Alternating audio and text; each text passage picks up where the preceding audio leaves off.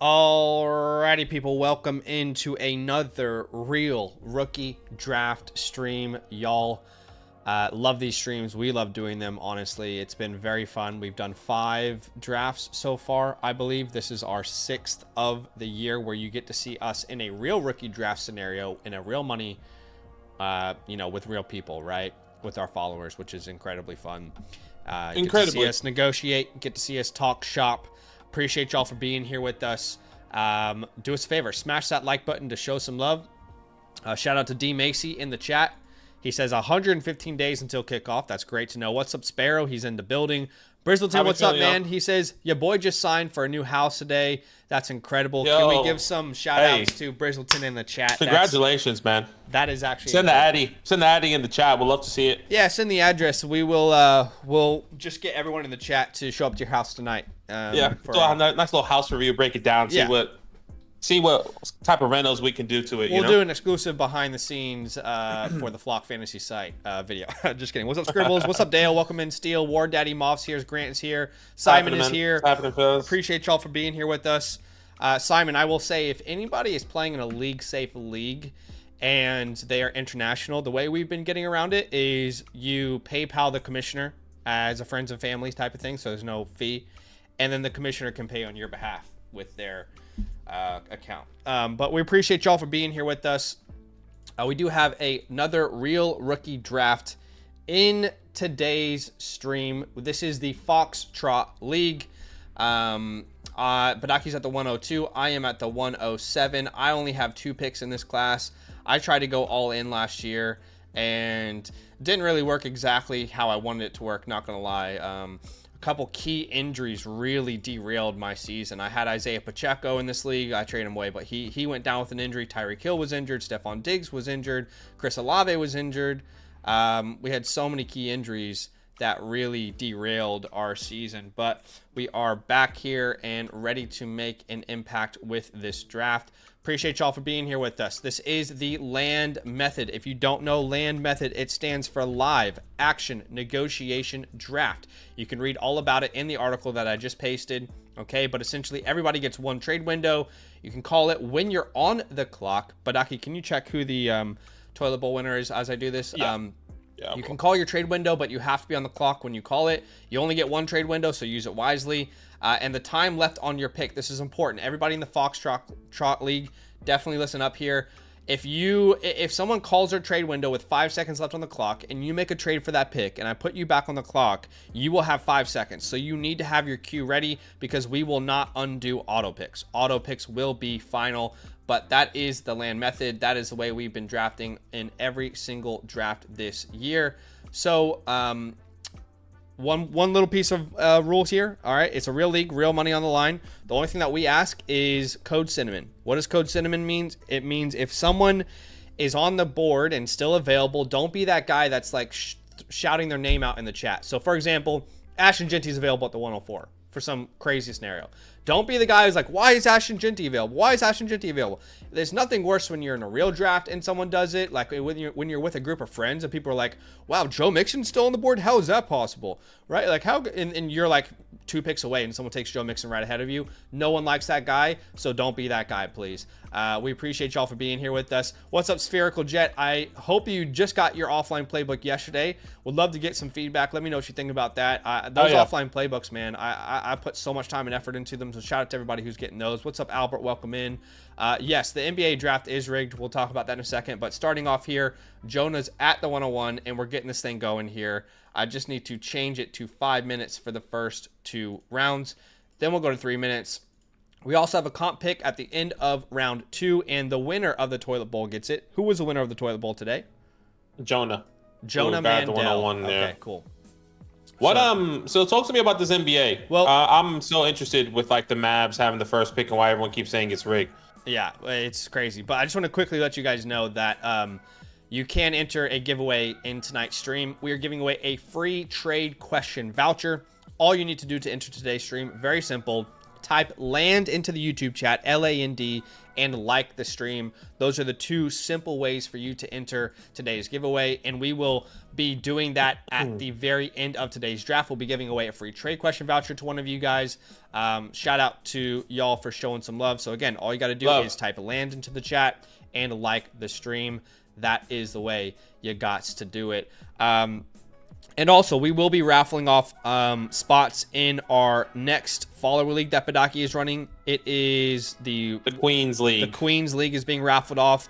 And again, you have to be an annual Mother Flocker member to enter into these raffles for these leagues. But if you want to know any information, you still have a chance to enter. I will paste a link in the chat here for any of our land annual Mother Flocker members who want a chance to get into a community league that's being raffled off today, one of those spots. I'm assuming Jonah's with us. He's always very active. But he's on the clock there at the 101. So let's talk NBA, okay?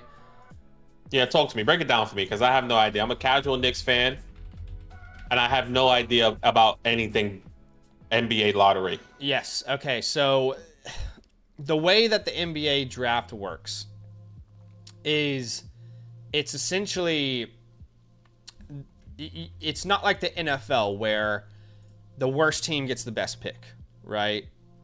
So, yeah, for example, this year, the Titans were the worst team record-wise.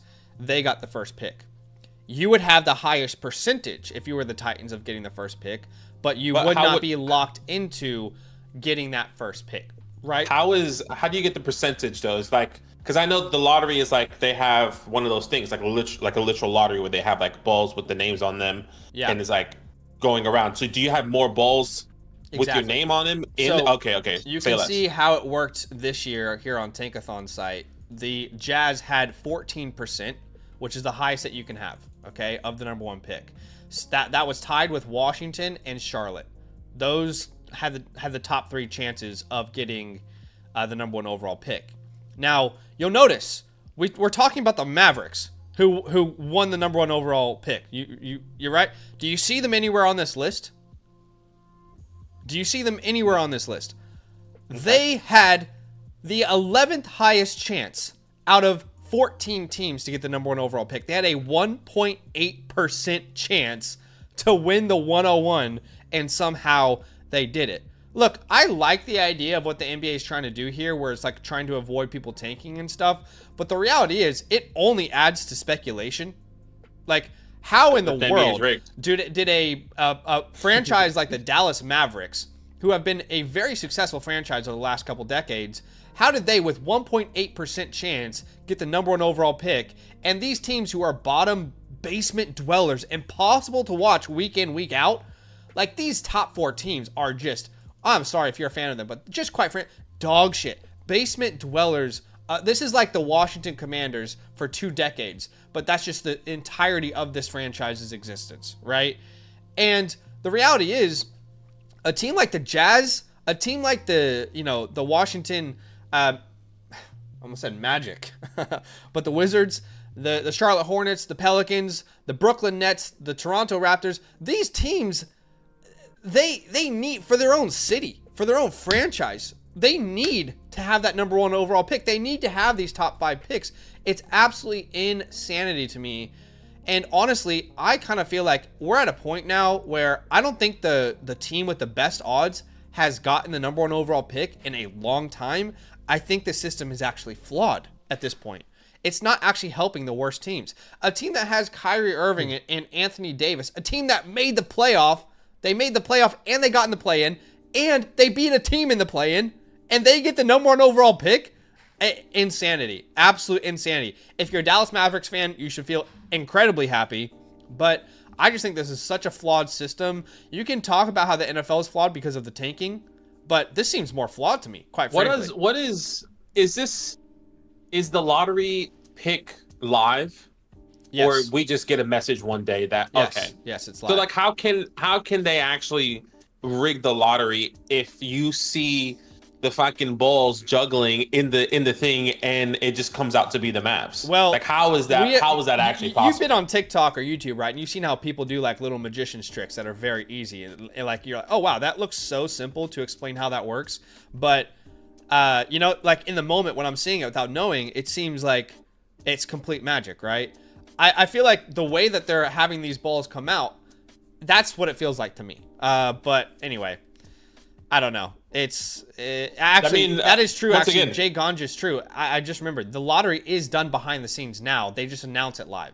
So that is also adding to the feeling of some sort of riggedness, if that makes sense. But Ashton Jinty goes at the 101. No surprise there. Jonah grabs him. Jonah has a lot of picks to make here. He took over an orphan and starting to rebuild it with Jinty, the 107, 201, 207, 212, 301, and 312. Badaki, you're on the clock here.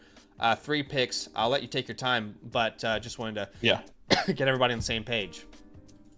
No, and that's just really good to know. That's what I wanted to understand, because I have no idea. Yeah, thoroughly frustrating. Brandon says they don't show the balls coming out like they used to. They only show you a symbol in an envelope. Yes. Okay. Now then, if that's true, then that's fucked. It should really, it should really be live. Like, I need to see the fucking globe with all the balls in it. You need to have a camera on it locked. Nobody's touching it. Nothing's happening. And then all you have to do is press a button, and one of the balls is gonna get sucked into the thing, and then you just pick it up and you have a look at it like that. And that's what I think it should be. No, I think. But if you're telling me it's behind doors and nobody knows, but I think the reason it is so skeptical is because one of the strangest trades in NBA history happened this year, where the Mavs sent away Luka Doncic. Right? Everyone's confused. The package that they got, very confusing to see. But he went to a market that the NBA cares the most about: the LA market and the New York market. If those markets are strong, that is the best thing for NBA viewership. So the fact that LeBron James was about to retire at some point in the next couple of years, and this team looked like it had a ceiling, they acquired Luka Doncic, it brought a ton of viewership to the NBA. And now they have, with 1.8% odds, they get the number 1 overall pick, Cooper Flagg, a prospect that is highly touted. I mean, in the last 5 years, maybe outside of Victor Wembanyama, he might be the best prospect in people's minds. That doesn't mean he's going to pan out. But the fact that they got it, it's hard to really wrap your head around, quite frankly. Elias says, I'm a Mags fan, and this feels rigged. You know, it's strange. Crazy. Can anyone out there tell me, I haven't done any research on this, what is the lowest odds anyone's ever gotten the number 1 overall pick with in the NBA? 1.8% seems like historically low. I haven't looked it up, but I don't ever remember that happening. 1.8%. Like, sometimes you get like the 7th pick that gets lucky with 7.5%, but I don't think I've ever seen that. It's crazy. Oh, the Bulls for Derrick Rose. Okay, that feels right. As you take Amari and Hampton there, I don't want to take away from your time to talk about your team. No. Go ahead and what was the obviously we all love Hampton there, but what's the team? Yeah. I was trying to get something else. The team is terrible. I guess I'm kind of a 1 year behind. Once I get Amari on here, I can kind of feel a little bit more comfortable, especially with that 202. I got Ricky coming up, Lad. My quarterbacks with Josh Allen. Been trying to tear down from Josh Allen. Nobody wants Josh Allen in this league, which is totally fair because, so that's really it. All right. So John is on the clock here. And keep in mind, guys, that you can use your trade window when you are on the clock. Appreciate y'all for being here with us. And again, we do have a giveaway in today's stream. We're giving away a free trade question voucher. If you are interested in acquiring a free trade question voucher where you can come on the stream and ask us a question, all you got to do is type LAND into the YouTube chat, LAND, and like the stream. We've got some questions we're going to get to here very quickly at some point during the second round. Appreciate y'all for being here with us as John is on the clock here with the 103. But yeah, very, very confusing. Very confusing. Honestly, I feel like it should be rigged so that doesn't happen. I know that sounds counterintuitive, but quite frankly, if you're not a top 6 seed, I feel like you should have 0% chance of getting the number 1 overall pick. You should have a percentage chance of getting like a top 5 pick. No doubt. Like that makes sense. But the number one overall pick should only go to the top 5 worst teams, in my opinion. This feels like a very flawed system. I just don't understand how this is possible, and it leads to all these conversations of potential riggery. All right? So, yeah, not a fan of it. Riggery. Just made up a new name, riggery, as Travion Henderson coming off the board there. We'll walk you through my team, by the way, guys. I do have Jaden Daniels. He's currently on my taxi squad with Zay Flowers. But we're also starting Brock Purdy, Pollard, Henry, Tyreek, Diggs, Jefferson, Olave, Fergie in the tight end spot. We have Juwan Jennings on the bench. We went full contend. Right. It did not work out. However, I got a trade window here. Sorry, we got a trade window here from Mighty Booch. Okay, we're gonna go ahead and pause the draft here and start your trade window here. You have 5 minutes on the clock here, Mighty Booch. However, I did make a trade before the draft. This was not too long ago. Let me find it. It was very similar to a trade I've done before. I sent away Kyler Murray for the 106. And this is very simple. I feel like I've kind of put myself in a little bit of a corner with this roster. I really want to take advantage of this window to go out and compete.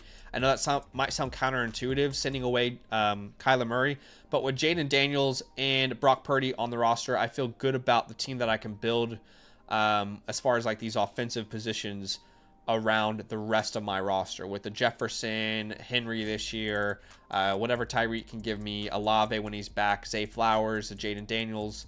I feel like I have enough to go out there and compete for this league.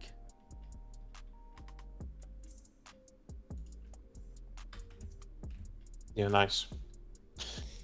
Okay, so apparently the Magic had a 1.5% chance in 1993.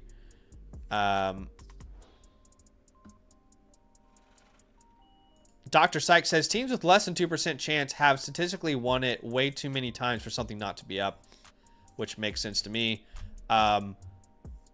Let's see. So people are saying the Bulls and the Cavs had worse odds and they got it. One was in 08 for D Rose. Yeah. What about like LeBron? Because I felt like that whole story seemed pretty like, oh, he was from Cleveland. He went to Cleveland. Did Cleveland have the first overall pick? Obviously, because they probably I don't remember their odds, but they were pretty much a basement dweller in the NBA until LeBron. Right. I'm pretty confident they were a terrible team, but right. Don't be sorry, Jonah. Don't be sorry, Jonah. You're making the world a better place, bro.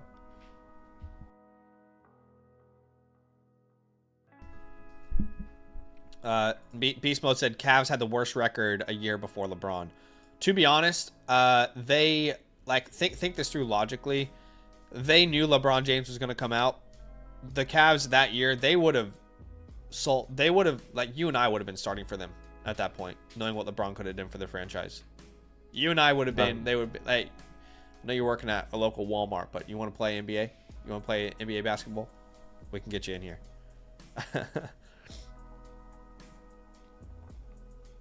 Jeff says, in 1985, it was a frozen envelope conspiracy. They pulled an envelope from Spinner. It was claimed the team they wanted to give the number 1 pick envelope was frozen so they could pull it. I'll be honest, that doesn't make any... I don't know what you're saying. Full transparency, I have no idea what you just said. See, this is what's funny about this, is it probably does save Nico Harrison. It probably does save him. Like, if you knew that you were trading away Luka Doncic and you were going to get Anthony Davis, it was a first-round pick, but you're also basically going to, because now you're tanking, you're also going to add Cooper Flagg. Yeah, I don't know. It's interesting.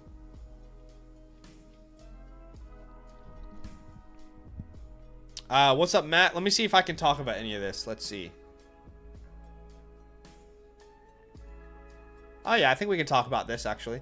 I appreciate the donation. He says, 12-team, 1 quarterback, start 8. Traded the 102 and my 28 first and Roman Wilson for the 101 and the 301.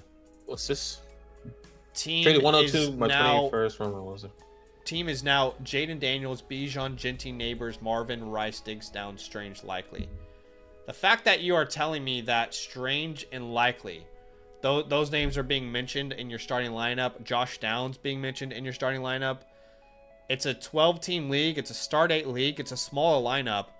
But I love Ginty. That seems very... How do I say it? It seems like... I don't know. Would you guys pay a first-round pick to move one spot from the 101 to the 102? I don't know. Look. A first-round pick from the 101 from the 102? Gosh.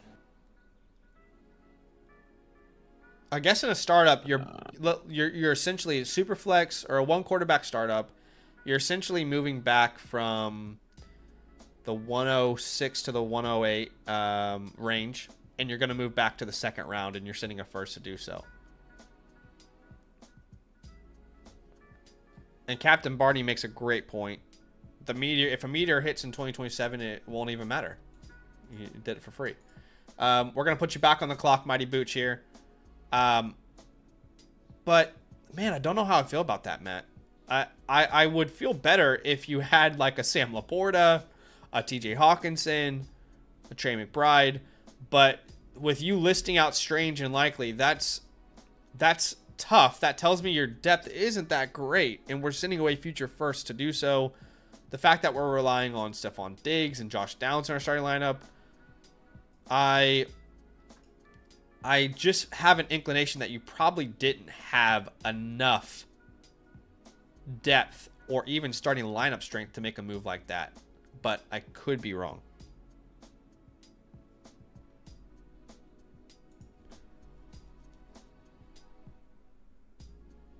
That's just my opinion, but I could be wrong. Would love to hear the opinion of the chat for Matt here. All right, Ashley Ginty off the board. Marion Hampton, Travion Henderson, and Mighty Booch had called her trade window, and now she is exploring all trade options.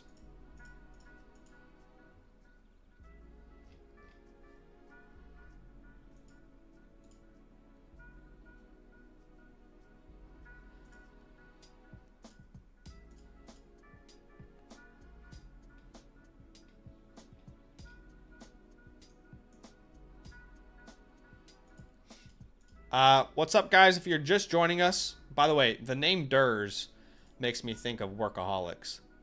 I cannot think of anything other than Workaholics. This is a real rookie draft, gang. Real rookie draft, real league, real money on the line. This is one of our. Sorry, I'm in the talks with somebody. Just guys, so you guys know. And we are doing a real rookie draft here. You guys get to see it all live. We're using the land method, live action negotiation draft. You can go back to the beginning of stream if you want to see what that means. But yeah, real draft here. All right, while we're waiting on that to happen, I'm going to answer a couple trade questions that we have waiting here. And if you guys want to submit a question to the show, we do ask that you go through the Flock site. Number one, it's a better experience for you because you can actually link your team and we can have more context in these kind of trade questions. But number two, YouTube, full transparency, they take 30% of your donation. So would appreciate if you guys show some love over on the Flock site like some of these guys did here. Dave has a question. Appreciate you. He says, hey, guys, is this a viable trade or should I just stay with what little assets I have and try and draft smart at the 112, 201, and the 301? So Bucky and the 106. I think this is about as even as a trade gets. I have Bucky in the same tier as the Hendersons and the other running backs in this tier. So if you have a strong inclination towards one of these names, I have no problem with it. But I think Bucky you can value, in my opinion, not everybody's going to agree, as high as the 103 and as low as the 107. I think that's the range for me, and that's because I have all those players in that tier in the same tier in the rookie draft. So I don't have a real strong opinion on this.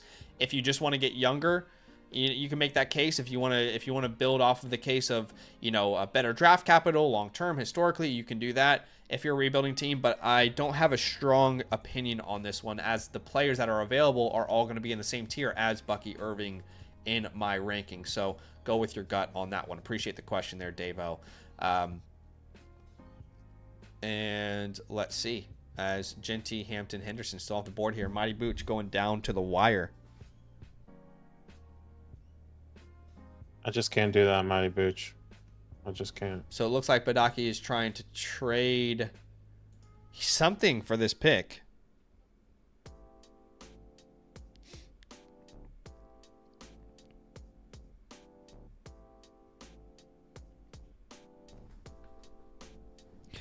Just want to let everyone know Christian Watson's available for any pick that you have.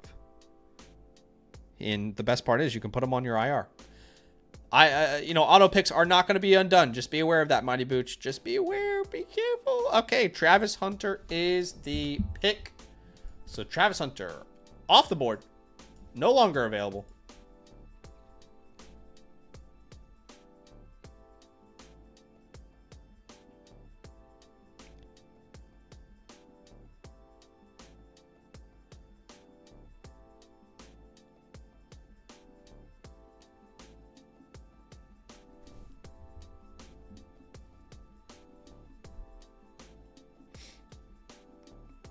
What's up, guys? If you want to be a part of the new leagues Badaki is doing, the way to enter, super simple. You have to be a promo code LAN annual Mother Flocker member on the Flock site, and then you have to fill out this document. All right, that's the way you get entered into tonight's raffle, where we're raffling off another league. The Queens League is being raffled off tonight to join our community league there. So that is how you can potentially get into a league with us.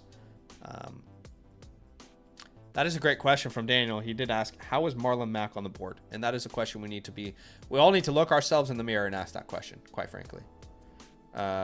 As Travis Hunter is off the board, let's get to another question here on the site. Dynasty Dude, what's up, man? Looks like he is sending away the 107 in Jalen Coker. And y'all can't see this, but he is getting back a 4th round pick in Jonathan Taylor. Overall, I prefer the 107, personally. I think right now you can get Jonathan Taylor cheaper than the 107. And I also think Jalen Coker is worth more than a 4th round pick. So, in my opinion, based off all the trades I've seen in the last month plus, you can get Jonathan Taylor cheaper than this. And I think right now, based off consensus community opinion, the 107 is more valuable in this package. So that's the way I would lean there. We got a trade question here from Proper Vibes. Let's see. We're still waiting on the clock, so that is totally fine. Let's get to that. Proper Vibes says, thoughts? I plan to flip the 101 to Thunder Thighs. So it looks like in this deal, he is sending away a 1st and the 103 and a 2nd in 26. Caleb and Roma Dunze. He's getting back Ashton Genty, Burrow, and T. Higgins. This seems so affordable to me. Love Caleb, but you're getting an upgrade in Burrow. Love Adunze, but you're getting what Adunze could be in an ideal world in T. Higgins. And you're doing all those upgrades. I would probably pay a 1st to upgrade in between those, and you're only really paying a 2nd to get to the 101, in my opinion, the way I'm rationalizing this. So this is very comfortably yes to the 101 side. It seems like a very affordable 101. In fact, quite frankly, I'm confused. I love Caleb Williams, love Roma Dunze, but I'm confused what the benefit is for that team to make a move like this. I don't feel like they're getting the proper value in return to sell a Burrow, Higgins in the 101 package. So I'm going to comfortably say that side of the deal there myself. We have another trade question here from Clifford. I appreciate the question, Clifford. It looks like they are sending away Jameson and Josh Downs to get back an early 1st, a 3rd, and Russell Wilson. And look, if that is truly an early 3rd, I'm fine to take the package. But if that's actually going to be a late 1st, I would rather hold Jameson and Downs. I don't think Russell Wilson has any value. We all see him as a person that's going to be replaced in the very near future. So in my humble opinion, if that's a late 1st, I'll keep the Jameson side of this pretty easily. If that is an early 1st, then I will take the package of the picks. Appreciate that submission as well. All right, who just went off the board? Tet McMillan just went off the board. And now, yeah, boys on the clock here at the boys on the clock. I only have a pick at the 407, so I am using my trade window here. Okay, so Mighty Booch and Zach's using the trade window. So, yeah, feel free to send me an offer here. I'm just curious what offers are on the table. I'm open to everything. I'm a competitive roster, and I'm going to tell you... I'm not going to tell you what I'm going to do here. But I am open to He was anything. about to. He I'm was open to about to. anything. All right. So I'm open to all offers, and now Badaki is probably going to have to take over as I potentially field offers. Maybe No. nothing comes in, but I will say one last time. If you want to enter today's giveaway, it's very simple. Type LAND into the YouTube chat, LAND, and like the stream. Those are the two ways to get in today's giveaway. We are giving away a free trade question voucher, and you can enter regardless of what promo code you're using on the Flock site, okay? And let's see if we have any offers here. No, you're totally good. Let me just send one last message, and then I'll go back and focus on the chat.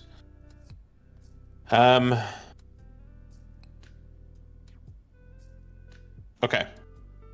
Yes. Type in the promo code LAND, or not promo code, type in the word LAND in the chat. And you should be able to enter the draft, or excuse me, the giveaway for today, which is a free trade voucher. And also, I know Zach probably mentioned this before. If you guys are signed up with the promo code LAND on the Flock Fantasy website, you can be have the ability to join one of the leagues I am going to be raffling off here today, exclusively for our LAND community. The last time we did this, guys, has been 3 years. We don't do leagues often at all. And I wanted to join some more leagues this year with some of you guys, give you guys a lot of opportunity, because I know we had a lot of people on the wait list. So if you guys wanted to do that, all you have to do, once again, is sign up with our promo code LAND on the Flock Fantasy website, put your name into that document on the announcements tab, and then you'll be entered to try and get a spot. It's not guaranteed. I just sent you a trade offer. So okay, it's not guaranteed. This is a rare moment where no one's going to be talking on stream just because I sent Badaki an offer. No worries if there's no interest, but just fielding the offers. Okay, here comes a trade offer. Let's see. Oh, come on. What is that? Why y'all sending me players nobody wants to trade for?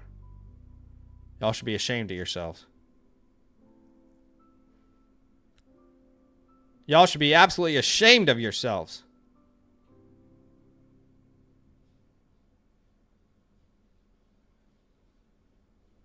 Let's see. Okay, so we're putting names to it. So let's put this. Sorry.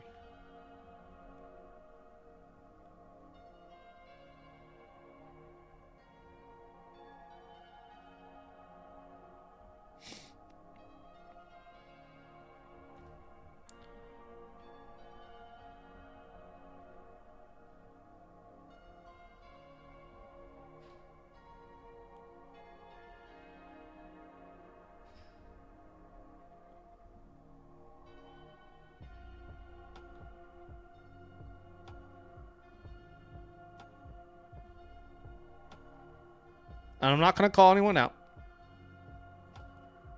Call them out. Name and shame. Nope. I'm trying to get a deal done with one of those players. That's why I'm still trying to get that deal done. So give me. Well, that just might be difficult. You have about. I think I'm just gonna. 5 minutes. I'm just gonna hold out. I'm just gonna hold out on that. I'm gonna say respectfully.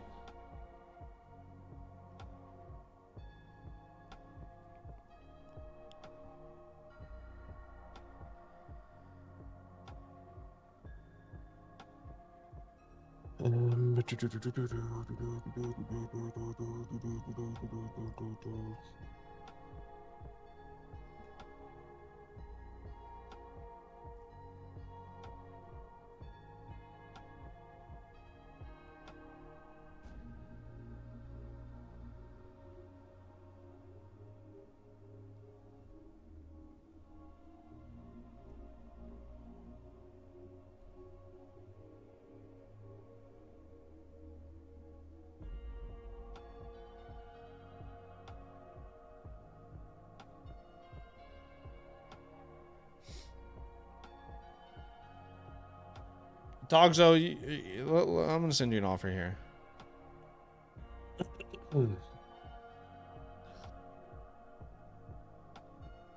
Stream up, bye, boys. I appreciate you, Shane. Yes. Currently, Knicks are down by 11 at halftime. That's okay. Played a little bit better today so far, starting off. And Zach is back on the clock here with 4 minutes left. And then after that is Jonah. Jonah already has Ashton Genty, and then he has a 107. And then Hitman with the 108.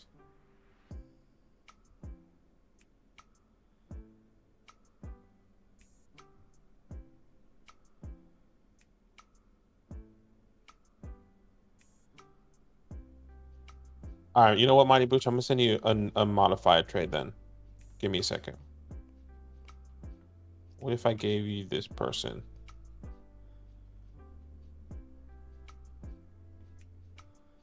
Once again, you're winning big here. You're winning big. You're about to win big, and I'm about to get roasted in the chat. So like that's how you know you should not accept the offer. Exactly. I'm just kidding. I'm about to send you another counter. Hold on.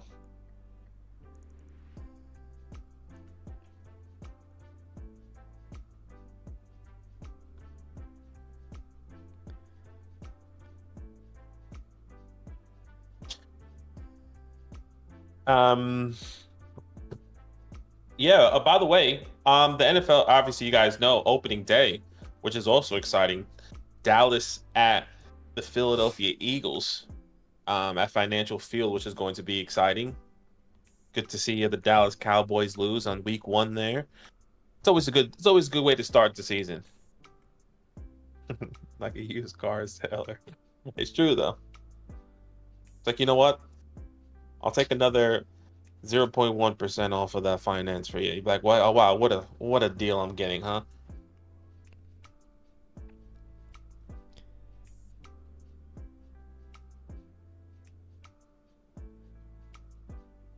I think that's huge. I think that's a pretty good trade, Mighty Butch. I don't know. You said you were using the calculator. Let me just see what the calculator's saying. So I get that, and then I need to add early. Let's just say that's an early 25 seconds. See, it's saying that I slightly lose on that trade that I was just saying. You're selling it way too hard right now. I'm just saying. That's all I'm saying. It's just easier to talk if somebody's in the chat watching, right? Like when you're going back and forth in text, it's a little bit more difficult. I like to talk things out. Got a minute and 40 here from Zach. It's actually true though, Mighty Booch. I am telling you how much you're winning, but if you want to go based off the flock thing, then it's telling you that you're winning.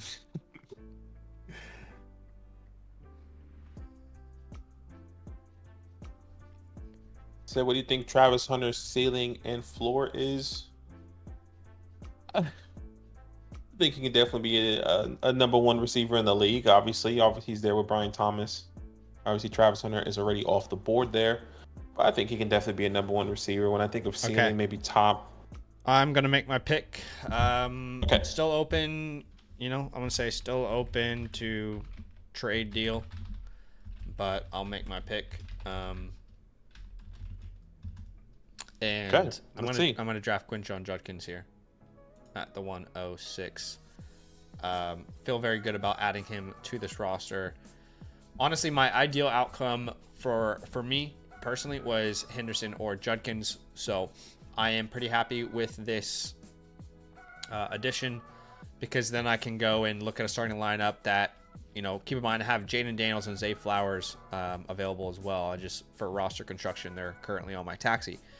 But we can start a Brock Purdy, Judkins, Henry, Tyreek, Diggs, Jefferson, Olave, Jake Ferguson, and then a Jaden Daniels and a Zay Flowers. So I feel pretty good about that starting lineup there. And still interested in a move, but happy with the outcome.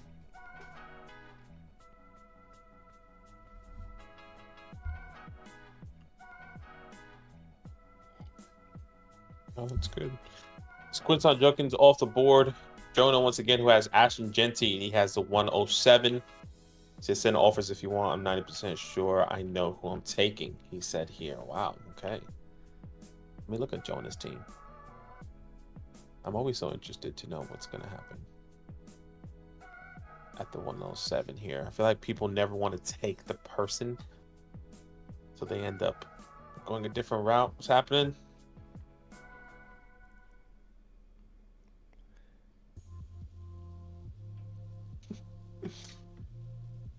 Oh boy. Talk to me, Mighty Booch. Talk to me. Send me another counter. How about that? Send me something. She's talking to me now. No, not she's talking to me. It's I see the it. steel girl. Oh, whoa.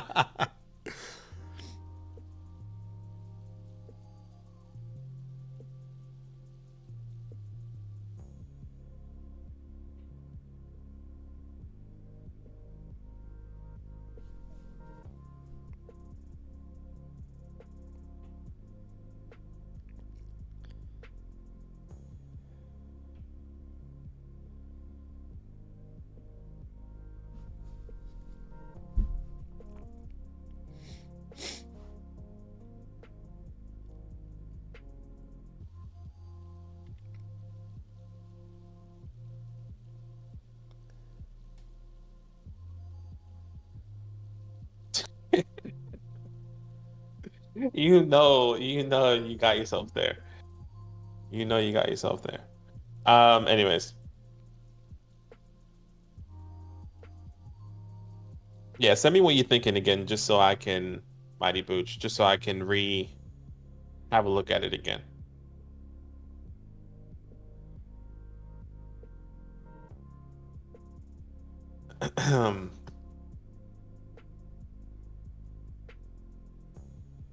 Preston says, any thoughts on Judkins being a risk given on the running backs for the Browns? Now that Judkins is off the board, we can definitely talk about that. Look, I don't think there's a risk in terms of year one.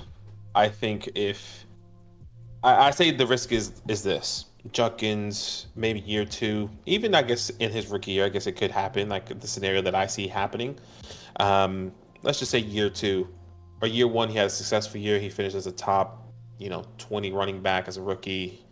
But then in year two, he misses 3 to 4 games, and Dylan Sampson is really, really taking off. It's like, wow, he in that 3-4 game stretch, he's a top 5 running back.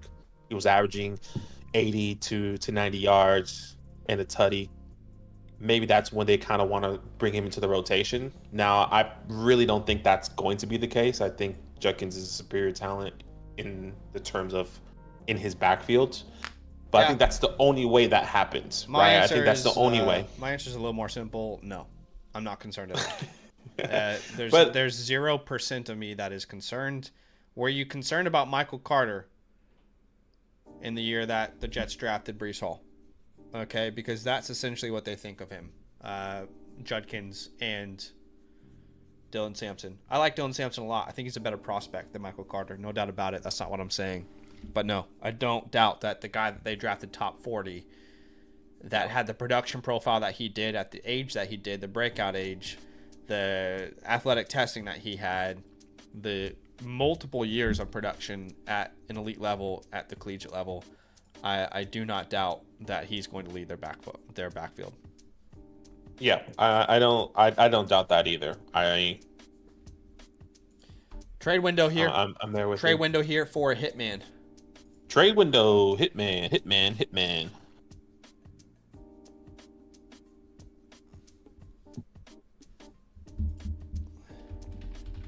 Come with.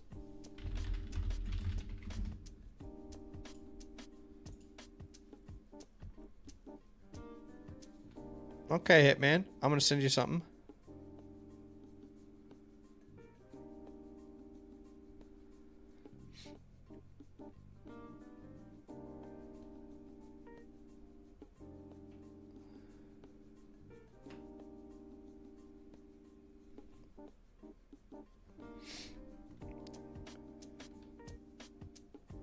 Me too. Why not? Come with me and you'll see.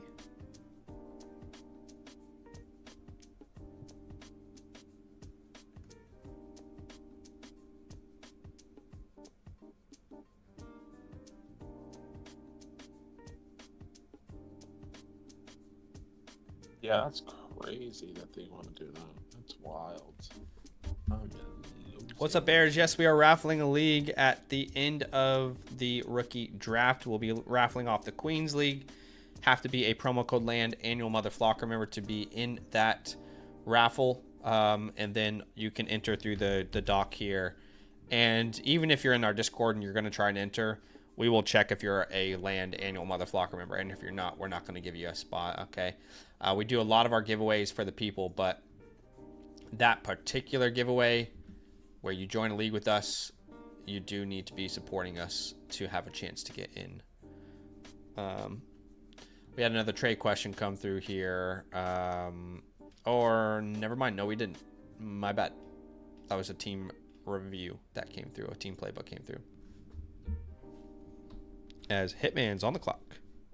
Hitman is on the clock.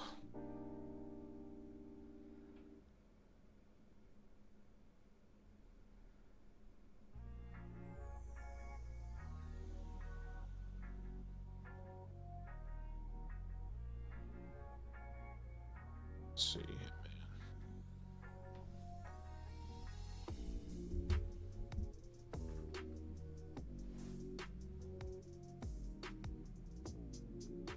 Do you have times like have to like when you're in a chat with somebody on Sleeper, you have to like close your app fully to then go back to the actual? Yeah, it's so annoying. It's very annoying. It's like you can never click out of that. What's up, Michael? Chili's baby back ribs. Yes, sir. Yeah, again, we'll let you guys know that if you haven't entered today's giveaway, we currently have 44 entries, but if you want to win a free trade question voucher, you see how people are asking us questions on the Flock site. Number one, if you don't have an account and you win, you can make a free account and I'll give you a voucher for free, right? Number two, if you're a member on a different promo code, you can still enter. I can still give you a free trade question voucher. All you need to do is like the stream, and type land into the YouTube chat. That's all it takes to enter today's giveaway.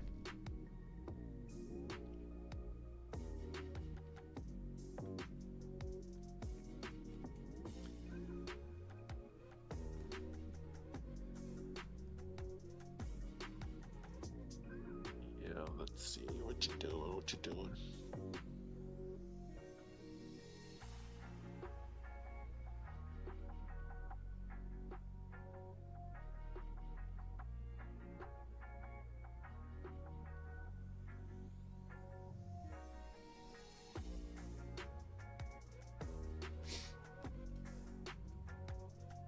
We're both knee deep here in trade. Sorry, guys. Obviously, you can kind of see us dueling here live.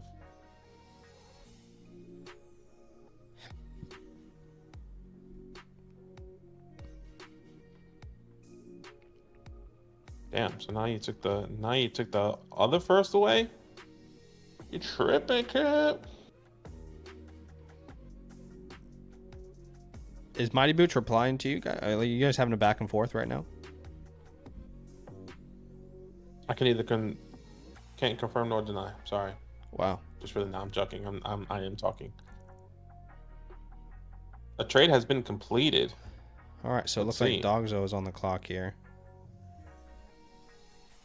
So okay. Dogs is on the clock. He moves up, gets a second. Wow, you didn't like my offer better than that. Okay. I'm insulted. No, it's fine. I'm insulted. Dogzo. All right, Caleb Johnson off the board there. I'm gonna leave this now. I feel like I'm putting in too much effort here. All right, Caleb Johnson off the board. Come with me and you'll see. Damn, you took more off the board. That's crazy, son.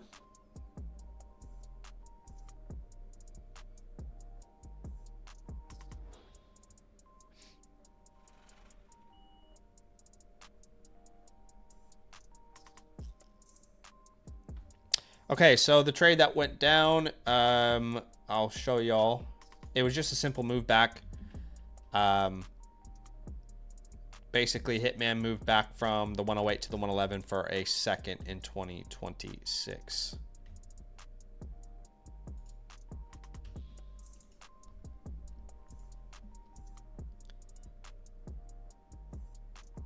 as All right, Johnson RJ Harvey. and Harvey both off the board. Oh, there goes Emeka. There goes Ibuka there. Emeka Ibuka as well.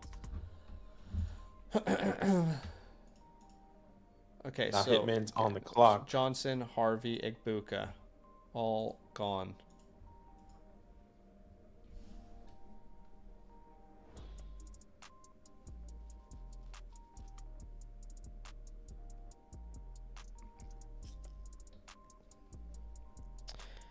Damn. I really thought I was going to get a deal done there. Sorry, man. It's always deflating. Everyone knows this feeling. You've been working on it. It's actually worse when you're offline. It's way worse when you're offline and you've been negotiating a deal like back and forth for like a couple days, for example. And then you get a notification in Sleeper that a trade has been completed in your league, right? And your heart almost drops. You're like, oh, did we get a deal done? Did we finally do something? It's like this, dopamine hits your brain. And then you go to the league chat and it's a player you were in negotiations for. It's the same owner you were negotiating with, but someone else got the deal done. That just feels terrible. That is not a fun feeling at all. So it hurts a little bit less in a live draft, but what's up, Moth? Can I answer this question? Okay, so one quarterback 10 team. Would I be crazy to take Caleb over Hunter at the 106? Genuine chance he is there. Although I love Hunter, I really need running back and have great receivers.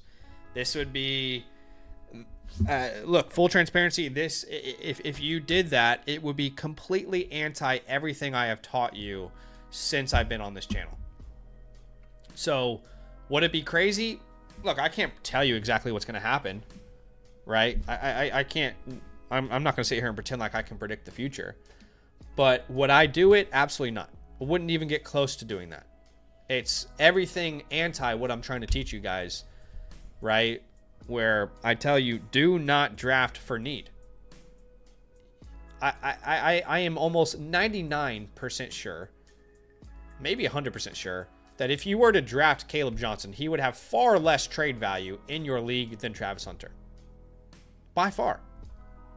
You just cannot convince me that there's a league out there where you can trade Caleb Johnson for more than Travis Hunter. Sure, there are going to be some people out there, right, who can. Sure, I'll take back that 100% statement. But number one, it's a terrible idea based off historical hit rates. And number two, you're drafting for need, which is completely against everything I've ever taught you guys. So crazy? No, but that's my full transparency response. Hopefully that's okay. We did show the trade, bro. We already showed the trade. You weren't here. What you doing? You're slacking, WG. Catch up. We already showed the trade. Come on, wake up. As now Hitman's on the clock. I wonder if Hitman, I'm not as interested in trading into this spot now, unfortunately. But I wonder what they were targeting.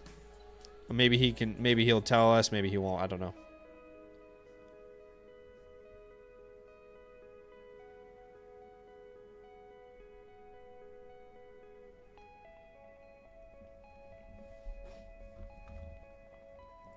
Bear says, do you have any thoughts on Hunter being ranked above Hampton by a lot of Dynasty guys? No, I don't have really a strong opinion on that.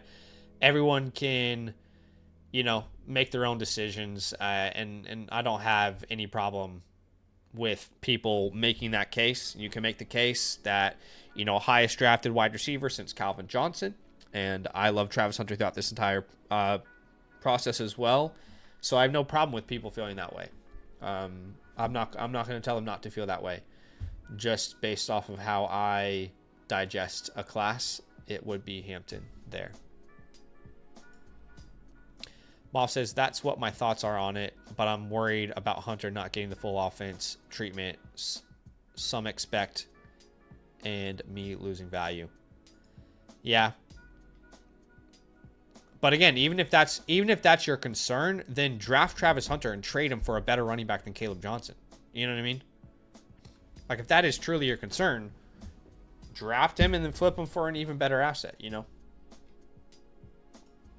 All right, as Colson Loveland comes off the board there, He is your selection at the 111. I really wanted to get involved in this league. I just don't know how to anymore. Yeah, no, it's okay. I'm in exhausting everything I possibly can to get in the back here. Trying to send away Josh Allen, but they're trying to get him for dirt cheap. Can't do it. I'll keep him. I'll keep him. All right, so Colston Loveland off the board. Now Mighty Booch is on the clock here. I have a feeling maybe that's who she wanted. Just never know. Preston says, have you ever done an 8-man league? No, I haven't. But I can tell you that the way to make it more interesting is by increasing your starting lineups. So, for example, let's say in an 8-team league, I would never have a start 7 lineup where it's very small. You know, I would probably in an 8-team league, I'd probably have like a start 11 or 12 at minimum, where you're really challenging, you know, the type of teams people can build.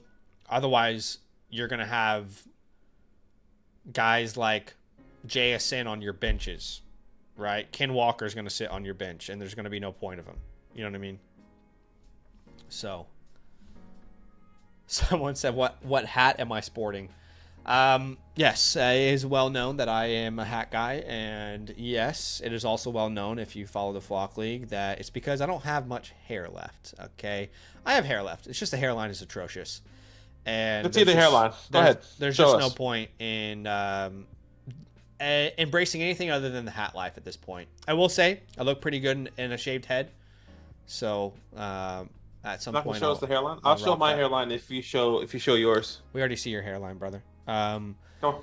And so yeah, the hat that I'm wearing today is from a shop in Brooklyn, actually, a shop in New York, and that my brother works at, and that is a type of eagle on my hat, and yeah, they just make quality hats. As Jackson Dart is the pick at the 112. Off the board there.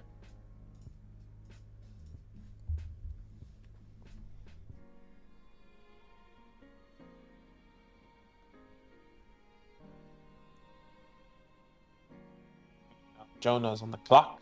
Jonah, I'm going to send you something. Am I? I don't know at this point. I feel like I kind of feel defeated. Like there's no point in me sending offers at this point, but should I? I don't know.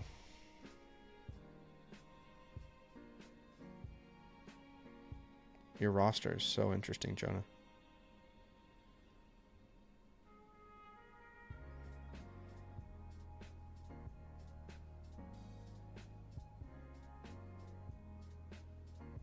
All right. Here's an idea. How much money to super chat the hairline? People want to see the hairline. Here's an idea. That's Jonah. right. Daniel Macy is right. The Big Money League. We're going to be raffling that off. I'm pretty sure Wednesday night for you guys, if I'm not mistaken. Which is the $150 league. The Big Money Pot.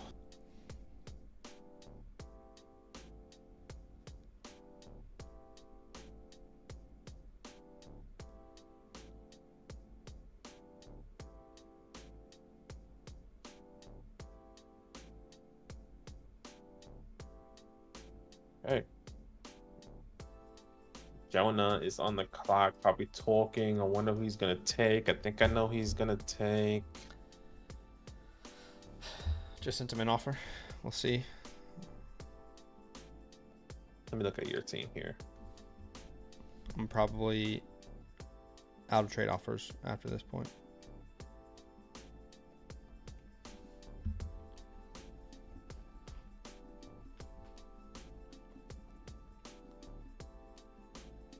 I'm sorry, Travis. I see your comment, but I don't want to do that. If you want my honest, transparent, I don't want to do that. I want to have a little bit of fun on the stream. And I don't think it would be fun for me to look at every single team every time they make a pick. I'm sorry. That's just my opinion.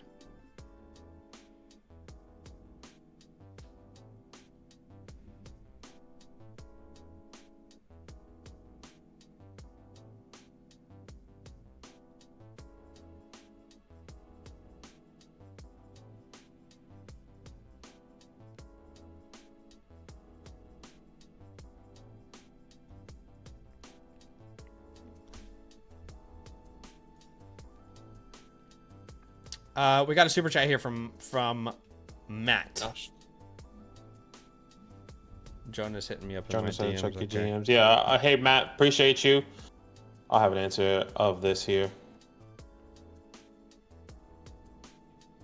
Sorry, after I just watched this. He said traded CD Coker for the 103, 109, 203, and a 26 third. Then traded back from the 101 to the 202 and got a 204 full rebuild. Big lack of assets. How we feeling? Picks now are the 102, 103, 109, 110, 203, 204, 206, 12 team super flex. Traded CD for the 103, 109. So essentially, for example, if you were to use this trade or this league, this draft, you traded CD Lamb for Travion Henderson and then RJ Harvey or a Travis Hunter. Let's just really put Travis Hunter. I don't think we've seen, not that we haven't seen Travion Henderson go at the 103 in real drafts, but just more, a lot of our consensus in our leagues have been the 103. Maybe that's who you're probably trying to target, I would imagine. So then you traded back from the 101 to the 102 and got the 204, which we haven't seen as of yet. Look, when I think of the overall trade, I'm not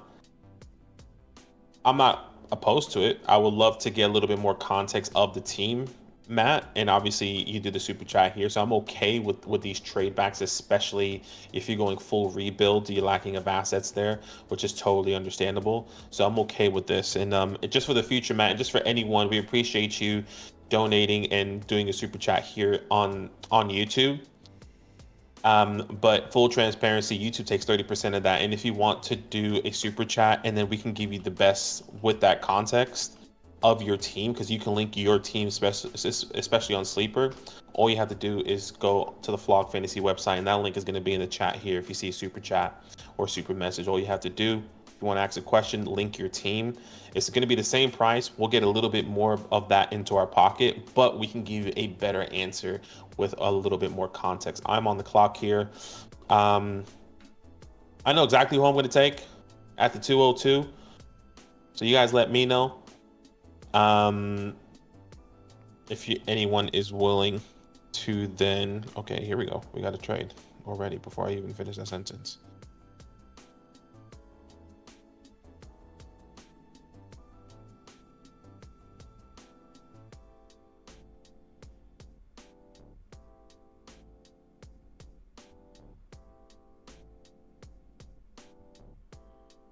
Got this.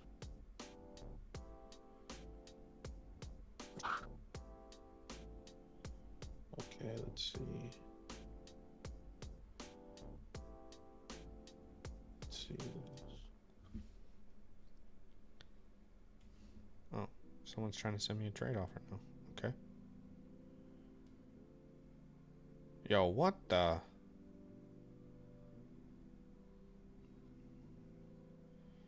Bro, what?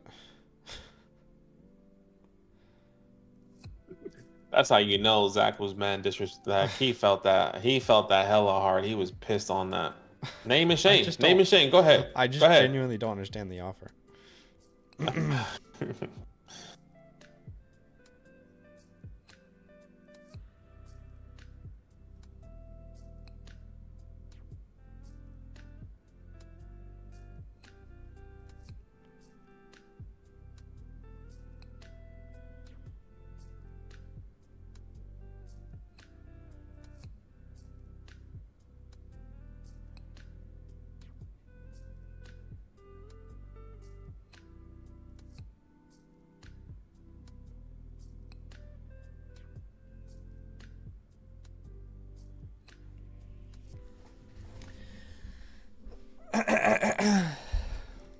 Oh, dude. What's up, Ty Boz? Welcome in. What should I do? What should I do? I just don't know. I just really don't know. I think it's a good trade, Captain. The question is, do I want to punt again? That's what I'm doing. I'm punting again if I move this trade. Pierce says, will the new leagues be startup drafts be live? Yes, Badaki will live stream them. Did you answer Matt's question, by the way? Yeah, I did. Okay. Appreciate you, Matt.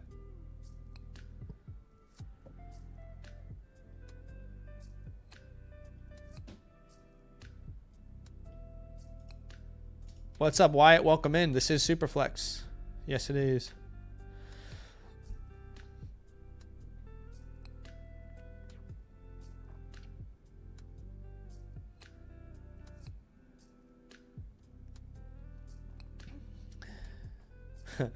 Yeah, WG says Commanders fan rocking an Eagles hat.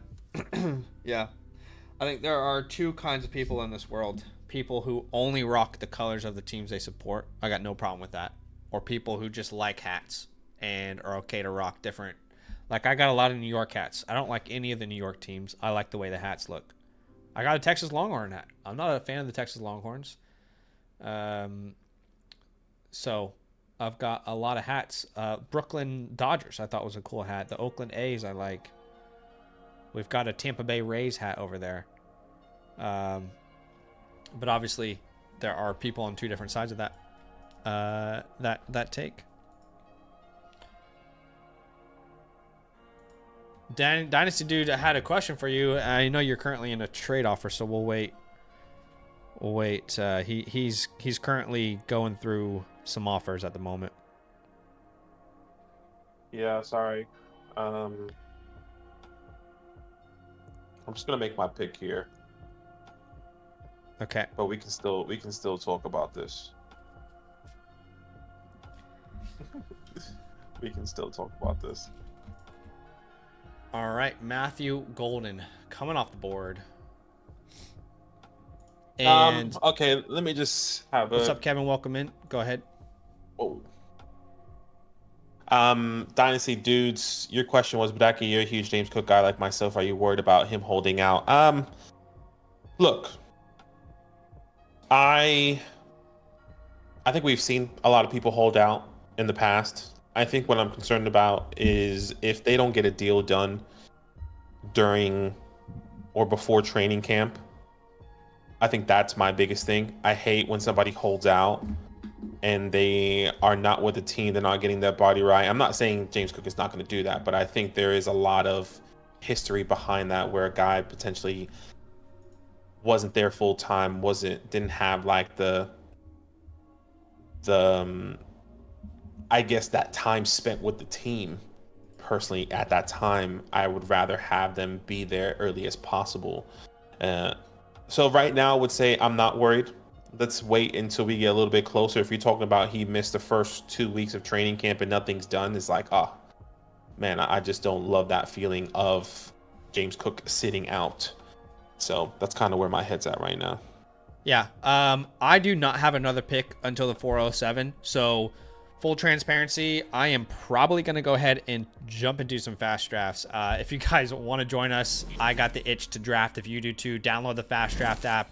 Use the promo code LAM. We'll match your deposit up to $50. That is 10 free drafts on us in this Origins tourney, this rookie-only best ball format. You can come draft with me, and when you finish, I'll send you my rookie report. I'll send you my season rankings completely free, and I'm going to send you a free trade question voucher if you're a member on the Flock site with the promo code LAM. Just DM me if you are. But I'm going to jump into some of these drafts. Again, would love for you to come join me over here on the Origins tourney. If you don't know much about the FastDraft app, that's fair. It is relatively new. It is an untapped market, which is what I love about it, honestly. Like, I love drafting these rookies, but I also love that it's an untapped market. And I just put a link in the chat for you to come draft with me. But the Origins tourney is a rookie-only contest, okay? So it's best ball format, rookie only. You draft 6 players. The top 4 get entered into your lineup each and every week. It's NFL rookies only, 20-second time clock here. That's why we call it Fast Draft, full PPR. You can check out all the settings on the Fast Draft site, but come draft with me, and we'll be drafting on the back end while this real draft is happening over here. Might be Butch about to send you a trade.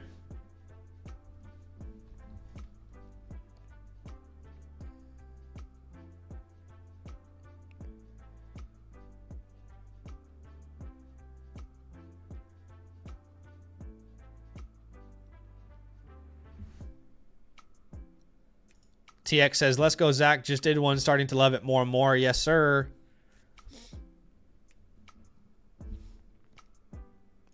Captain says, time to send Zach offers. I got the itch to draft some more rookies, so that's why I'm jumping into another Origins tourney here. Yeah, I'll jump in here with you. Hopefully there's spots.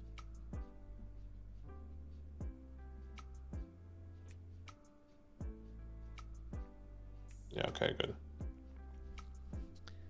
Not in Michigan yet. Coming very, very soon. I mean, Pennsylvania is like on the edge.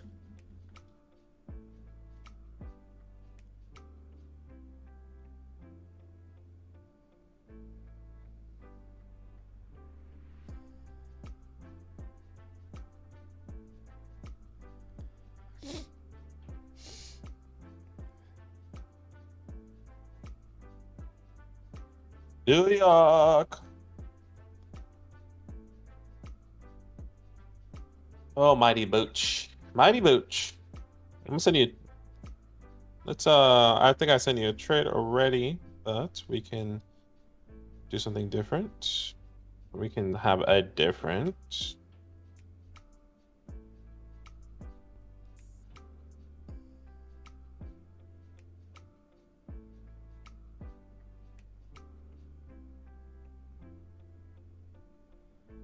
To send you something, Mighty Booch.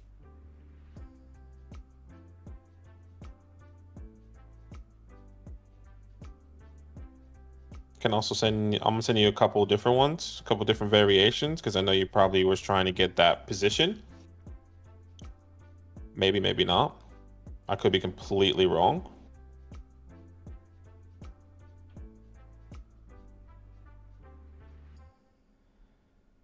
What an absolute whirlwind as Luther Burden comes on the board. What a whirlwind for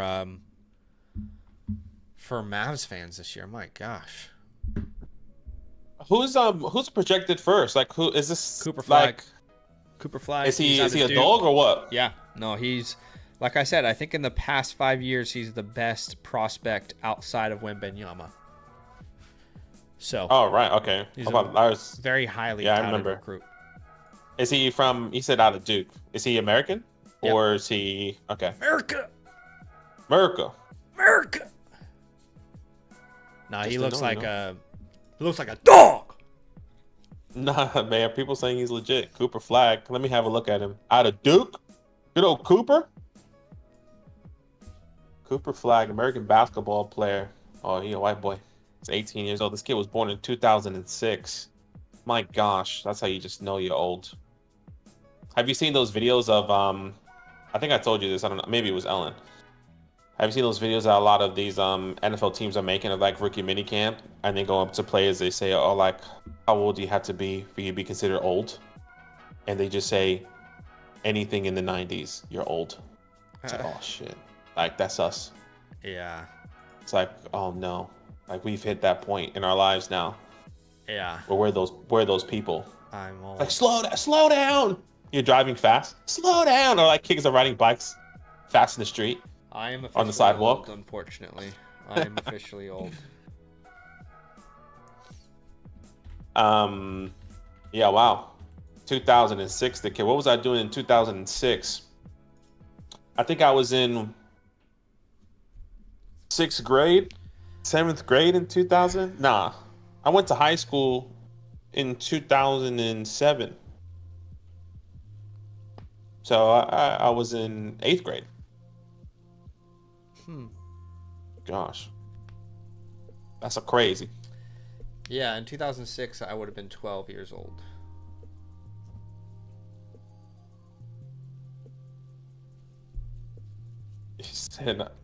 Wait, Dilly, you're just 16? That's crazy, man. What a life you live. Oh, wow. Have no worries, right? You have no worries. Yeah, you got worries as a 16-year-old. I mean, what are you worrying about as a 16-year-old? At least when you were 16, what were you worrying about outside of school? Not that 16-year-olds don't have worries.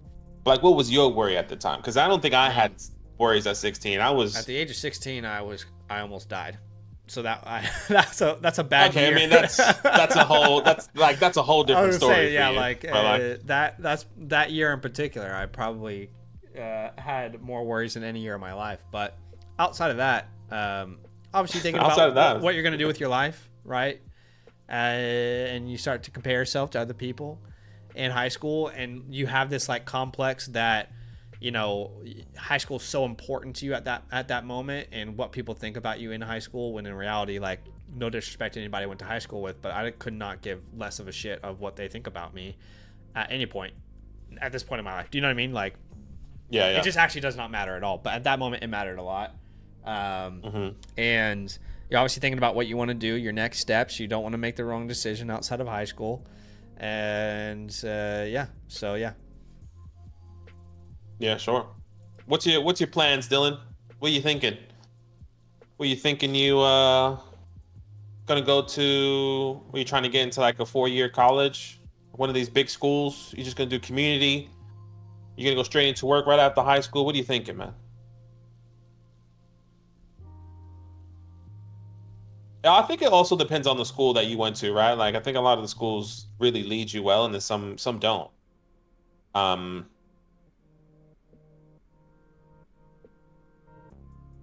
Getting good grades gonna be hard because I live in Cali for 4-year colleges, right?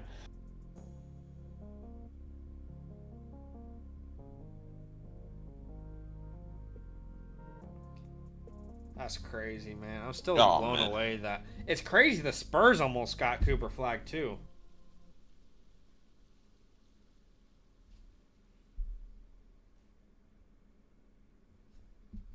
make money. Gosh, that's crazy.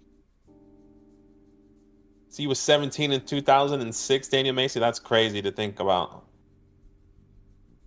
You started my current Hey, job should we talk in about 2005. That's crazy as well. should we talk about all of I like to go on a yearly rant around this time of the year where there's all these training camp videos coming out. For the love of God, stay off of Twitter. Seriously. For the love of God, for the next 3 months, it's going to be more harmful to your mindset Honestly, for Dynasty football to be on no. Twitter than to not be on Twitter. The amount Not of for just me. bullshit that is spewed all over Twitter for the next 3 months based off camp videos. Nah, Oh man. my God, it's I don't know if you saw Jackson insane. Dart spin the ball in his hand right before he threw it, and he threw a dime down to an undrafted free agent. I mean, Hall he of looks Famer. like the second coming of Jesus. I'll Hall tell of you right Famer. now. That's him. That's Jackson Dart. a He's damn looking shame. better than everyone out there. I think they should cut Russell Wilson. I really do. Cut him. Let Jackson get on the field. Scribble says, Zach, people are legitimately breaking down tape of rookie camp. No, I know. Like, there are literally people on the app X who are posting victory laps because of a player that they liked, and they're posting victory laps based off of rookie camp videos. My God. Sorry for the ball spinning reason I had last night. Yeah, and you just look at the comments of those videos, fantasy football garage, and there's like, oh yeah, that's a pick for sure, or that's a fumble. Sorry. I love it though. No, Trade like, window called by Jonah here. okay, trade window. Wait, did he call it trade? No, he did not. Just want to double check. But yes, it does happen every year. Stay away from it. Stay away from it. It really means nothing. These guys they don't even know the offense, and you're watching videos saying, "Oh, this guy's gonna be the next one." This guy just ran a slant route. Holy shit. Oh my This guy's a gosh. Hall of Oh, Famer. I'm pretty sure they just got in the huddle. It's like, yeah, Look run a at the slant, drill. I'll throw Look it at to how you. fast his feet are in the drill. This guy's actually going to go to the Hall of Fame. Like, shut the fuck up. Sorry, I know it's family friendly, but nothing irks me more than people engagement farming based off rookie camp clips. Like, please, fucking do something else with your life. I don't know. I'm probably going too hard, and that's on me.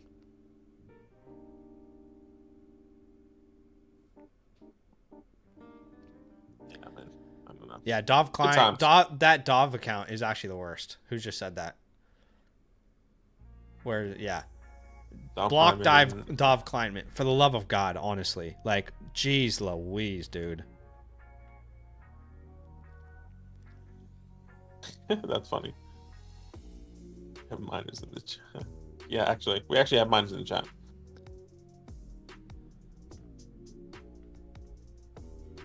Yeah, no, that's very interesting.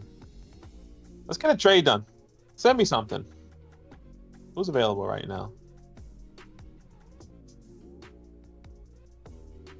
What are you looking for, Jonah?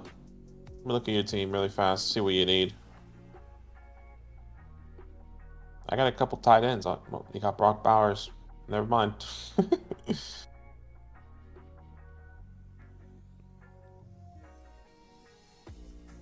Let's see, Jonah.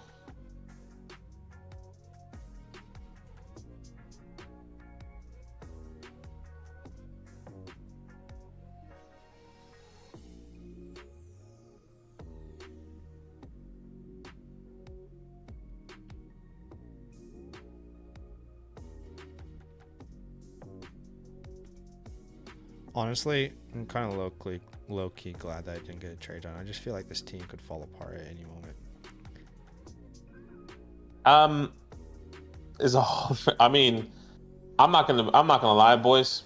When I see the videos of Jackson Dart, I'm just like, let me rephrase that. Not that I see the videos of Jackson Dart, I see how excited Brian Dable is. I need you to go back and look at when Brian Dable had Daniel Jones and they were doing rookie minicamp, and look at his face.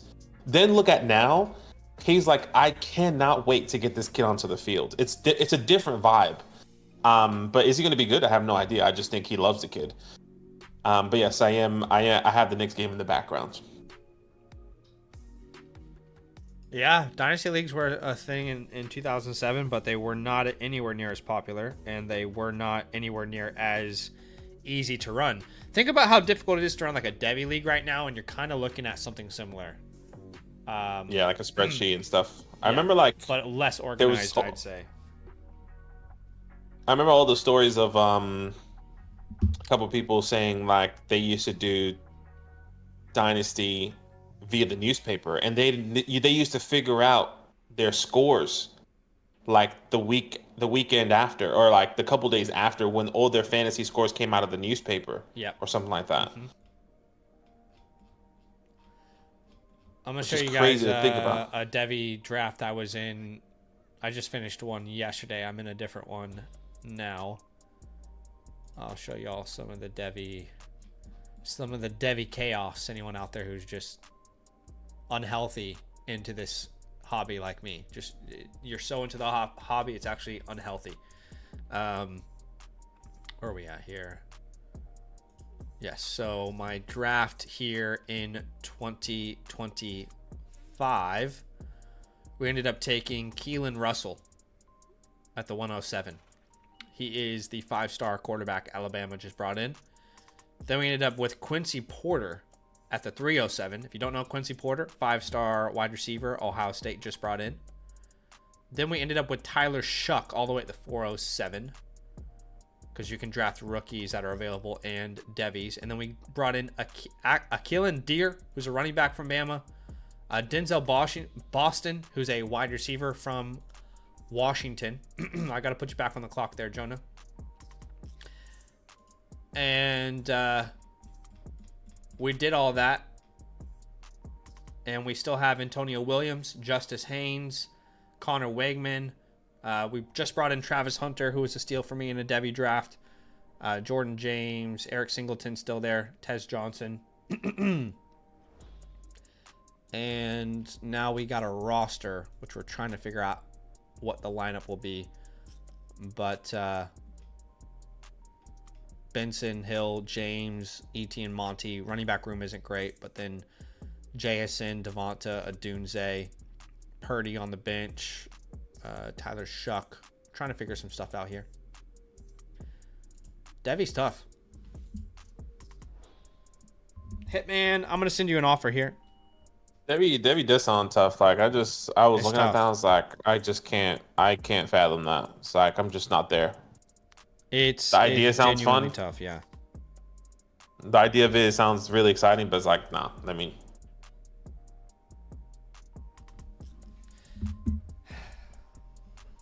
Bashul Tootin off the board. Bashul Tootin. And there goes Kyle Williams. Quick 1-2 here. Let me get my comp pick ready here. Jonah, you do have the comp pick. What's up, Kevin? I'm not doing Devi content. I just don't have. I honestly, like, full transparency, just don't have time, honestly.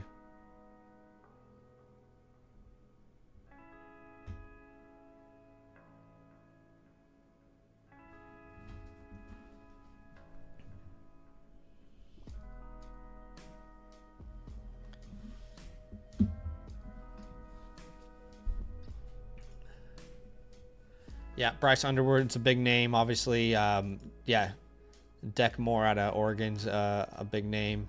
Two highly touted recruits. I can pretty much with confidence tell you, Preston, that there's probably never going to be Devi included into the flock site, just based off my conversations with everyone.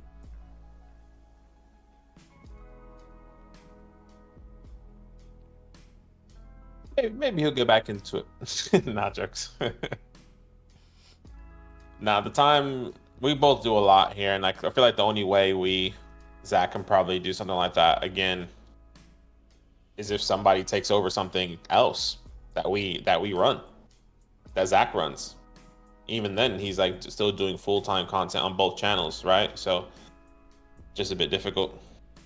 Yeah, I'll probably never do that, to be honest. But he definitely killed it, obviously. I think we both would love to do more content in different ways. All right, trade window here for Proofy, if you want to write that down. All right. Yeah.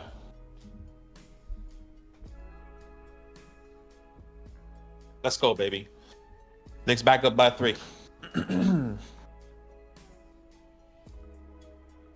we're gonna be releasing some redraft stuff this week as well, which is gonna be next week. Our first redraft video will come out. So if you're enjoying the content that we have over on the Dynasty channel, you might not know that we also have a redraft channel that's called Fantasyland Football. It's actually the OG channel. Dynasty came after Fantasyland Football, but you can give us a follow over there. Just there's a link in the chat there from the Nightbot, but definitely go ahead and give a subscribe over there. If you love our content, we'll be talking about a lot of draft stuff leading into the year, and it will be relevant for Dynasty players as well, right? Because you're trying to figure out how to value certain players in Dynasty. And so definitely go subscribe over there. Very excited to release my first video this year on that channel, and would love to see you guys from the Dynasty channel over there showing some love. Yeah, man. Appreciate you guys. That just doesn't redraft you speak up. Evie, get in the redraft channel, Evie. Get there. Dynasty is basically redrafting season.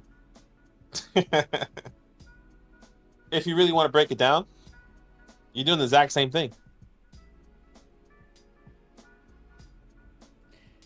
Not really. It was an old wooden ship. Gosh. All right, let's see what proof he's thinking here. I wonder if he wanted either Tootin or Kyle Williams.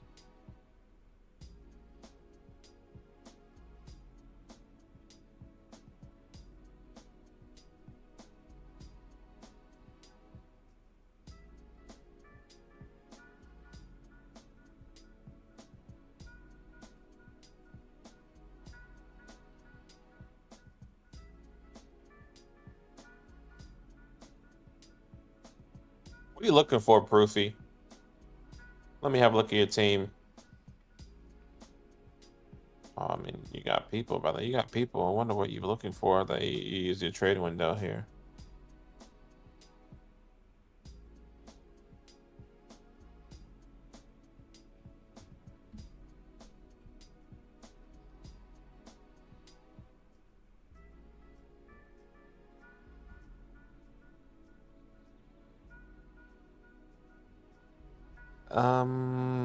What do you got? Running back, maybe. Was probably hoping for that wide receiver. No, just can't do it. It's nothing that we can cook up there. Joseph, yeah, I think we both have Hunter consensus over Tet McMillan. I think they're in the same tier, but if we had to pick and choose one, I think if we just going based off talent, based off of the scouting process, I think we both have Hunter over Tet, regardless of situation. They're in the same tier. I would rather just trade back with if I can get any value and add on to the other. Yeah.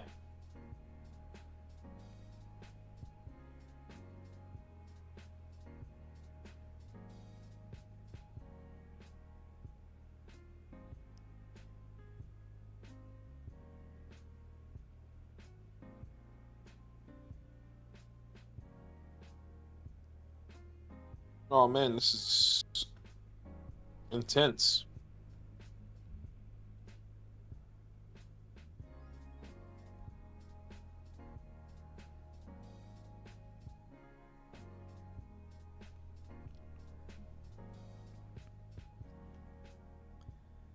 Let's see here.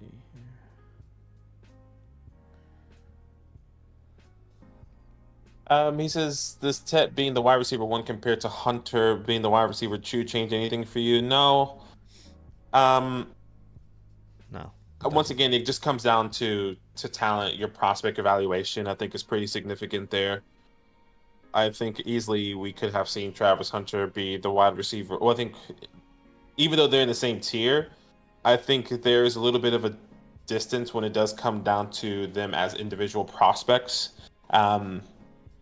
and how you can value those guys, especially. Looks like Dogzo's on the clock here. I think there was a trade that got done. Let me see. Okay, trade's been completed. Yes. Proofy gets Javonte Williams. Dogzo gets a 210. Wow. Okay. All right.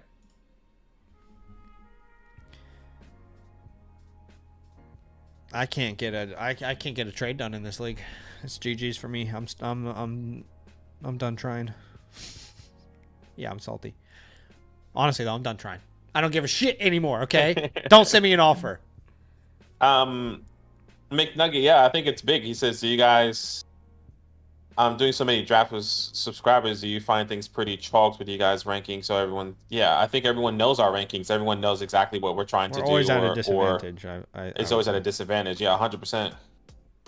So when you're trying to get deals or you're trying to win in a trade, people are just what they tend to do is they put their trade in the Flop Fantasy calculator. They use the rankings and say, "Well, your rankings doesn't say this," or "You're saying this." Well, of course, we always try to just like anyone, we want to win a trade just like you. But people use that to their leverage, which is pretty fair, and that's kind of where we're at right now. That's why sometimes it's difficult to make trades.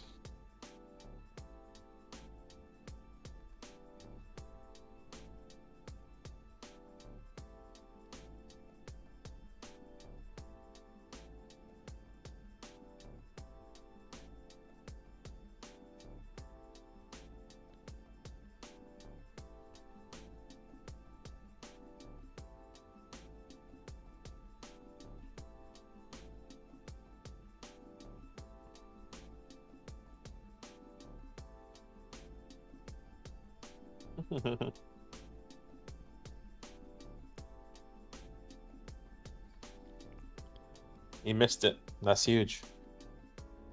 Javonte, man, that's a interesting one. Mighty Booch is on the clock. Jonah, you got 2 back-to-back picks here. Keep that in mind. Let me just tag you there because you do have the comp pick.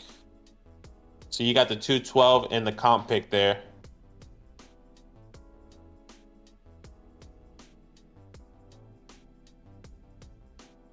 Coming up, just FYI.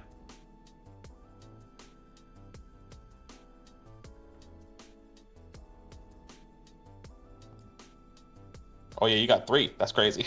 You do have 3. All right, let's slow it down here, boys. All right, we got a pick here. Jaden Blue from Mighty Booch. Now Jonah has 3 picks back to back with the comp pick. And if you guys don't know, the comp pick is basically a nice little incentives for you guys, and specifically in our leagues, so you guys don't tank.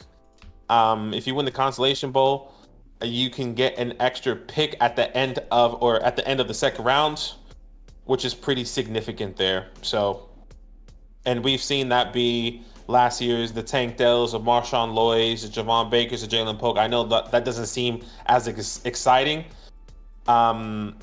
I'm trying to think of other players, right? I think as we got closer and closer to the season, people took the Puka Nakuas as their comp picks in our later leagues. So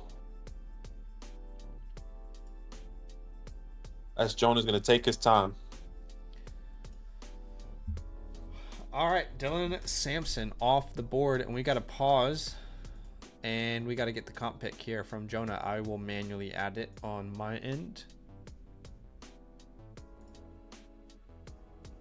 Talking about Boston. All right, let's see. Jalen Knoll is the pick. As the comp pick? That is the comp pick, yeah. All right, awesome. Jalen Noel. I'll make that graphic here. So the people don't say, where's Jalen Noel? I can't believe he wasn't drafted. Oh, it'll happen. I just can't believe it. Every single draft. How can I get into this league? You guys didn't take Jalen Noel? Oh my gosh. I'd love to draft with you. Yeah. I'd love to be in your league. My league's elite. We have ball knowledge. You don't. All right, we're going to refresh the draft. Jalen Noel will no longer be available. He is the comp pick. We'll wait for Badaki to give me that graphic.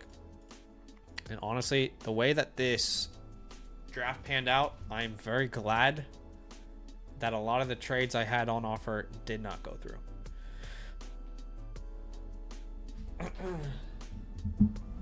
Sometimes it just happens, doesn't it?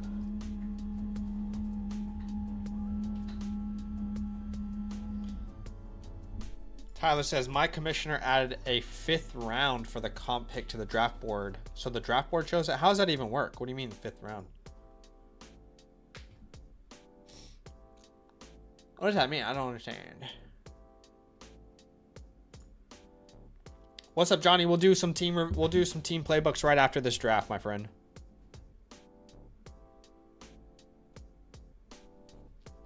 Maybe we can just so you guys know, though, these... on the back end, if you do want to draft with me, I am currently in some drafts. So you can download the FastDraft app. I'm in a rookie-only best ball tournament. Would love for you to join me. Use the promo code LAND. We'll match your deposit up to $50. That's 10 free drafts on us. You'll be able to draft with us here on stream. And when you finish, I'll send you my rookie report. I'll send you my season rankings completely free. Check out the link. I just put it in the comment there for you. Yeah, come join me on the Rookie Origins tournament. I'm drafting over there now. Would love to have you with me in the lobbies. What was your question? Sorry. I was going to say we can, I don't know if you want, but we can probably do some of these raffle giveaways if you want, or like the league giveaways. Yeah, we can do that. Unless you want to wait until the end. Until the end, as in like the end of the draft. Remember, we have to do one of the. I think we're about to Bronx do an League Origins tourney, so I'd rather wait. But yeah, that's totally fine. Whenever it's best for you, because I know you're controlling the stream on the back end there. Yeah. I'm about to put this graphic here on the drive for you.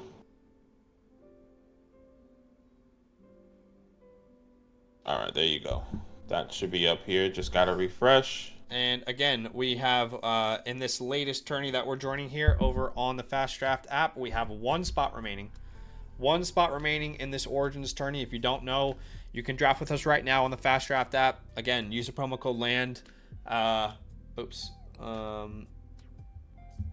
Use the promo code LAND, and we'll match your deposit up to $50. But yeah, you can come draft with us right here, right now on the FastDraft app. Rookie only best ball tournament. Build up your portfolio. All right, put your money where your mouth is. And the best part of these type of tournaments is you can use the knowledge from this tournament and bring it into your actual rookie draft in your home league. It's a 6-round draft. All right, the top 4 get entered, but you get to see what people actually think about these players, right? You know, what do they project them to do in year 1? You get to actually see that in the FastDraft app, right? In the Sleeper app, we're kind of all projecting like, oh, we can be patient with some of these players. We can wait a little bit. The FastDraft app, it's ruthless. You have to project exactly what's going to happen in year number 1. So come join us over there on the Origins tourney. Okay, why is that up? My bad. As Arroyo was the pick there at the 302. I do love me some Elijah Arroyo. Great pick there from Mighty Booch. I'm about to send you a trade, John. I'm about to send you something right here. Let me I'll just send you I'll just send you this. How do you feel about RJ Harvey? Eric asks. I have RJ Harvey in. He's probably my most drafted rookie, just the way it's kind of panned out. I've had a lot of competitive teams, and I've just ended up with RJ Harvey in a lot of them. Definitely expect him to have a good rookie season. I just sent you something. What happened? Jason Tatum just got hurt like crazy. He's like on the floor agonizing like really bad. Oh, really? I didn't see that. Yeah, like it just looks like like when somebody gets hurt and then tear the ACL, they just like on the floor. Oh my gosh. Yeah, he's getting helped off the court right now. Like it's really bad. It was kind of like non-contact, low key. Yeah, it says ankle. It's an ankle injury, but it didn't look like that though. Like he didn't roll his ankle. He didn't do anything to his ankle. One spot open, dude. Dudek K. One spot open in the Origins 30 if you want to join us.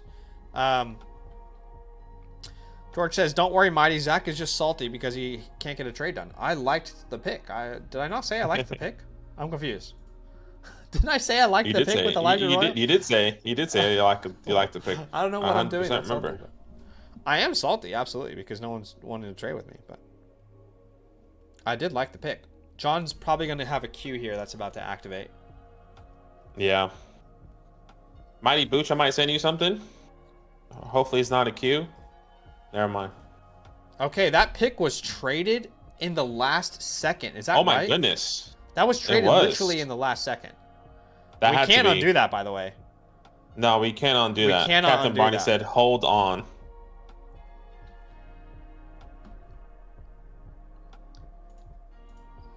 So a trade was completed.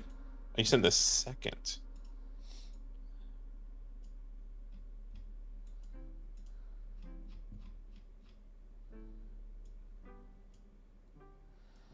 I mean, okay, look, I will pause the drafts. Captain Barney is upset in the league chat. We were very, very clear in the beginning. You guys know this. If you're watching the stream, we're very clear when we walked through exactly how the draft was going to go. Auto picks are final. When you trade for a pick, whatever seconds are left, that is what seconds are left. I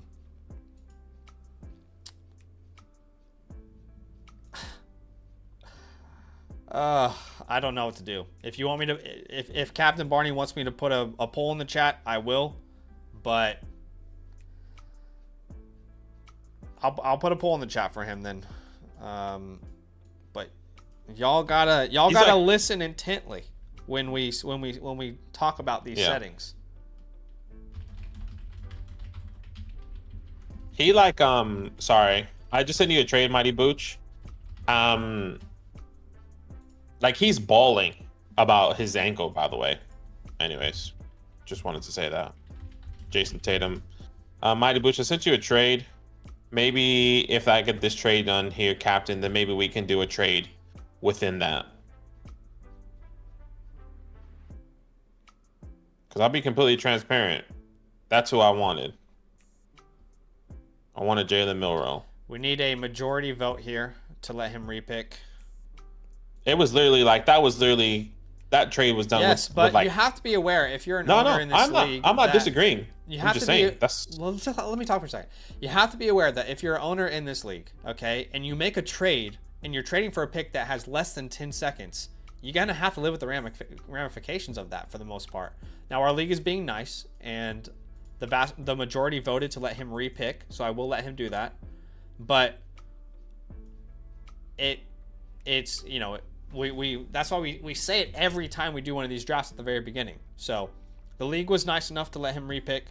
We'll let him do it, but y'all gotta be aware. Y'all gotta be aware. I read what you put in there, Captain Barney. I still think if you're gonna trade for a pick that has less than 5 seconds on the clock, you gotta be ready for those ramifications. It's all, the land method is very clear. All right, he said he had a queue. So I guess maybe it was Sleeper's mess up. So I get what Zach is saying, to be ready for that, and he said he was ready. He had a queue, and then he picked, and then the trade happened. So he's saying that trade went through after, and John auto picked Milroe, and then it just never gave him the player he actually wanted. That's the way I'm reading that, Captain. Yeah, and I understand that, but again, yeah, you're kind of putting yourself in a difficult position there with the nature of how quick. Well, you're on the clock right now, Captain. So go ahead and make that pick. Yes. You are on the clock, and I just realized, as Terrence Ferguson comes off the board, we are currently in a fast draft tourney. So we are officially in. Oh my gosh. Rookie only tourney here. Oh, I got Cam Ward, which is great. So Badaki's at the 2 spot. I'm at the 3 spot here. He went Ward. I went Hampton. And you can see Travis Hunter falling to the 108. I'm shocked that Jackson Dart went at the 109, given that this is a best ball tournament for only 2025 rookie season. That's shocking to see him go that high. It's not shocking to see Tootin go that high. Again, given that in these sort of tournaments here, the only question you're asking is who scores the most points as a rookie. That's the only question that you're actually asking in this situation. Scatabo going that late is actually kind of surprising too. Mighty Boocher sent you a trade. Jaden Higgins comes off the board here in this fast draft tourney. Again, if you want to join us, download the fast draft app. Tyler Shuck is such a good pick in this format. Wow, this is crazy. I'm at the 208 and I've got both tight ends available to me. We'll draft take some one Loveland. so I can take the other. We'll draft some Loveland here. I'll take Tyler Warren. Now, you don't have to fill any particular position in the fast draft Origins tourneys, but I just feel like that late down the board, it's hard to say no. But again, if you want to play with us, we are consistently drafting. Even when I'm not on stream, you'll see me in a lot of the lobbies, guys. We genuinely enjoy drafting on the Fast Draft app. And if you haven't downloaded it yet, then you can download it on any platform. Use the promo code LAND at sign up. We're going to match your deposit up to $50.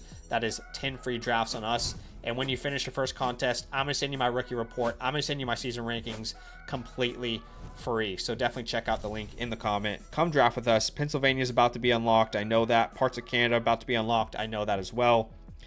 Jaden Blue going at the 306 is kind of chaos. I'm not going to lie. Jack Besh at the 301 is such a good pick. I'm on the board here. I do really like Mason Taylor. I'm gonna take Mason Taylor here. I think he's got a great opportunity to do something in year number 1.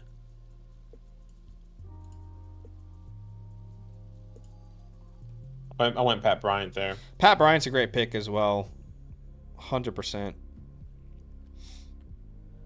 As Jarquez Hunter goes off the board in our real rookie draft. Arcella Bone about to send you a trade. As Woody Marks and Brashard Smith are off the board and now Badaki's on the clock. I don't know if he knows he's on the clock in a fast draft. I do know, it's okay. But I just sent you a trade there, Arcella. And I'm okay with. I'll just make a quick pick. Jordan James is where Badaki went there. How about the Knicks, guys? We'll drop the Knicks. Arroyo. Huh? Oh my gosh, I have 3 tight ends in this fast draft tourney. Let's get back to our other draft. But yeah, we are drafting on the back end if you guys want to join us. Yeah, I sent you a message, a trade there, Arcelmo. I'll send you. You know what? I'll send you another one here. Hold on. I'm about to give you this.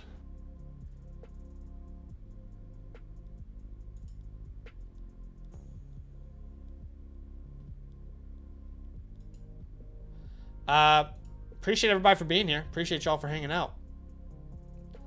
I'm glad we were able to get Captain Barney the player that he wanted there with that pick. I'm glad it all worked out. Our league is obviously nicer than me. I think the reason I'm so harsh on this stuff is because I take time out before each draft to explain it all in detail, you know.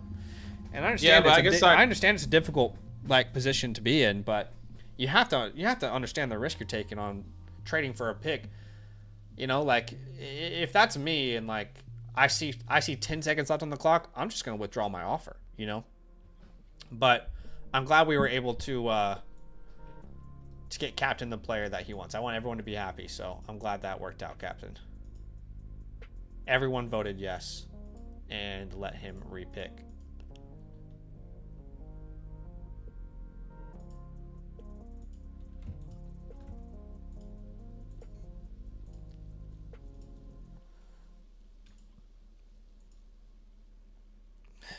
I am in agreement with you guys. The trade was made after Milroe was picked, but you're still trying to acquire a pick that has less than 10 seconds on the clock, you know? With the land method, this is not, you know, we're not slow drafting here. You got to be on your toes. I'm on the clock here. I'm genuinely glad that it worked out.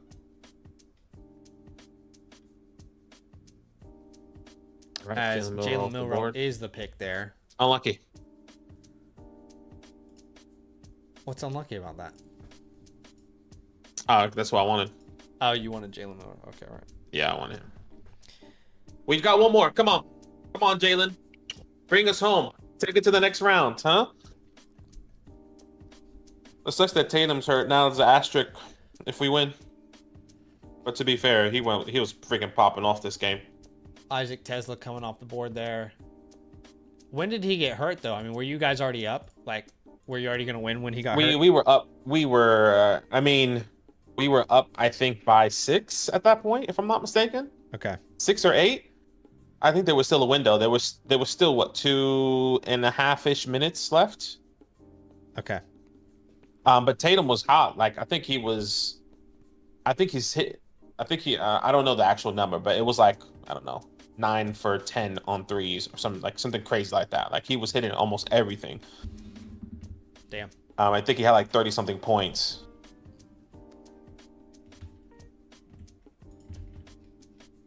Oh, dude, I just don't understand what happened.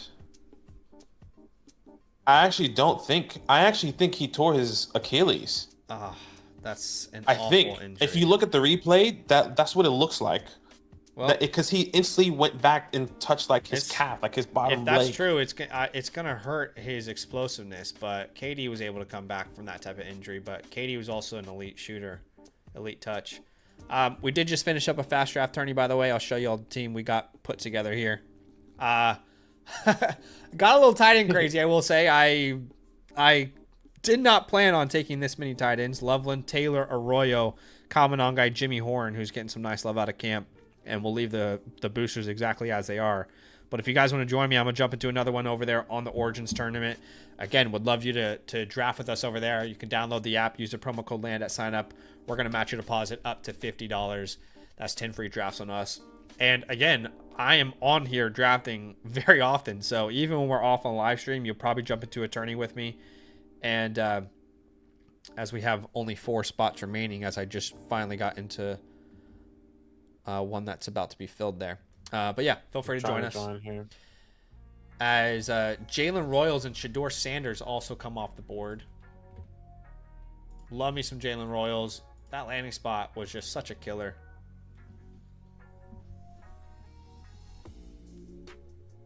All right, and then is there another game tonight? Yeah. Wolves against Golden State. All right, I'm into this Origins, which is great. 3 spots left there. Preston says, I've had that happen last year. Drafted a player, then accepted the trade. Sleeper will let you do that. Yeah. Yeah, I mean, what am I misunderstanding? Because, like, why wouldn't Sleeper let you do that, I guess? Am I misunderstanding? I don't know. Maybe I am. Okay, I understand like your perspective, but I think in Captain's perspective, like he probably sent that trade out a while. It's kind of like, think of it as like the trade that I did with you, right? Like you had the trade out. I can understand. And then he just accepted it after it. He's like, oh, whoa, like. Yeah. Well, look, if what happened was John just left it in his inbox until like 5 seconds left, and they didn't have any back and forth about it. What to me, if there was like a constant back and forth, right? And, you know, Captain knew that there was only 5 seconds left. It's probably on Captain to withdraw and say, I just can't deal with like what's going on right here. But if John just didn't reply and then saw it and just accepted it last minute, that's probably more on John. But either way, it's all ogre now. It's all ogre now, and everybody's happy. Everybody wins.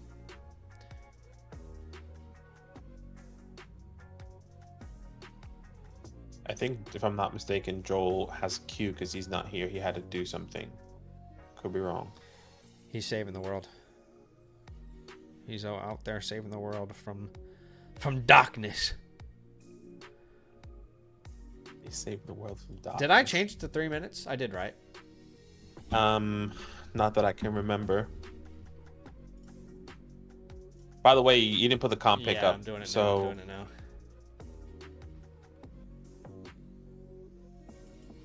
John's about to make a pick here. Joel, excuse me. Yeah. That's definitely a Q. Because he was buried in the ADP there. And if that didn't happen, I would have... I'm going to make this as big as we ever have made it. And maybe now people won't comment. Where Jalen Noel wasn't drafted. This league is a bunch of idiots. I would draft with you. I'd dominate your league. Maybe what we need to do is just have a blank comp pick and say happening after the end of the second. And then have a new one. Just so... Yeah, we could do that. You know, Captain makes a fair point here. You know, I guess it does make some sense in a faster draft, live draft like we do, where if someone has made a pick, it nulls the offers, and then you can go back to the board and re-offer. Yeah, that could be a this should be for something like that. There should be a like a switch on, like when you send a trade offer and be like, if picks is made specifically after or something. Mighty Mood. Yeah, it's so funny. Okay. I'm glad everybody's happy at the end of the day. I'm glad Captain's happy. John's happy with the trade. It's a win-win for everyone. All right. Are we an attorney? Is that what's happened? Oh, one spot no, I think we got one spot remaining here. I put that FastDraft link in the chat there for everyone. As Mr. Harold Fannin off the board. I gotta make sure. I gotta get ready for my pick. I got the 402 there. So Pat Bryant's off.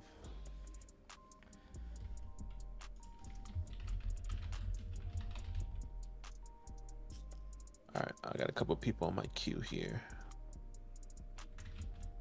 There is a guy that's so interesting. Harold Fannin. I know. I'm gonna name my new team. New team name. As Gunnar Helm comes off the board. Eric, not Dogs, is on the clock.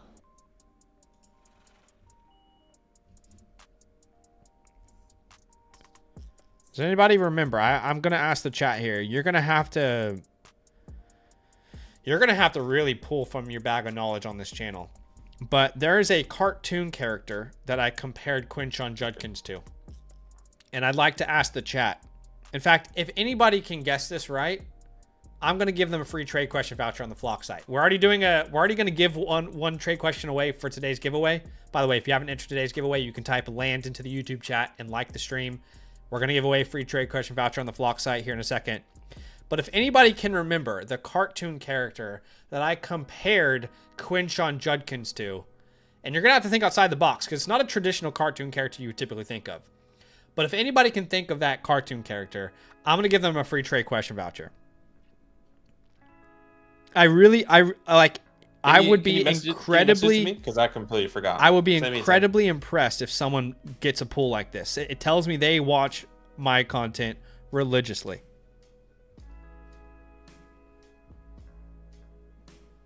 Send it to me on Facebook. Okay. Because I want to make sure. I want to see if someone says it in the chat. Okay.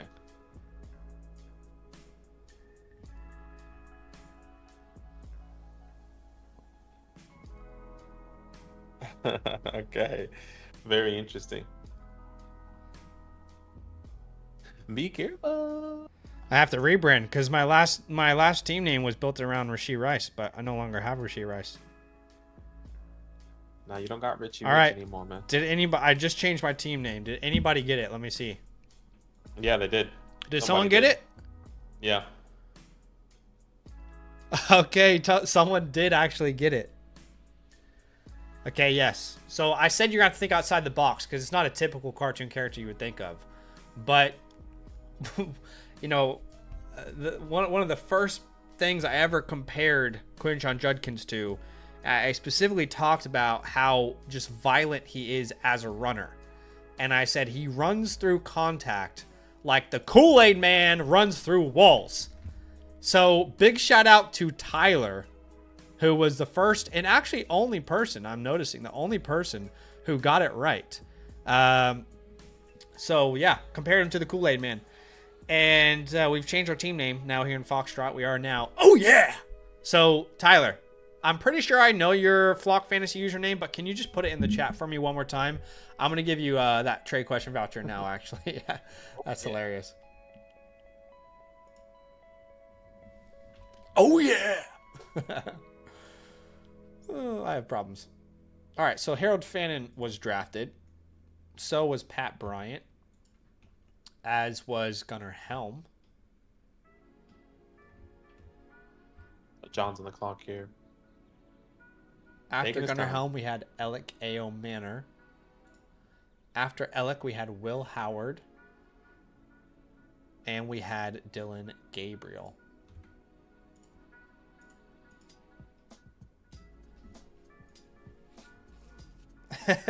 Someone said he's not a cartoon character. He's real. Is anybody watching the studio right now on Apple TV? Because I keep hearing it's pretty good though. It is pretty funny, and there's a little Easter egg there for anyone who knows. How is Kool-Aid Man not a cartoon character? Come on, guys. He's a drawn cartoon, is he not? Come on. He's the definition of a cartoon character. Are we really about to have a debate here on if Kool-Aid Man is a cartoon character? How would you guys categorize him then? All right, Shuddy1214. I'm going to go right now and give you, because I'm pretty sure you're a member, so I can access you straight away. Let's see. I think I wouldn't consider him a cartoon character unless he had like Someone said he's a fictional character. All cartoons are fictional characters. What are we talking about? Well, is Mr. Peanut a cartoon character? Is the Pillsbury Doughboy Man a cartoon character? Absolutely. How are they drawn? They're cartoonized. I guess in the sense of you got a trade question now in your account, Tyler. I would. I'm sorry. So you guys live in a reality where the Powerpuff Girls are real people? They are non-fictional?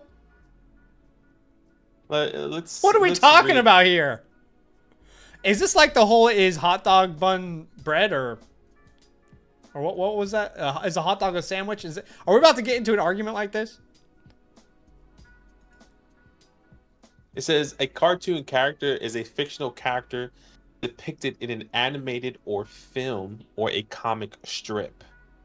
Perfect. Y'all are crazy. I think it's a gray area. I get what people are saying. Like, he isn't a cartoon character, but he is a character. But putting cartoon in front of that is not necessarily the two don't correlate together. Like they're not married. Okay. He is a fictional character. Sure. Well, do you guys want me to tell you you're wrong, or do you want Google to tell you you're wrong?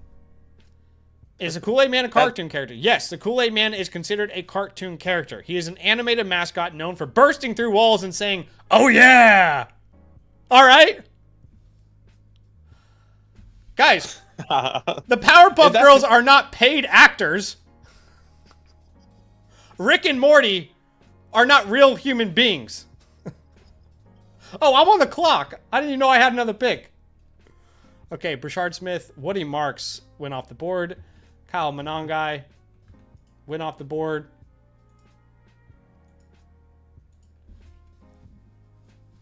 Daniel Macy said in 1980s he starred in an actual cartoon segment in comic books published by Marvel Comic and later Archie Comics. Wow, see, didn't know that. All right, I kind of get what people are saying. I get what you guys are saying. I get what Dub G's saying and everyone is saying. Like, I'm only gonna highlight the comments that say that I'm right. I'm just kidding. Obviously, I'm me and Tyler here are not in the majority, but you're all wrong. I don't know what to tell you guys. I think it's a gray area. Like, that's all. All I know is that you're all wrong, and I don't know how to tell you guys that you're all wrong. But you're all wrong.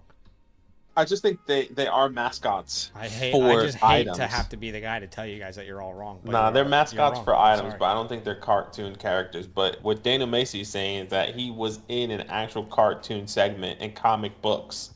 So it's completely different. I don't think Pillsbury Doughboy and the Peanut Man was in cartoon character or was in comic books and shit.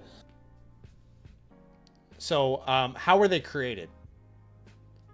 It's not about. What was the process of their creation? It's not were about. they cartoonized? Okay, I think. Or are they real people?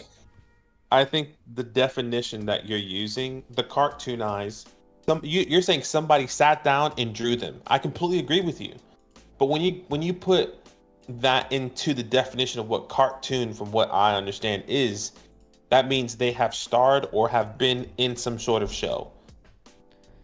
Yeah, and they had a full-on segment. I don't agree with that definition. That's where I'm at.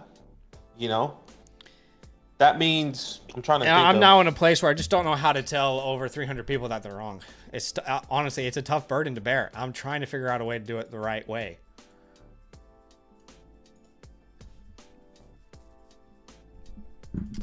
But unfortunately, all I have to do is point to chat is point to Google. First thing I searched. Type in is the Peanut Man cartoon. Okay, so you guys don't like Google AI? Okay, how about ChatGPT? Don't look me in my face and tell me that you don't use ChatGPT on a daily basis. Yes, the Kool-Aid Man is considered a cartoon character, though he originated as a mascot for a beverage brand rather than a traditional cartoon show. Still a cartoon character. Wake up! All right? Adventures of Kool-Aid Man in the 1980s. Because he was actually in comic books. That makes sense. Can you just do me a favor? Is the Peanut Man a cartoon character? Put in Google, put in AI. And if it says yes, then in my opinion, it's right. Sure, you're right. But if that says no. I have no opinion on the Peanut Man.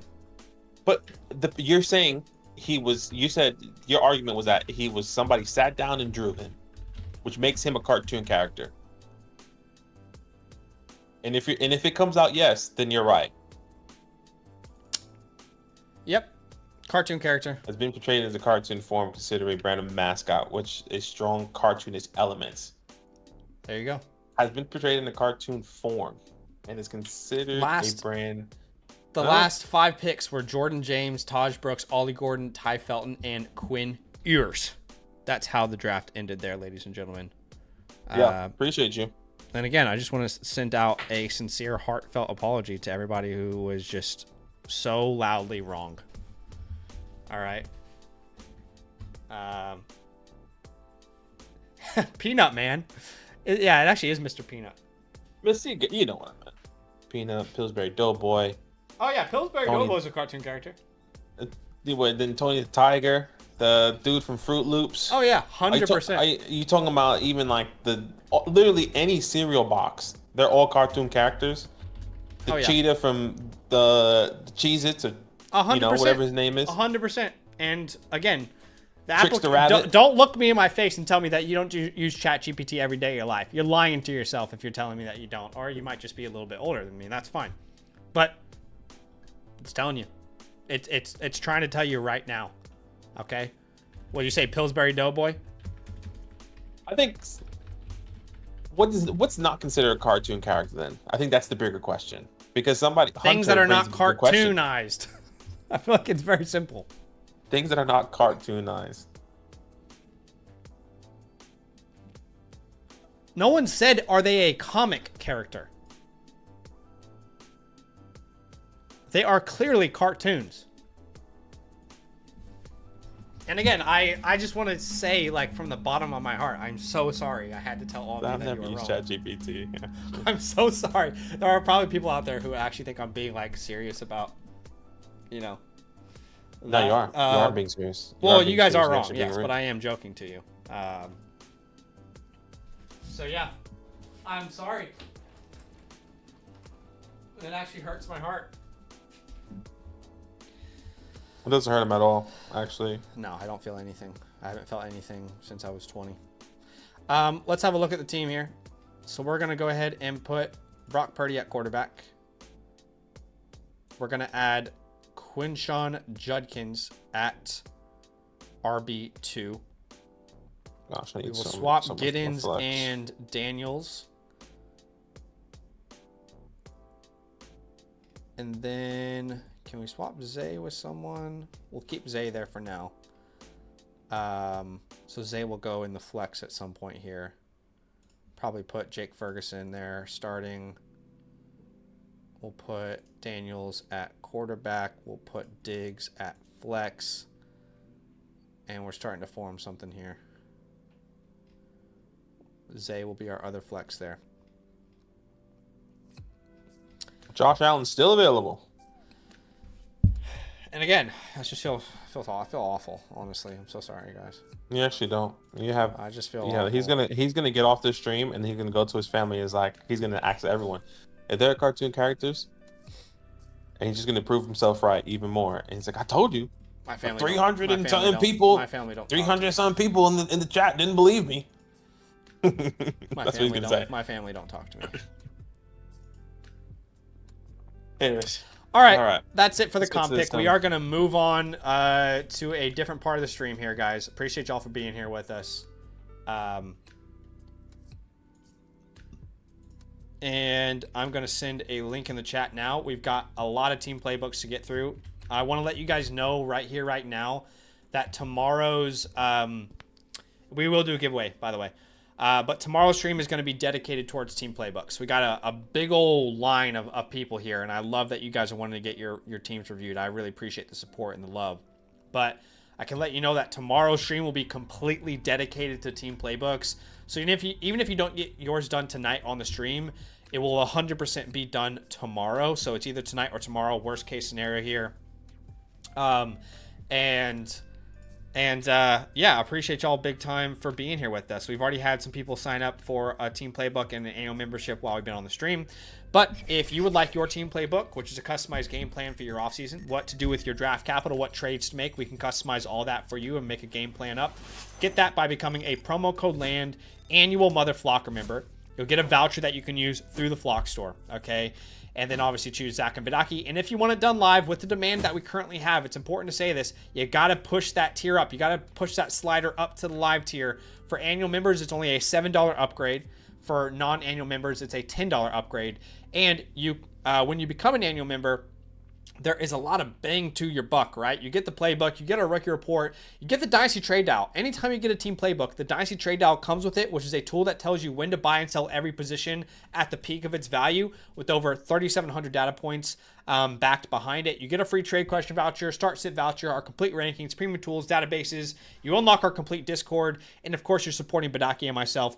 But again, you can still purchase a team playbook through the Flock store if you're on a different promo code. It's the same exact process that we just showed you on that little beautiful graphic that we had, but you won't have a voucher. You just have to purchase one a la carte. So let's go ahead and let's do the trade question voucher giveaway at the end.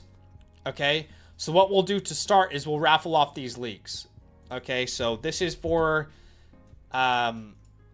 the Queen's League. The Queen's League. So let me sort that and let me see all the people who have submitted. Actually, we need to do one for the Bronx. So go do Bronx first. We're gonna do one Bronx since one guy has responded. And by the way, guys, if you guys have entered here today, and I have messaged you, I kind of give you guys a week until our next raffle. In reality, where this one, luckily, this guy in the Bronx had the weekend and a couple days. But if you don't respond by the next time we do a raffle, which the next time we will give away will be on Wednesday night for you guys, then I'm gonna have to move on because we need to get these times and these orders of these leagues up as soon as possible. So if I do contact you on Discord, be on the lookout. Be on the lookout for Discord or your email address. So yes, this is again, you have to be a promo code LAND annual Mother Flocker member to be in these raffles for these leagues. But this is for one spot for the Bronx League, right? Yes, and then we'll do the Queen's League. One spot for the Bronx League, and the winner is officially, it looks like Jeez. Hold on, they don't tie it YRMAIG. Okay, if you are and Gam something, we appreciate you. And I'll get in contact with you. And Gantier Manny. Perfect. Okay, so Okay. you won the Awesome. last spot in the Bronx League. Okay, now I need to come over here and I need to take the submissions from the Queens League. 9 spots here in the Queens League, and then we'll do the live raffle for the $150 league, which is the Brooklyn League, in 2 days from now. So you guys can try and join that if you have used the promo code LAND.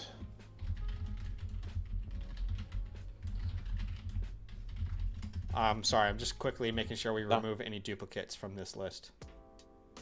You're totally fine. If there is a duplicate, I can just always... We can always just respin again. Okay. I just want to make sure we're giving everyone a fair chance. So shout out to AI. I have to remove 1 Bears because they were entered twice. Outside of that, we are good to go.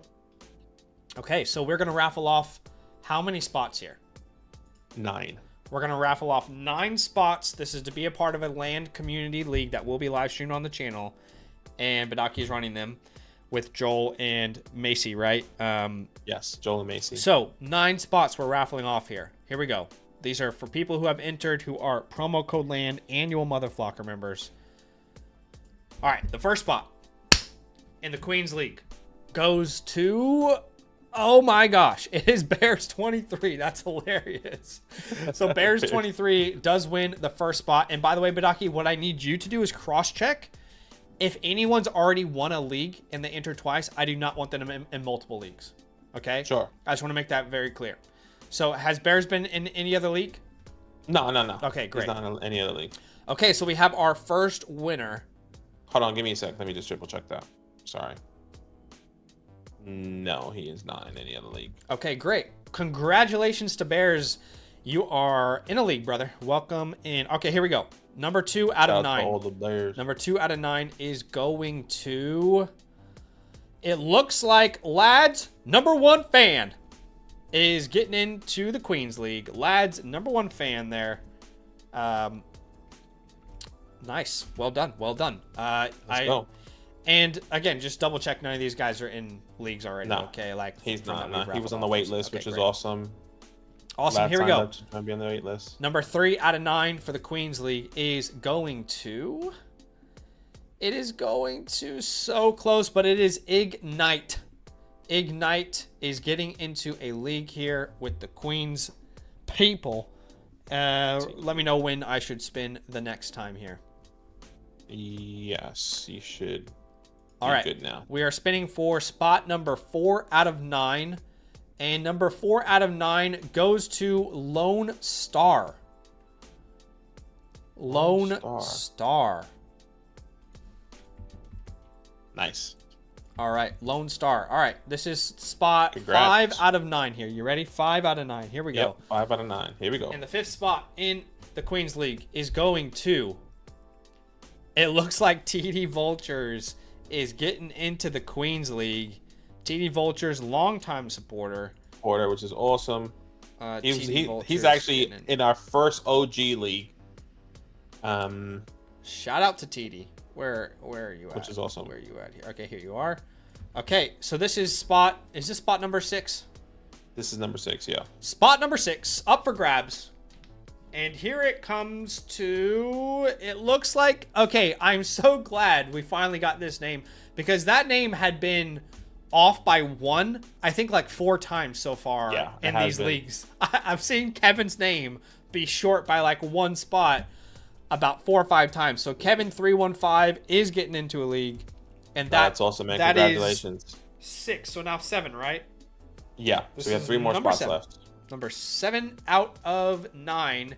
And the name is officially going to be, it looks like Bose 1508. Bose 1508 is officially in the Queens League, which means we have 2 spots remaining, okay? Yep, 2 more spots. And if you guys have been chosen already, send me a message. Just makes it easier. If not, I'll send you a message here after the live stream. But go ahead. All right, here we go. 2 spots left. This is 1 out of 2 spots remaining. And we are going to get JC Plumber 9. JC Plumber 9 is officially entered into the Queen's League. Nice, congratulations. All right, last spot here. All right, last spot remaining. And Badaki, I need you to quickly double check that no one has right when I finish this. Okay, I need you to double check that nobody has been joined in the other two leagues. Okay, ready? Yeah. Here we go. So far, no one's in the other two leagues, which is great. Here we go. In 3, 2, 1, the final spot. Okay, it says wheel spinning, but it's not doing anything. I might need to refresh here. Okay, let me refresh the site here. I'll grab all your remaining names and enter them. Here we go. Final spot. Final spot is going to... It looks like it is At Luck 17. So At Luck 17 All right, is awesome. the final one for today. Now, we have one league remaining that we are going to raffle off, okay? And that will not be tomorrow, but the night after, and it will be after our golf league real draft, okay? So not tomorrow night, but the night after. And again, if you're a promo code LAND annual Mother Flocker member, you will have a chance to be entered into the last league, which, by the way, the last league is the big boy. The last league is, what is the buy-in? $150 buy-in. So that is the big boy that we're doing. And again, you can check out the Discord message if you'd like to enter through the Google document. But be aware, if you're not a member with LAND annually on the Mother Flocker tier, we're going to know, and you're not going to get into the league, okay? But yeah, that's incredible. Shout out to everybody who got a spot in today. I see Adam is in the chat, which is awesome.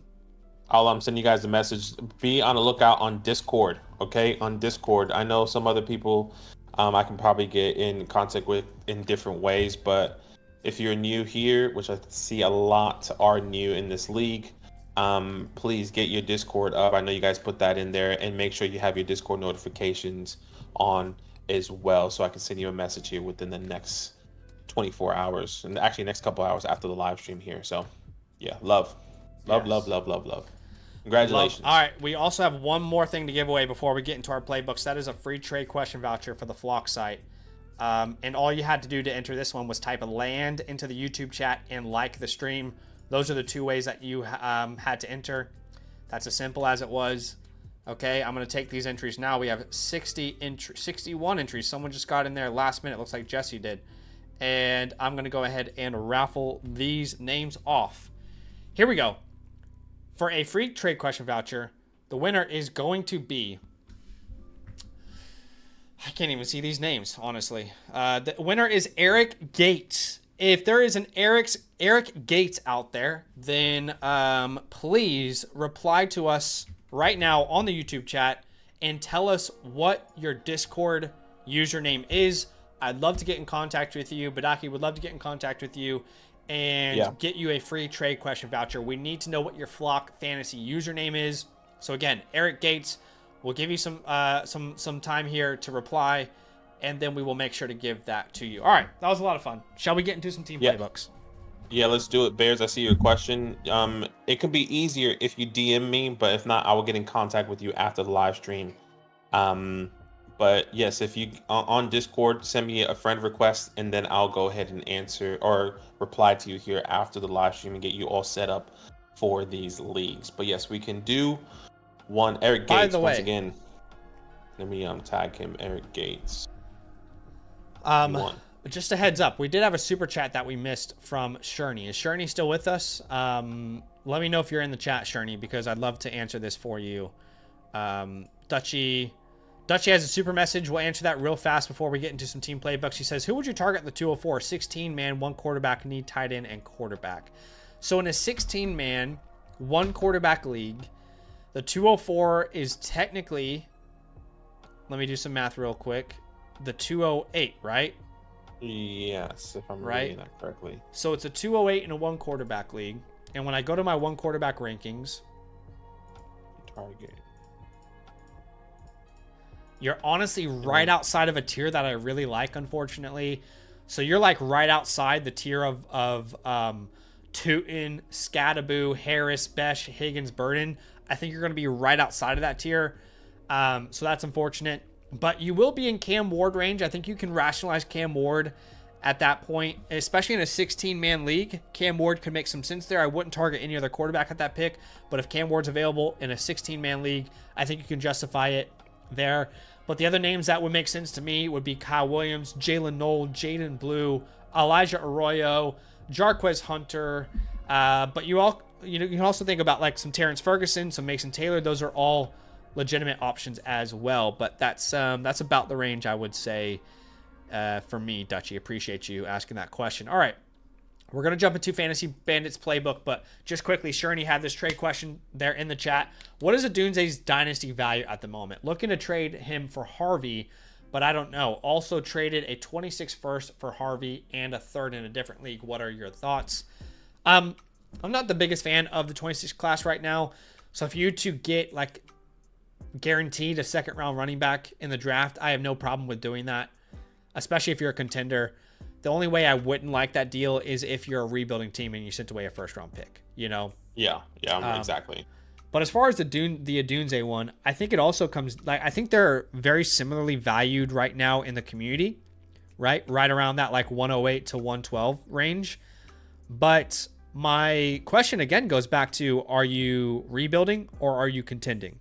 Because you can make a strong case that a contending team would maybe prefer a Harvey over an Adunze, but a rebuilder would probably rather build around that top end talent, top 10 pick wide receiver prospect in a Rome Adunze. So I think it really comes down to the team build that you have. Yeah, I completely agree. And keep in mind, guys, if you guys want to have a super chat or super message on the Flock Fantasy website where we can give you the best advice, where you can link your team, that link is going to be in the chat here. We appreciate you donating on YouTube. All transparency, they take 30%, where we get a little bit more of a kickback on the Flock Fantasy website. But honestly, it's just more to give you the best possible answer in context back for you, because you are spending money. But we appreciate you in that question there on YouTube. All right. Let's get to our first team playbook, shall we? And again, great time to submit, because not only are we doing team playbooks now, but tomorrow's stream is completely dedicated to team playbooks. You can become a promo code LAND annual Mother Flock member if you want to get a playbook from us.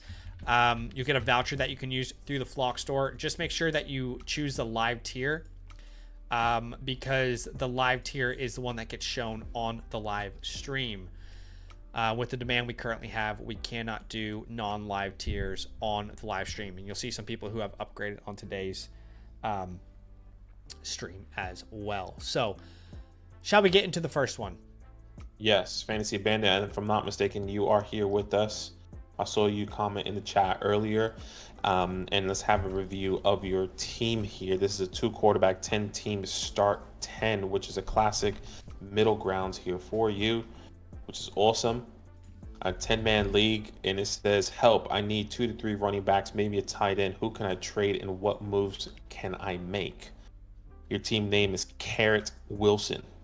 You love to see it. And let's have a look at this team here. All right. At the quarterback position, Drake May, Justin Herbert, Michael Penix, Bryce Young. Phenomenal quarterback room, or deep quarterback room, which you like. 2 young guys in May, Herbert, Penix. I guess, hell, you have all these guys are technically kind of young. Your oldest guy might be Michael Penix, if I remember Justin Herbert's age correctly. Chuba Hubbard, and really no one else to really talk about there. At the wide receiver position, you can start up to 5 wide receivers: Malik, London, Jay has said, Marvin, Garrett Wilson, with Roma Dunze, Chris Olave, Jameson Williams on the bench, which is great. You have that depth, and really Dalton Kincaid and Tucker Kraft to talk about. You have the 106, so you're in that sweet spot there for a running back with, Travion, Quinshawn potentially falls to you there. Zach just took Quinshawn at the 106, but you also want a tight end. Not a bad team, I would say. Not a bad team. No, not bad at all. I immediately noticed that you don't have your future first-round pick in 2026.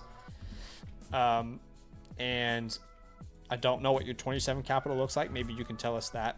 But that's going to immediately lean me towards a Windows open mindset, where we're competing because there's no benefit to us not trying to compete right here, right now, given the lack of draft capital in the future. 106, I would say in most leagues, I'm seeing Judkins fall there. Yep. Because he's really, like, if your league isn't high on quarterbacks, Cam Ward is typically going to go at the 107. And then you're typically going to see a Judkins available at the 106. The only way that doesn't happen is if people let Hunter or McMillan fall. And even if people let Hunter or McMillan fall, you can draft them and then trade them for a running back should you choose to do so. But that would be a great option for you. Sorry, as I factory reset. But starting lineup is probably Drake May, Justin Herbert, let's say Chuba and Judkins for now, Neighbors, London, Kraft, and then you only need 3 more names between JSN, Marvin, Wilson, Adunze, Olave, Jameson.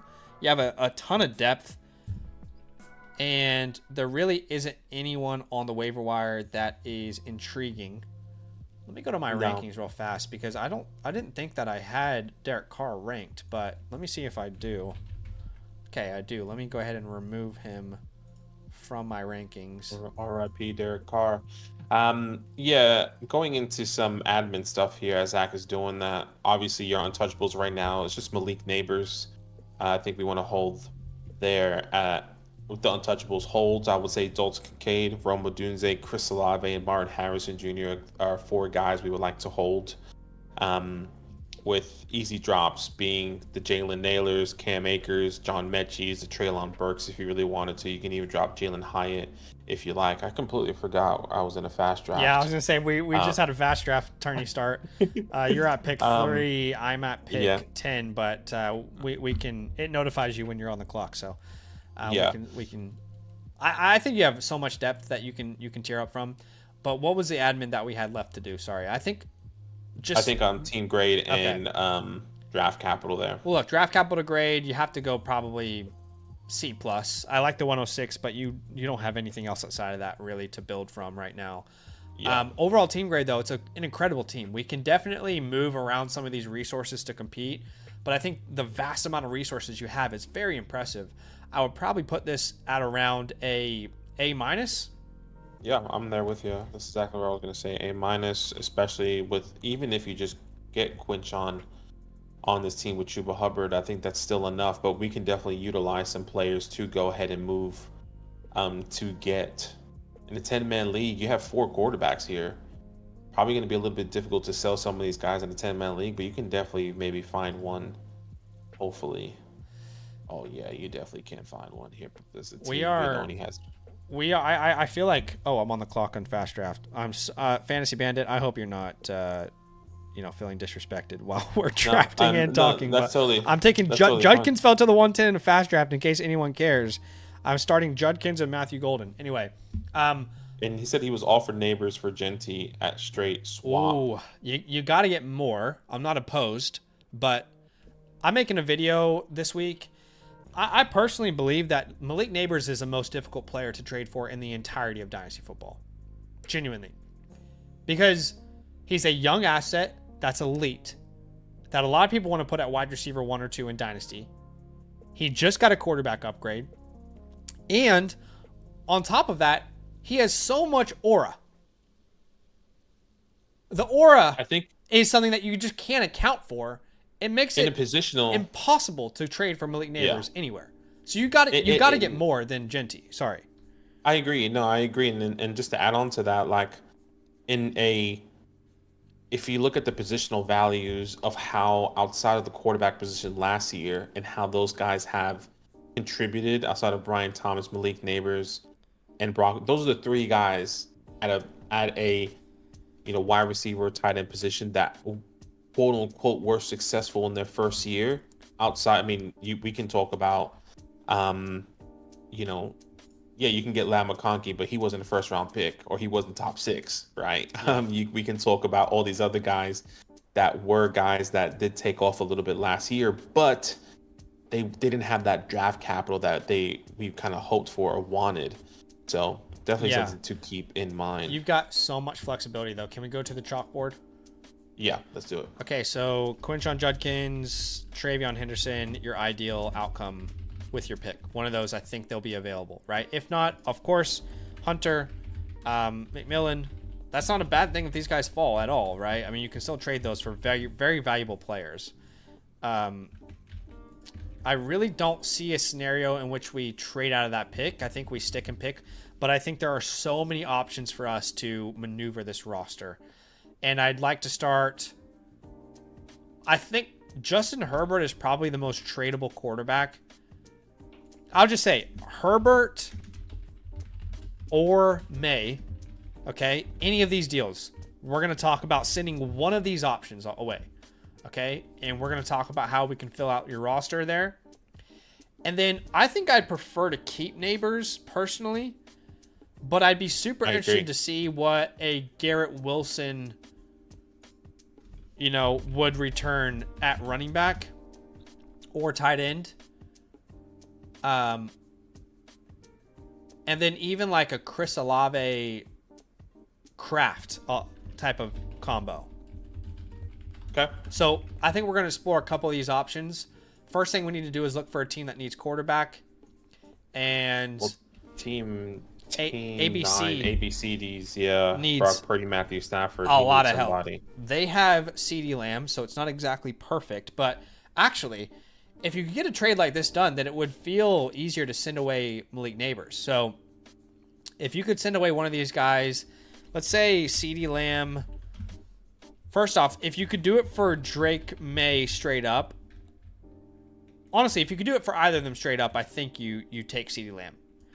Now, if you need to add on top of that, you know, again, going back to our team, what do you think is a player that we could add on top to get a deal like this done? Like, sorry, I'm about to pick in FastDraft. No, I mean, on our side or from his side? From our side, to get this player done, obviously you can send Herbert or May and then send... It would just have to be somebody really small. I think of Xavier Legette, I see there. I think of the Tank Bigsby's, the Kendre Millers. Like, it can't be anything significant. I still...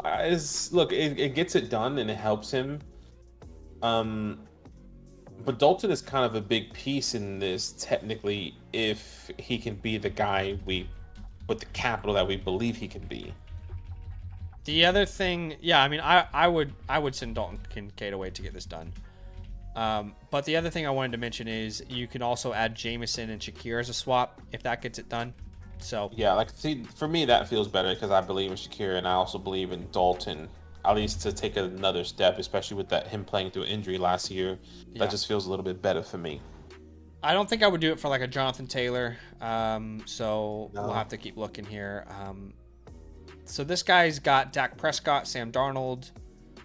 I'd love to get a Puka Nacua. It's kind of the same exact offers for Puka. Yeah. Right? So if you can do it straight up, but also if you can send Dalton Kincaid to get it done. Is there like a 2-for-2 here that we can figure out with Jameson? It's like a Jameson Evans swap. Would get it done. Mike Evans swap. Yeah, that's okay. Yeah. So that's an option there. I think I would try and do Terry. Yeah, Can we squeeze Terry out of that? I think most people would have Terry over JMO in Dynasty.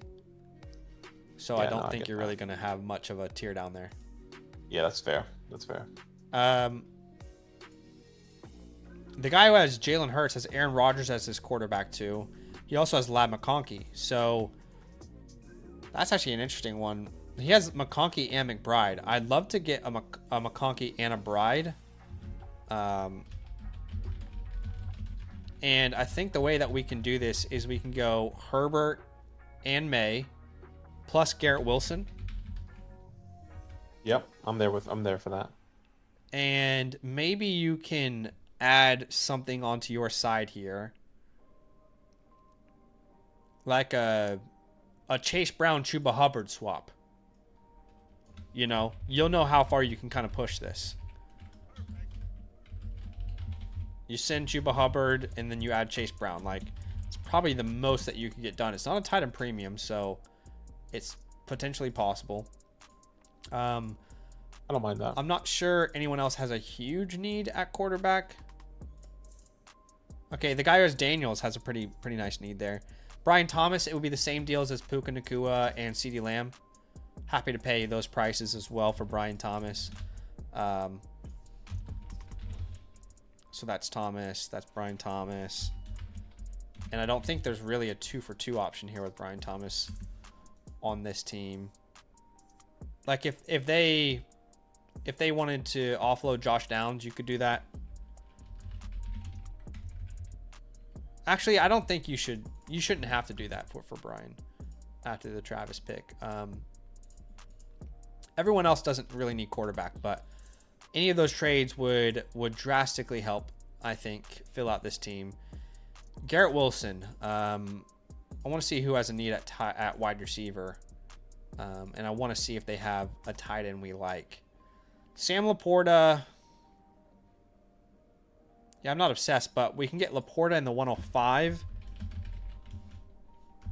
And then we can send back Garrett Wilson and JMO, for example. If Jameson doesn't get the job done, then can we send... 100% okay with that. Olave. Yeah, I'm okay with that as well. And if Olave doesn't get the job done,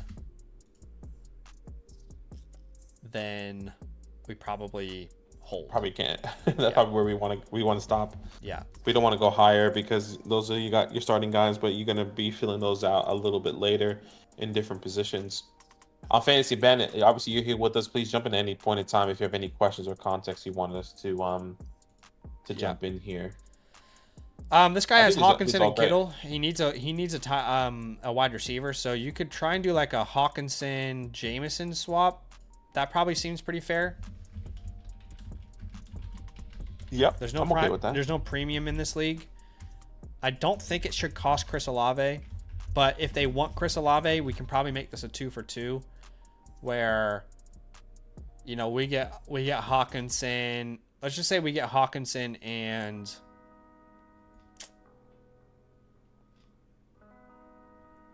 maybe we get Hawkinson and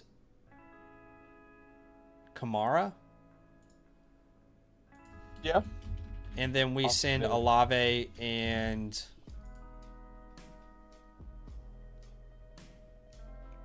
I don't know how to make that a 2-for-2, honestly. He said lad owner wants to trade. Actually, sorry. Wants to do a trade involving the 106. Before I lose my track here, we're going to send Bryce Young in this deal if we did it, and we would ask back for Jonathan Taylor. There you go. That's how you make this work. He said our lad owner. Lad owner wants to do a trade involving the 106. I'll be honest, I don't think it makes any sense to do you trading away the 106 with the lad deal. It would kind of accomplish the opposite of what you're trying to do right now. Yeah, you want to keep.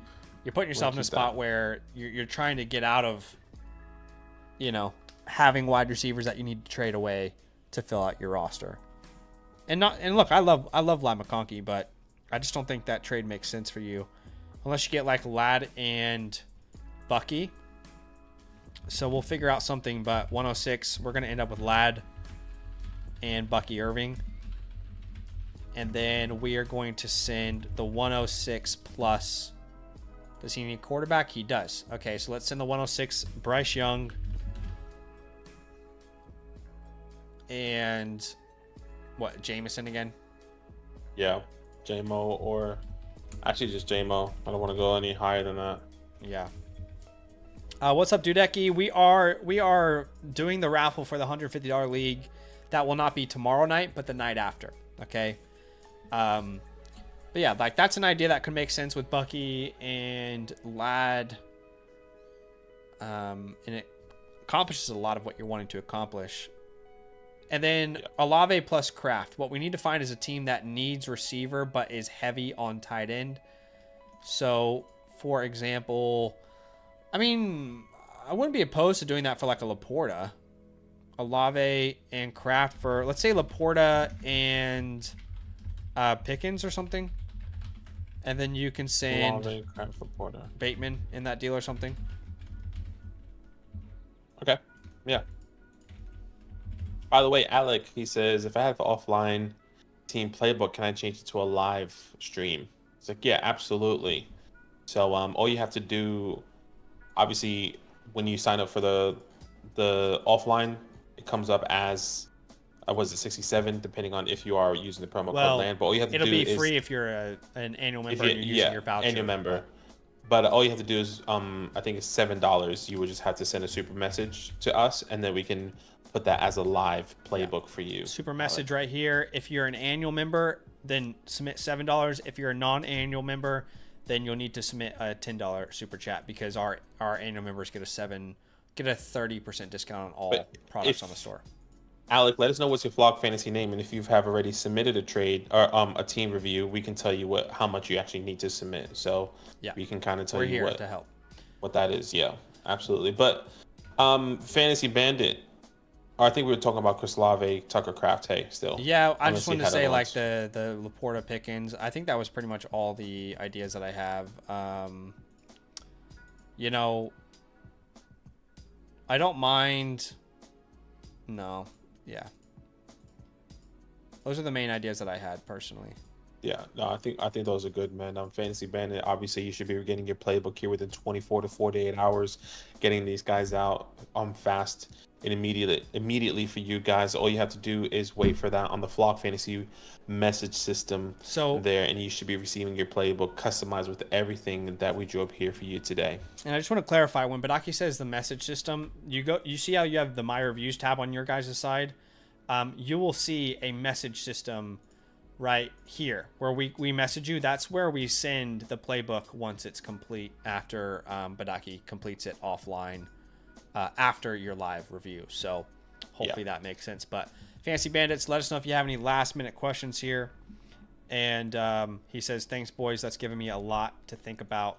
I am glad to hear it, my friend. Appreciate you big time. You'll be getting, like Badaki said, your playbook customized within the next, you said 24 hours? Yeah, 24 to 48 hours. Okay, cool. All right, on awesome. to Appreciate the next one. Now, I need to double check, because I don't think Bitspresso is live. I think it's currently offline. Let me double check. Okay, he says Bitspresso.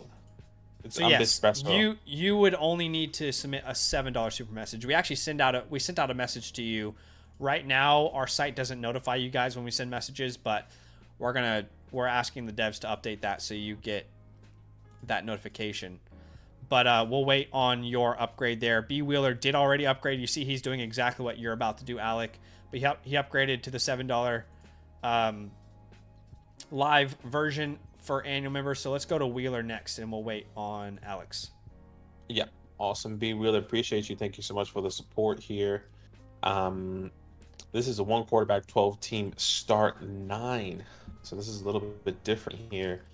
That is the middle ground for the 1 quarterback. And let me just double check that with our front end. 1 quarterback, 12 team start 9. That is correct. I'll put that in the chat there for you guys so you can guys follow along with us.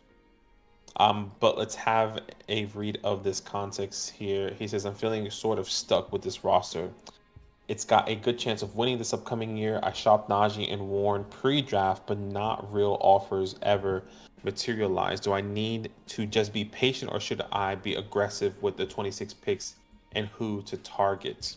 Okay, and your team name is the People's Champ. Yep. The People's Champ here, and you're currently ranked fourth out of 12. It looks like you do have a orphan as well, because I don't see that 12th team. So we're going to see that on the waiver wire there. Let's have a look at your team here. Remember, this is a 1 quarterback league as well. So looking at your quarterback, Lamar Jackson, 2 attacks, good quarterback room. That's all you need. Derrick Henry, David Montgomery, Najee Harris, Jalen Warren. So a bit of an older running back room, but you do have, I guess, 2 starting running backs, depending on how David Montgomery is going to pan out this year. You can start up to 5 wide receivers: Brian Thomas, London, AJ Brown, Tyreek Hill, and then you fall short at that wide receiver 5 area. with Evan Ingram and Jonnu Smith. We have the 204, the 210, and that 410. Which you're at that 204 spot. You're in Luther Burden. Actually, yeah, you're not in a one quarterback. maybe Cam talk it through, Scatterbo, the Knowles, Jack Best. Yeah, we'll talk it through. So your starting lineup is probably Lamar, Henry, Monty, Thomas, London, Ingram, and then you need to start 3 more names between AJ Brown, Tyreek Hill, and Najee Harris, Jalen Warren, someone like that, or maybe a draft pick that you have, Jonnu Smith. So yeah, look, clearly we'd prefer to have some more depth on a team like this at the running back spot for sure. But I think the top end talent between Jackson, if Derek is still himself, Thomas, London, AJ, is going to carry you into the playoffs. Overall team grade, I can see a lot of players falling off on this team, so it's difficult. Like a Derek, a Monty, a Najee, a AJ at some point. Tyreek already did last year. Evan, Jonnu. So there's a lot of hanging by a thread a little bit here. But yeah, there is. I would put maybe like B minus. Yeah, look, you have a starting roster for sure, but yeah, it's not the strongest. So yeah, I'm there with you. B minus, C plus. I feel like, yeah, let's do that. And I would also say this is also a Windows Open, not because you don't have your first and 26, but because you have a lot of aging veterans that we kind of want to take advantage of this window that could close at some point. So I would also say this is a Windows Open roster. Draft capital grade would be more like a B minus as well, actually. And then you can drop Rondale Moore, MVS. You can drop Gabe Davis, Patrick Taylor, Zeke. Plenty of names that you can drop on your roster if you need to clear up space. Untouchables would be Brian Thomas and Lamar, I guess. Holds on this team, I'll be honest, you really don't have many holds that I'm obsessed with. I really can't point to like a single name that I'm really excited to hold. Joe Milton, but it's one quarterback. And then I guess if you're contending, it's worth holding Jalen Warren to see what his role is in the offense with Caleb Johnson there. But you don't have many that I'm obsessed with, if I'm going to be honest with you. Okay. Have we done all admin?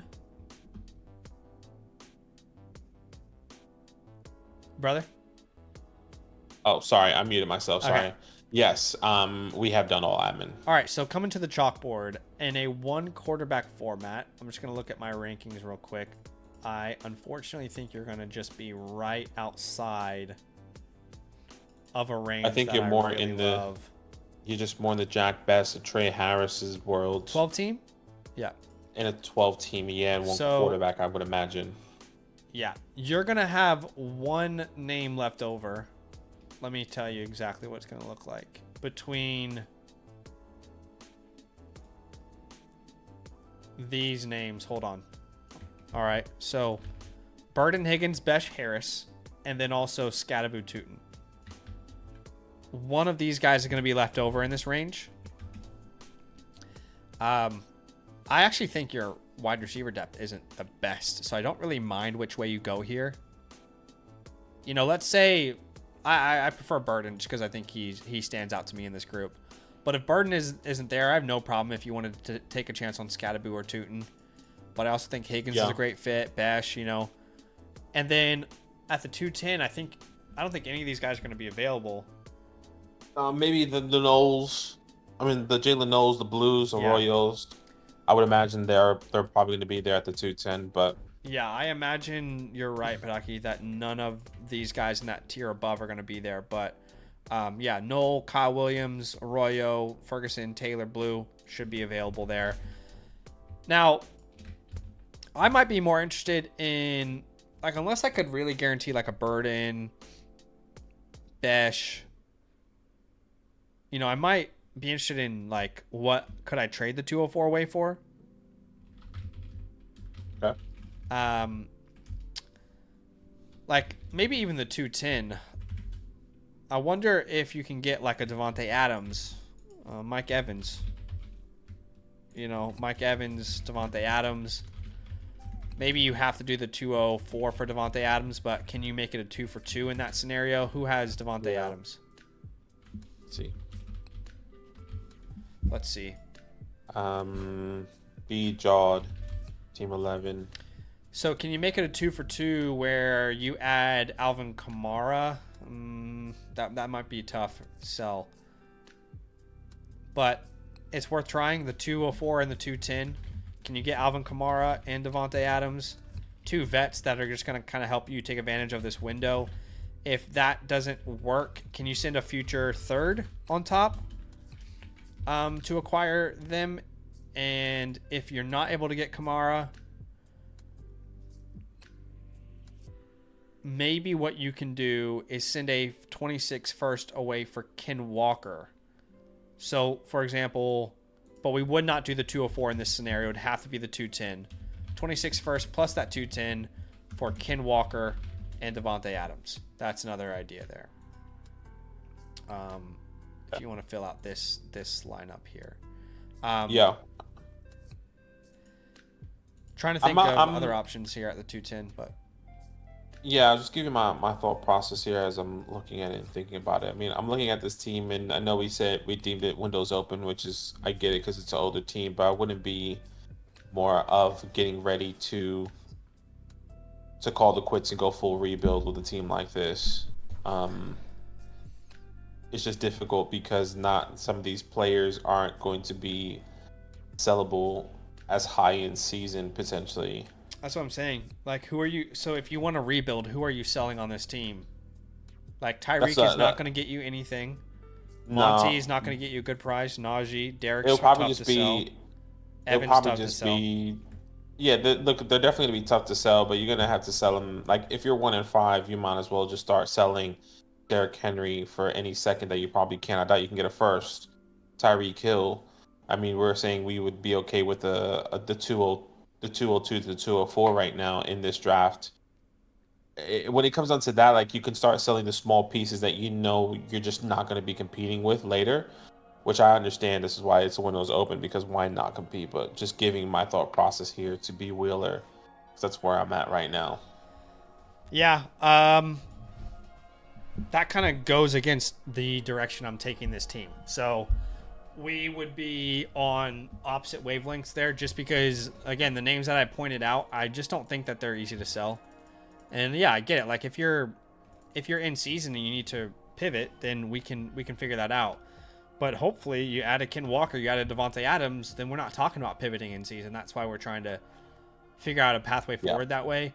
The only names that people want on your roster are Thomas, London, Jackson. And those are guys that you don't even really want to sell in a rebuild. Maybe Lamar Jackson. So, again, that's the direction I'm taking it, but I can see where Badaki's coming from. Let's find a team that has a lot of running backs that we can potentially look at acquiring one for a first. Let's see here. It's like a Jonathan Taylor. I would send my 26 first away for.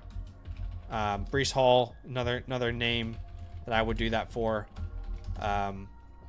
Again, like, you add a Breece Hall, Jonathan Taylor to your team, and then your lineup is looking much better, regardless of what you do with the second. Let's see here. Oh, not the champ. I was like, why is this guy coming up? So he could be interested in moving Breece Hall. Bucky Irving, for sure, I'd love to acquire. I got him for a 26 first in some leagues, so I'm not going to say it's impossible, but most people probably are going to hold him at that price. Let's see here. Joe Mixon's another name that you could think about acquiring, like at that 210 range if he's available. Yeah, like, those are the kind of names that I would be looking at trying to add. I think you're fine with Ingram and Jonnu as kind of like a band-aid for that tight end spot. But then again, at the 210, you can target like a Taylor, Ferguson, Arroyo as well to kind of give you some sense of a future there with that team.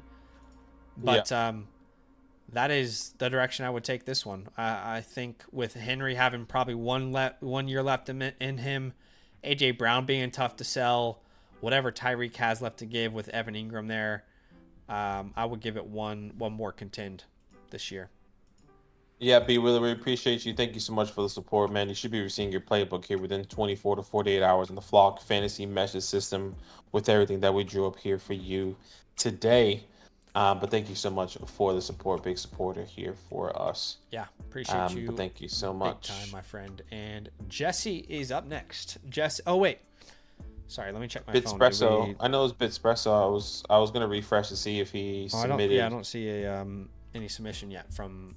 Yeah, Alec. If you're here with us, Alec, let us know if you submitted that. Hopefully, you submitted it to the right people, which is Zach Mdaki when you chose that super message. But if not, we'll be waiting for that. But Jesse is next here. Let's just quickly get to Robot Daddy, who submitted a super message to the Flock site. He says, best way to tier down from the 101 in a rookie draft. I have the 108-2 rebuilding in Superflex. So, you know what's funny is we actually have a tool on the Flock site specifically dedicated to you trying to tier down. It's called the rookie tier down tool. And you'll see that here. Now, that takes you through a whole bunch of options, but what I would say, and I'm going to send this to him in the message tab so he has access to it. But what I would say is if you're going to tier down from the 101, you need to ask yourself, what would you sell Bijan Robinson for? What would you sell Jahmyr Gibbs for? Exactly. Full transparency, it's very difficult to tier down from the 101 because you should be asking for a very high price and very few people are willing to meet you there.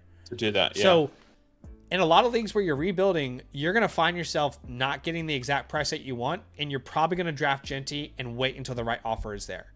So if you're not getting an offer that includes the 104, the 108, and the 110 at minimum, like that kind of value, then you're not selling Ashton Genty. You know, if you're not able to get a Rashee Rice, the 104, and the 201. Like, these are the type of offers at minimum you should be expecting. What would you sell Jahmyr Gibbs for? You wouldn't sell him for less than 3 or 4 first-round pick value, right? That's exactly what you would do with the 101. And I would also say, by the way, that our rookie tier down tool, I also cover specifically the 108 and tearing down from the 108. So this is going to be so great for you to download.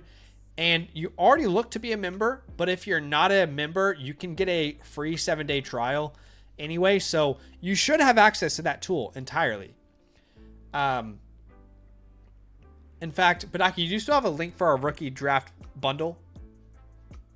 Yes. Can you send me that link on Facebook? Because I'm going to send it to Robot Daddy in the message tab here so he can download it. But the 108, I love tearing down. It's super flex. You know, tier down, you know, try and get from the 108 to the 201 and get, you know, the 201 and the 204. You know, can you go from the 108 to the 110 and get the 203? You know, these are the type of deals in an ideal world that you can get done. I just sent you that rookie draft bundle. What I'm going to send you is a downloadable link to the rookie draft bundle. Yeah, and obviously you'll be getting a time code with all this, Robot Daddy. So check on all that. You should have, obviously all that, like Zach said, is on the Flock Fantasy website and already free to access, but we'll have a link there for you there, which is easy. But honestly, I think my biggest advice to you for trying to tear down to the 101, don't undersell.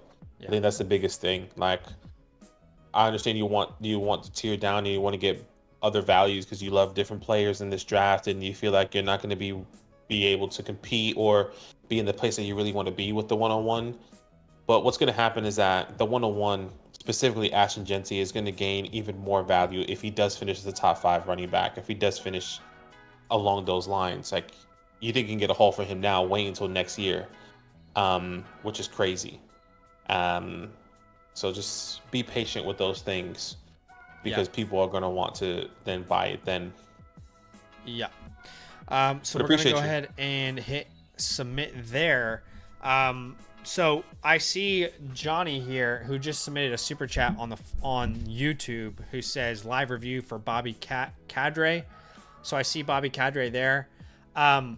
I just to be more specific, guys, we're asking you to submit a super message through the Flock site.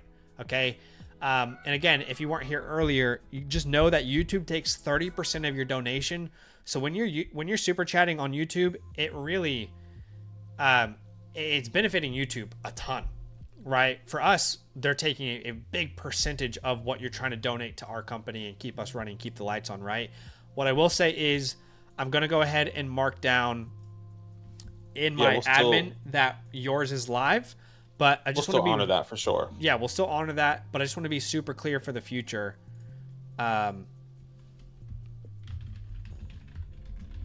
Okay. Just put like a live review. Yeah. Yeah, but I just want to be super clear for the future so everyone is on the same page.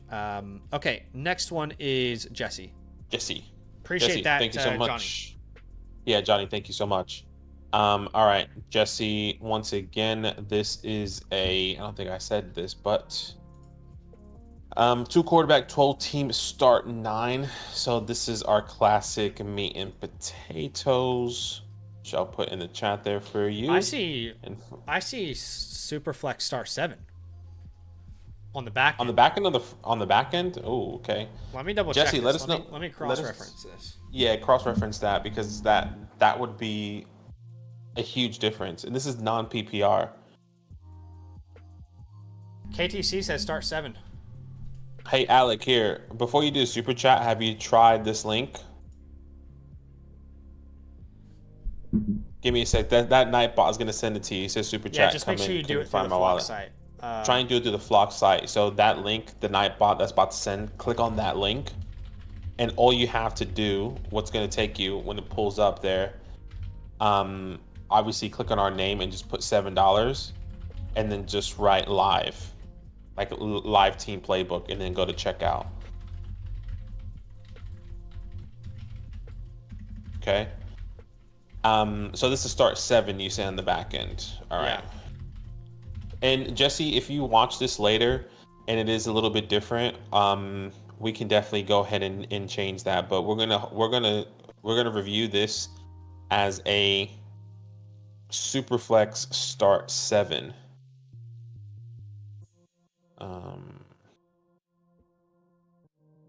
What did I do here? Why is it star 8? Okay. No, that's not right because Superflex start 8 is heavy hitters for us. Yeah. So like that means he has either one running back or one wide receiver position. That feels completely wrong. Yeah. Do you get what I'm saying? Because if you look, yeah. Because technically, Superflex heavy hitters, a start 8 is the smallest that we have in our I guess in our system, and start 7 is way too small. So I wonder if that front end is what is correct now.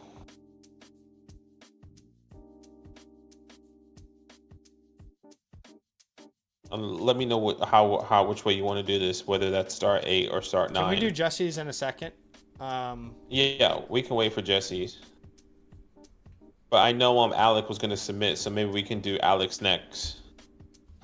We can go on to the next one. If Alec has submitted, because he said that was going to come through. I don't think I got a message from that. As of yet, let me just refresh. But if not, if he hasn't submitted, then we'll just go to, I think Leo Props is next, technically.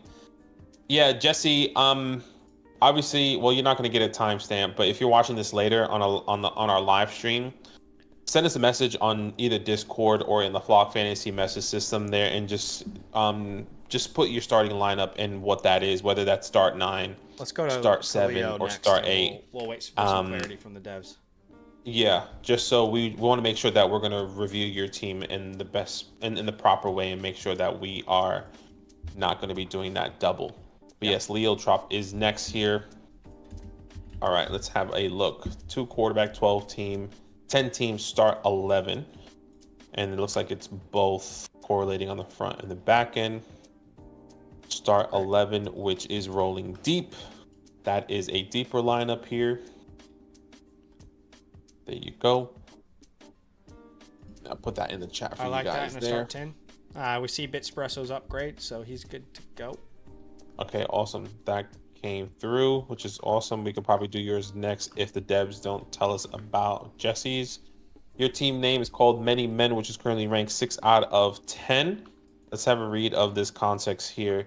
He says, love my offseason so far, thinking about trading Tootin for Kyle Williams. The guy loves Tootin, thinking I can get something else too or stay put. Feel like it's balanced team now, but what's your thoughts on Tootin for Williams? Also think about trading for Jack Besh. Just don't know what to give. Okay, let's start there. I mean, in a super flex, Tootin for Kyle Williams. I prefer Tootin. Yeah, for me, then Tootin's they're kind of a tier higher than Kyle in my rankings. Yeah, for me, they're kind of in that same tier. Like, what's Tootin for you? Like overall, Tootin is in Superflex. He is 20th. Kyle is 21, but just a different tier. I do think there is a significant difference between the value of them in my mind, like a round 4 running back and a round 3 wide receiver. Yeah. Round 4. I can definitely understand that. For me, I'll be okay with the swap. I think it just depends on the balance of your team as well, and where you potentially have gotten to, or where you potentially get Kyle. Right. Some people get Kyle in the end of the third. So can you get something more on top of that? I think it just depends on that package. But let's have a look at your team here. Many Men is your team name. Tight end premium. Keep that in mind. Yep. Yes, and it is a tight end premium here. All right, Patrick Mahomes, Justin Herbert are your 2 starting quarterbacks at QB3. Could be in play with Daniel Jones, Ashton Genty, Caleb Williams, Bashul Tootin, Jalen Wright, Brashad Smith. So it looks like you already had your rookie drafts. We love Ashton there, having that 101 there for sure. Brian, you can start up to 6 wide receivers in a start 11. And here's your starting 6 wide receivers: Brian Thomas, Olave, Waddle, Williams, Worthy, with Luther Burden or Trey Harris or Coker. So some good depth there as well. Some young guys that you can put into the lineup. And then Sam Laporta. I think you had about as good of a draft as you possibly could. I mean, just go into the chalkboard real fast and we'll come back. But looking at your draft haul here, I don't know how you could have had a better draft, quite frankly. You had a huge need at running back, and you fill that with Genty, Johnson, Tootin. In fact, looking at your team, I don't see a reason to sell Tootin. Like, I really don't understand why we would sell our RB3 for what was going to be our wide receiver 8 and 9, 10. 1, 2, 3, 4, 5, 6, 7, 8, 9 for a wide receiver 9 on our team. So I already have Tootin ahead in my rankings. I like Kyle Williams a lot, by the way. Huge fan of him.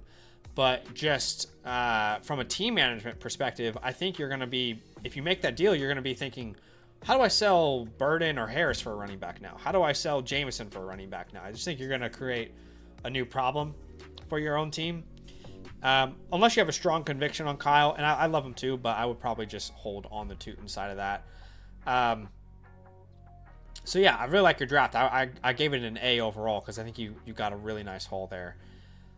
Overall team, if you think about starting lineup, it would be Mahomes, Herbert, Genty, Johnson, Thomas, Olave, Laporta, and then you need to start 3 more names between Olave, Waddle, Jameson, Worthy, Burden. There's definitely enough there to piece together a starting lineup and still have depth on top.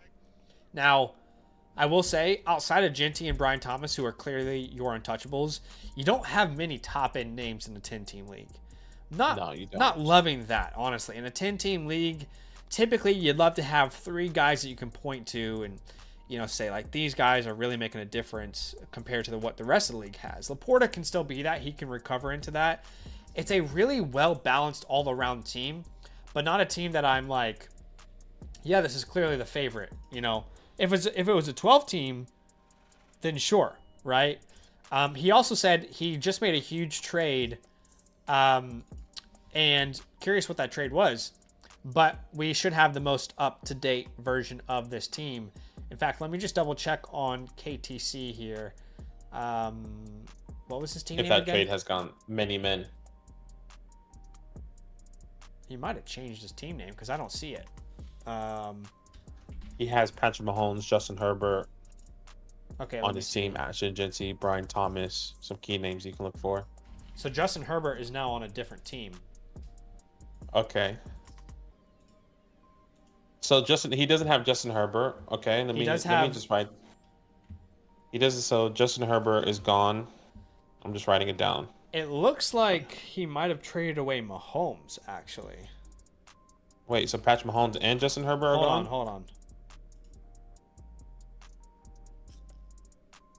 Because you can probably figure out what that trade was. He doesn't have his 26th first either. So maybe he just traded his 26th first here recently. Okay, hold on.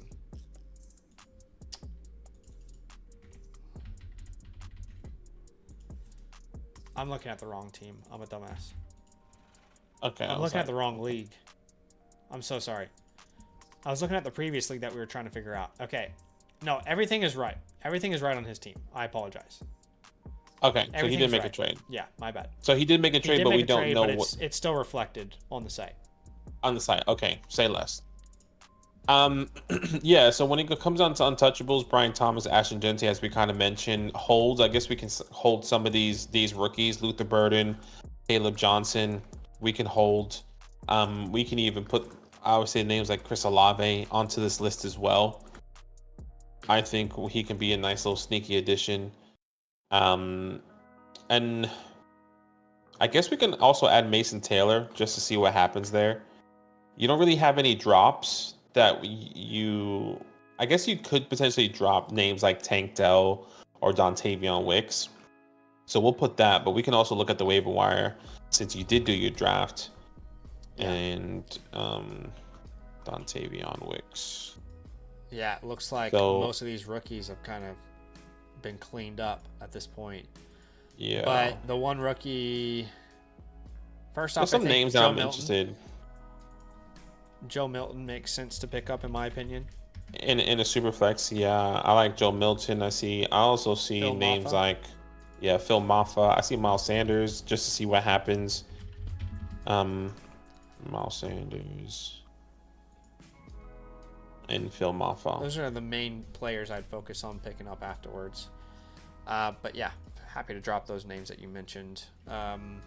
Okay. Pathway forward, I'm assuming, is just going to be windows open because we don't have our first. Yeah. We got 3 straight windows open here, actually. Try and compete as much as possible. And you don't have your first, so I'm assuming that's just going to be maybe like a C plus B minus. Yeah. Overall team grade, did we give one yet? No. I kind of feel it's a B plus. Yeah. Okay. Yeah. Yeah, I'm there. All right. So I don't want to do the Tootin deal. I almost would be interested what like a Waddle Trey Harris could net me. Okay. Yeah. Not that I'm anti keeping Trey Harris, but you have so much depth at that specific spot. We're good at tight end.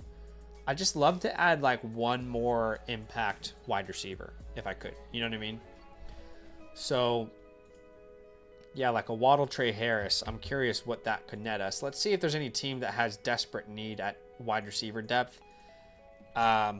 This guy does, but he doesn't have anyone interesting. Golden there. So like a Rashee Rice and a Travis Hunter here with the Band-Aid Brigade. Would definitely do it for Travis Hunter. Would definitely do it for Rashee Rice. I think those would both be incredible additions to your team and give you like a top-end name. We'll do it for Ted McMillan as well. Would rather see what he could become at this point. And if one of these guys is a Chargers fan, they'd probably be very inclined to fill out one of those offers. Like a Trey Harris. Yeah, I agree. Probably can't get Marvin Harrison done or a Lad McConkey, but you could probably go T. Higgins. So one of those type of names I think would make a bigger impact on your roster than what you currently have, and you have the depth to make a move like that as well. I agree. I like some of those trades. I think another thing that he also mentioned was also thinking about trading for Jack Best. Also don't know what to give. I think it just depends on the person's price, and obviously we can't really depict that. But like, I would That's personally be doing like a Trey Harris swap if you personally could. tough part is like you just don't need to Can't trade really, for wide receivers on this team. yeah, you really don't. So like this, and you probably want a little bit more depth because you probably know your guys here are going to be sitting a little bit, right? Like Luther Burden is not going to be a day one guy. Trey Harris, I think he's behind Ladd. Jalen Coker, he's a wide receiver too. So I think I understand his thought process in trying to get more depth at wide receiver to then be competitive. Um, but maybe being patient a little bit more, utilizing these running backs or tight ends, especially in a 0.75 premium. If Mason Taylor is a big addition to the Jets team this year, Yeah. with that draft capital, you can slot him in the flex and still get a 0.75 premium. So there's ways. I'd love to do like a 26 second and Jalen Wright combo and see if that can land you like an Alvin Kamara, a Joe Mixon, this kind of range of running backs. Let's see. I'm trying to remember the other running backs in that range for me. Chuba Hubbard, you could maybe grab. He's pretty cheap in a lot of people's eyes. We don't have Chuba already, do we? No, I don't think so. No. The other team had Chuba. That kind of range, I think, is where I'd be comfortable. But even if you just make one of these trades, or like full transparency, you can totally just ride this roster into the season. I don't think you really need to make any moves, but I really wouldn't be pursuing more wide receivers outside of an upgrade. Like I wouldn't be looking to continually add like my 8th wide receiver again to this team, So yeah, I get what you're saying there. It's a good team. You're in a great spot. I just think if you're gonna make a move, it's probably upgrade at wide receiver or improve the running back depth. Yeah, but appreciate you, Leo. Obviously, you know the deal. You got multiple playbooks, but as always, you should be receiving your playbook here within 24 to 48 hours in the Flock Fantasy message system, customized with everything that you got here today. But we appreciate you, man. Thank you so much. I'm not sure if we got an update on let's Jesse's go to team. Bitspresso here because they did upgrades. Let me refresh real fast. Go to I'm going to use Jesse's number. So I'm just going to change Jesse's name to Bitspresso, and then we'll just figure that out. I'm not sure if we're going to get that on time. Bitspresso. Get me so Jesse. So we got that upgrade from Bitspresso, so their team is next here. Appreciate everybody for watching the channel, man. Thanks for hanging out with us. If you want to get this personalized, kind of review like we're doing for these guys, the great thing is if you get the live tier when you sign up, not only are you getting the live review from us, but you're also getting this playbook afterwards, which is completely customized to everything we talk about when we look at your specific team. You can get that by becoming a promo code LAND annual Mother Flocker member. You're going to get a voucher in your account that you can use through the Flock store. Now, keep in mind, you still need to upgrade to that live tier with that voucher. It's just a $7 upgrade for our annual members. Make sure you move that slider up so you can get it on the live stream. Or if you're happy with the offline version, which a lot of people love, then there's no reason to upgrade there. You can also get a team playbook from us if you're a member on a different promo code on the Flock site. It's the same process, but you won't have a voucher, and it would be a $10 upgrade for the live stream. And again, the only reason we're asking that right now is because of the demand that we currently have in the space. So Bitspresso is next. Yes, appreciate you. I think his name was Alec in the chat. Let us know if you're still here. Alec, thank you so much for upgrading. And let's have a look at He says it's start 9, by the way. Jesse says it's start 9, so we'll do Jesse's right after this. Oh, Jesse, you're here. Or he messaged. Did he message? Yeah. Okay, awesome, Jesse. Tell him that tell him to come over. So it is start 9. Okay. We'll do his right after Bitspresso then. Yeah, we will. All right, Bitspresso. Once again, let us know if you are still here with us. This is 2 quarterback, 10 team start 9, which is our meat and potatoes, which I'll put in the chat here for you guys. All right. And the context here is definitely trying to get multiple running backs in this draft. Genty at the 101, BP at the 104, then prioritize running back in a tier. But BPA the rest of the way. Would be interested in guys I should try and move for or move away from. I think my team is young, borderline competitor. If I can get my running back room fixed. Okay. So you currently rank 3rd out of 10. This is a that's actually sick. Sorry, I just read the 2019 LSU Tigers team. He has Jamar Chase, Justin Jefferson, Brian Thomas. Imagine if he can get Malik Neighbors on that team. That'd be awesome. He even has Joe Burrow on that team. That's super crazy. Random. Anyways, let's have a look at your team here, Alec. Once again, let us know if you're here. Drake May, Caleb Williams, Trevor Lawrence. I think that's a good quarterback room. That's kind of all you need at the running back position. No one to really talk about outside of Javonte Williams, who honestly stayed alive throughout this draft, but you do have a draft capital to get running backs. At the wide receiver position, you can start to 4 wide receivers. We like to prioritize wide receivers in the flex spot if you are new here. CeeDee Lamb, Martin Harrison, Rome Odunze, Xavier Worthy with Chris Godwin at the flex or on the bench there as well with Dalton Kincaid. You have the 101, 104, 201, 204. You're in that sweet spot. You have 4 picks and really the sweet spot for all of this whole draft here. And let's not waste any time here. Let's get straight into some admin. CeeDee Lamb is going to be an untouchable with the 101. I would say we potentially give you options to tier down if you like. Holds, I would say Rome Odunze, Martin Harrison Jr. are your 2 holds.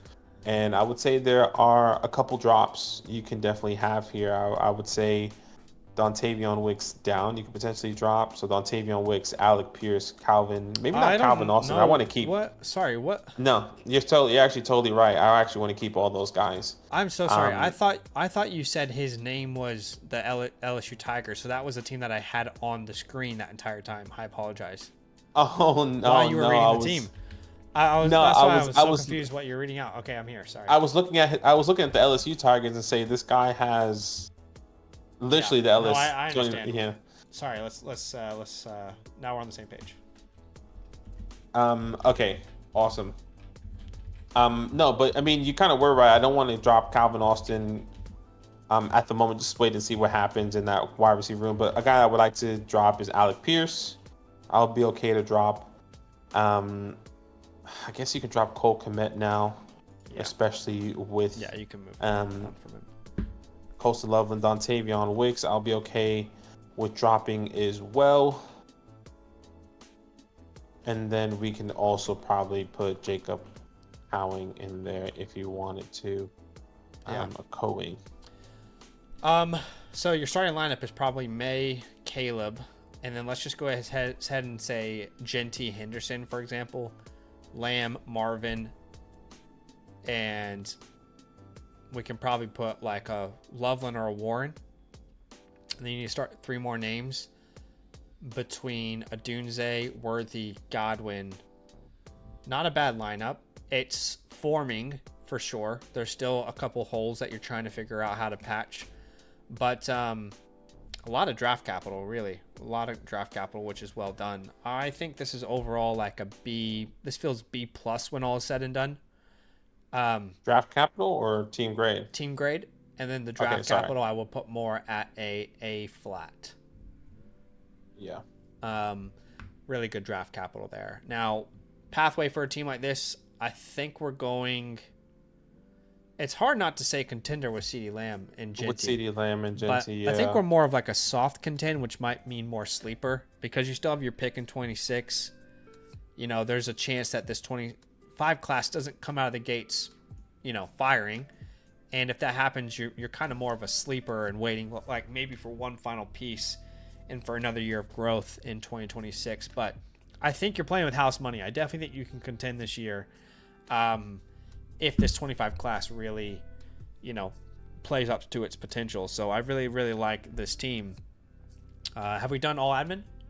Yeah, that's all admin. So at the 101, I don't think we overthink it, especially in a 10-team league. Just take Ashton Genty. There's no reason to overthink. Well, should I do? No. Stop overthinking it. Not that you even are. But just take Ashton Jeanty. You need a Jeanty on a team like this, big time. At the 104, I really don't mind what direction you go. I do think Trayvon Henderson is probably my favorite fit with your team, but I'm also not opposed to like a Hunter or McMillan if you have a strong conviction on those wide receivers.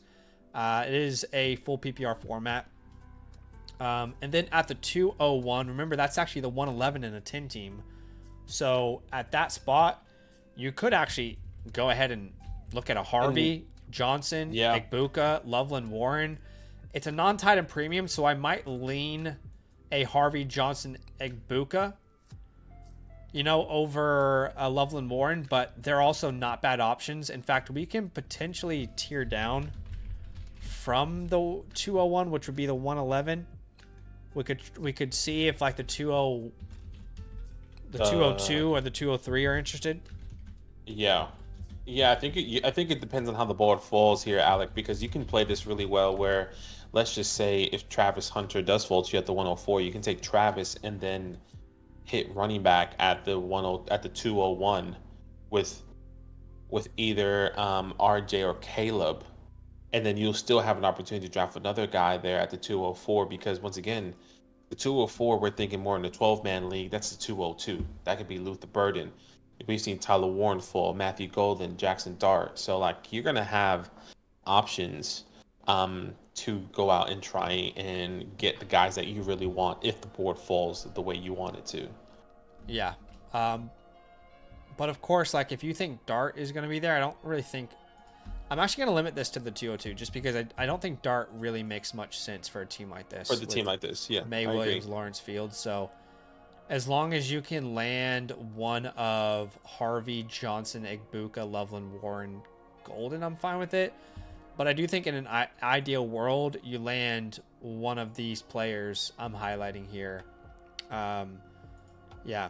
Alex says, need Jeanty. I was thinking Hunter. If Hunter isn't there, then take Henderson. At the 104, I'm fine with that. If you want to keep building totally through the receiver room, there's no problem there.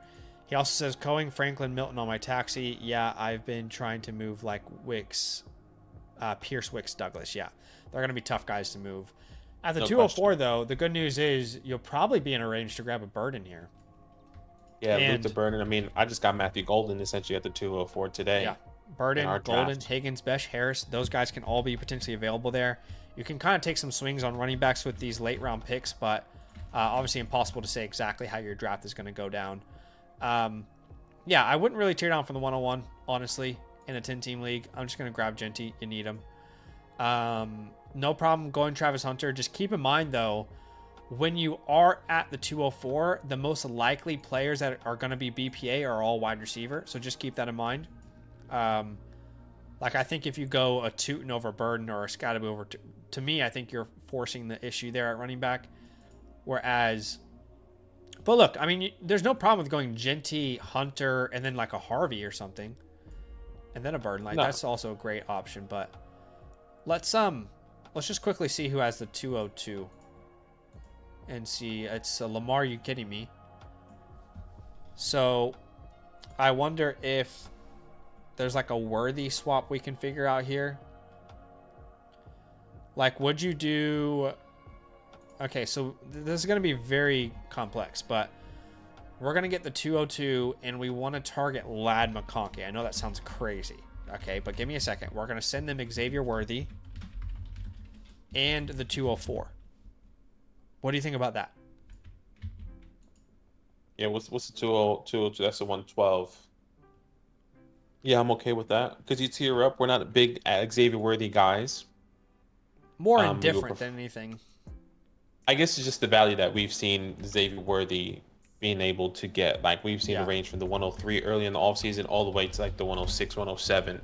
So getting him tearing up from Ladd McConkey here would be pretty significant. I mean, you can even see the difference here. Ladd McConkey, Zach's wide receiver 11, where Xavier Worthy is wide receiver 31, and people have those guys all in the same tier.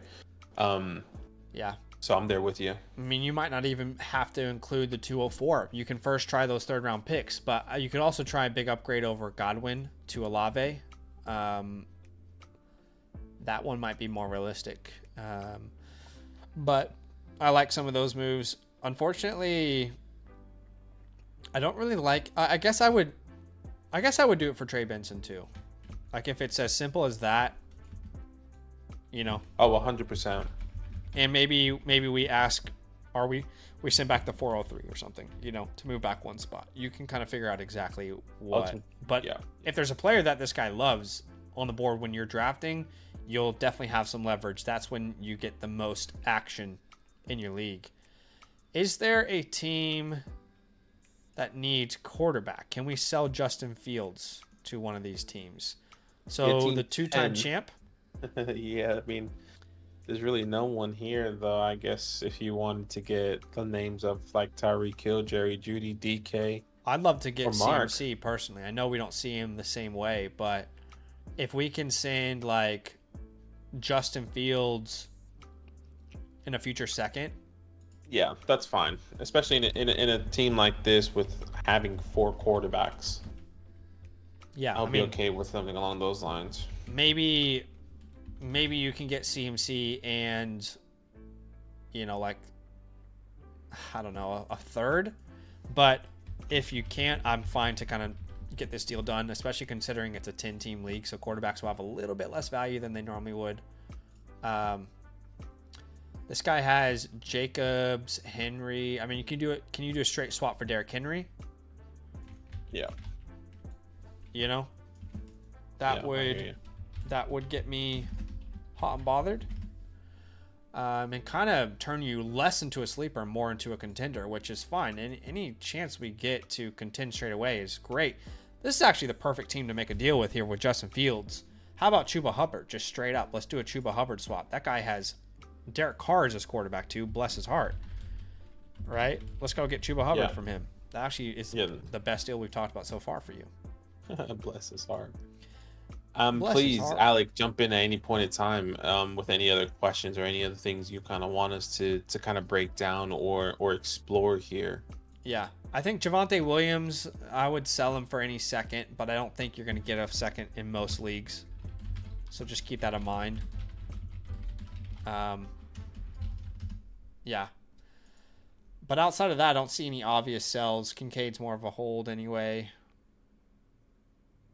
Yeah. Yeah, I'm there with you.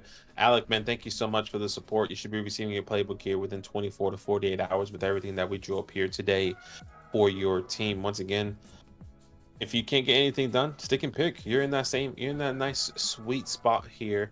We appreciate you. Once again, you should be receiving your playbook on the Flock Fantasy message system with everything customized to your team. Love. Yeah, absolutely. And we'll wait again to see if there's any final questions from him. But Jesse is going to be next, and we do have all the information we need to do Jesse's team, which is great. So why don't we start setting Jesse's team up, and we'll see. Actually, you know what? Just while we're waiting to see if we have any other questions there from Alec, I'll let y'all know that you can get your team playbook, which Alec's going to get this here in 48 hours, which is customized everything we talked about for him. But if you want yours, you can get one by becoming a promo code LAND annual Mother Flocker member. It's a voucher that you'll get for a team review, which you'll sign up through Zach and Badaki. Just make sure you get that live tier. You got to move it to the live tier if you want it done live on the stream, just because of the demand we currently have.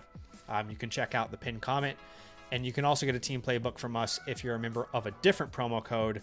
It's the same process, but you just have to purchase it a la carte, and there's no voucher. So Alex has good stuff. Thanks, guys. Appreciate you, Alex.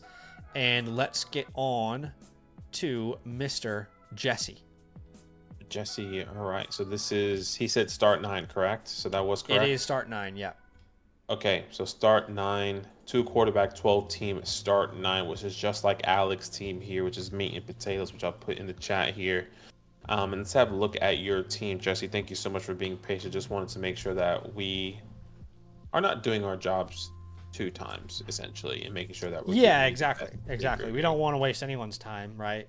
Including our own. So it's always good to make sure that we have the right settings for you as well. Make sure we give you the best review possible there. Yeah, Brooklyn Bucky is your team name. Buckeyes, actually. But Buckeyes, excuse me. I do like Bucky. I watched. Anybody watch Thunderbolts? New Thunderbolts? Did you see it yet? Yeah, I have. Yeah, it was It's not bad. Liked it. It's not bad. I mean, there's been a lot worse Marvel movies made recently. But anyway, go ahead, continue. I liked it for sure. Let's have a look at this team. 1.5 tight end premium. No context here, so straight into the team. C.J. Stroud, Justin Fields, Anthony Richardson. Not the strongest QB room, but at least you have some guys and some depth there. At the running back position, Jahmyr Gibbs, Bucky with Trey Benson. It looks like you already did your rookie draft, so you got Jarquez Hunter. You got Trevor Etienne, Taj Brooks, and Ollie Gordon there. At the wide receiver position, you can start 4 wide receivers in this league. Jackson Smith and Jigba, Mars Harrison Jr., Garrett Wilson, Emeka Mbuka, Ricky Pearsall, George Pickens, Jaden Higgins. You also got Kyle Williams there. And at the tight end, a lot of tight ends in this draft. Mason Taylor, Elijah Royal, Terrence Ferguson. 1.5 tight end premium. I just realized that. So am I understanding this correctly? Jesse, let us know if you're on stream with us. But am I understanding this correctly in the sense of tight ends get 1.5 point per reception? However, you got 3 in the draft. Does that mean that there is only a 0.5 premium or a 1.5 premium in your league? Let me know. Anyway, so good team. Let's start off there. You're starting lineup right now on a start 9. I don't want to say good team because there's some very clear holes. I'll say that. Let me be realistic with you. There's some very clear holes on this team, right? At quarterback in particular and tight end, we have some hope and running back depth. But you're starting probably Stroud and Fields, then Gibbs, Bucky, JSN, Marvin, I guess Mason Taylor. I don't know. And then we have to start 2 more names probably between Garrett Wilson and then one of Pickens, Egbuka, Pearsall, Higgins, Coleman, Benson, right? Yeah. You have like a lot of guys that just they showed flashes, but they just didn't really turn into what you wanted them to. I mean, Stroud from year 1 to year 2, Justin Fields his entire career. Same with Anthony Richardson, right? I mean, you go on to like a George Pickens. That's kind of the story of him right now. Keon Coleman. So got a lot of guys that are talented, but just have never put it together. It's kind of a little bit of a group of misfits really outside of like the Gibbs, Irving, JSN. But it's a good team, especially for 12 team. I don't think you're going to be the favorite when we look at some of these other rosters. But you're right in there like swimwear, and we do need to compete because we don't have our 2026 first-round pick. So, yes, we have another windows open. I like that our community. I got a lot of windows open, too. I'm trying to win the championship right now. That's why I'm trying to go out there and win a damn championship. That's what I'm here for. So, I like that we've got a bunch of people on the same page there. But overall team grade, it's an interesting one. There's no first and 26. Got to keep that in mind. Tight end position, we got a lot of maybes. Running back depth is tough. There. Quarterback depth and even like top end guys tough. It's not a C plus. It can't be a C with Gibbs, JSN, Bucky, Marvin. But is it B minus? It almost feels like somewhere between B minus and C plus, but I guess I'll say B minus. Yeah, let's do B minus there. Draft capital, we can just do maybe B minus as well. You don't. I would say draft capital. I would probably go more C flat. Okay, sure. Without his first and 26, it's really going to hinder what you do this year. You have a team that's actually quite young. You're really waiting on a lot of these guys to break out, but because you don't have your 26 first, you need to try and compete right now. So it puts you in a little bit of a precarious position. Untouchables, Jahmyr Gibbs. Jahmyr Gibbs. Holds Ricky Pearsall, Trey Benson there. I guess you can also put some of these vets like Emeka Mbuka, or not vets, but rookies like Emeka Mbuka. Well, let's just say all of the tight ends that he just drafted. Sure. Just hold them all in the premium. Yeah, okay. Mason Taylor, Elijah Roy and Terrence Ferguson, and any drops? We don't really need to focus on drops because he's already done his rookie draft. If you need to, Stover and Schultz I'm fine to drop them. And I would rather roster Phil Maffa than either of those tight ends. I'd also rather roster Deonta Thornton or Jimmy Horn Jr. over any of those names. So you can take a mental note there. You can put it on the playbook if you want, Padaki. Yeah. What were the waiver wires I said? Top Sorry. four, then. Who was it? Phil Maffa. Who else? Sorry, I was writing it down. I think you said Phil Maffa. I think you said also, Tez Johnson, if I'm not mistaken. No. I said Phil Maffa, and then I said Deonta Thornton. Sorry, I was writing down all the other stuff. That's okay. Deonta Thornton Jr. Jimmy Horn. Okay, so I have it for you here. I'll be right back. Give me a second. Go through it. Yeah. Interesting position here because we do need to compete. I don't want to trade Igbuka. Your wide receiver room is good enough. Man, this is such an interesting position here with this team. I'm really like full transparency. I'm actually struggling a little. Very rarely do I struggle to think of like the next move for a team. But this one's got me a little. This one's got me a little. What's the word? Like befuddled? I don't know. Maybe we can try and move like a Coleman.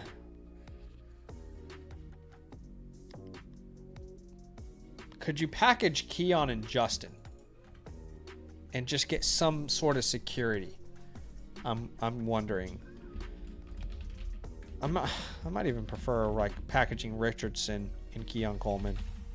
Funny, this time last year that could have gotten you like 3 first-round picks. But let's look at a team that is very strong at quarterback.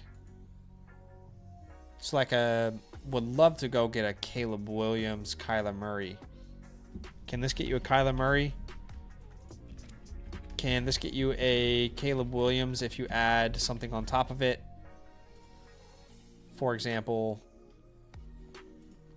let's say we went Higgins and like a George Pickens or a Jaden Higgins. You know, does something like that get you to Caleb? Look, I'll be honest with you, full transparency. In a lot of leagues, it's the Caleb one's probably not going to work. I think Murray's probably more realistic, but there are some leagues out there where that's going to be a possibility. Let's keep looking at teams that really don't have quarterback need, and this guy needs wide receivers, so I actually think it's potentially possible. This guy's a Jets fan, it looks like, but he doesn't have any real, options there.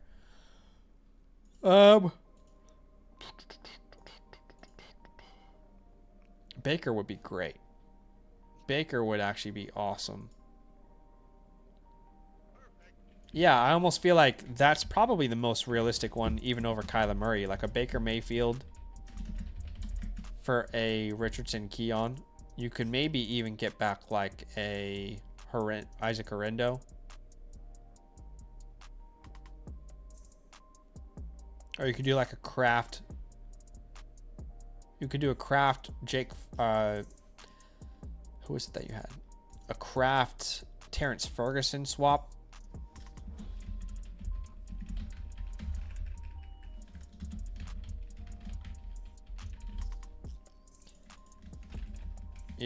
I mean, maybe it doesn't take a Keon Coleman to get a deal like this done. Can you send a lesser name? Instead of Keon, can you send Kyle Williams? I like Kyle Williams a lot, actually. I would hate to do that, but...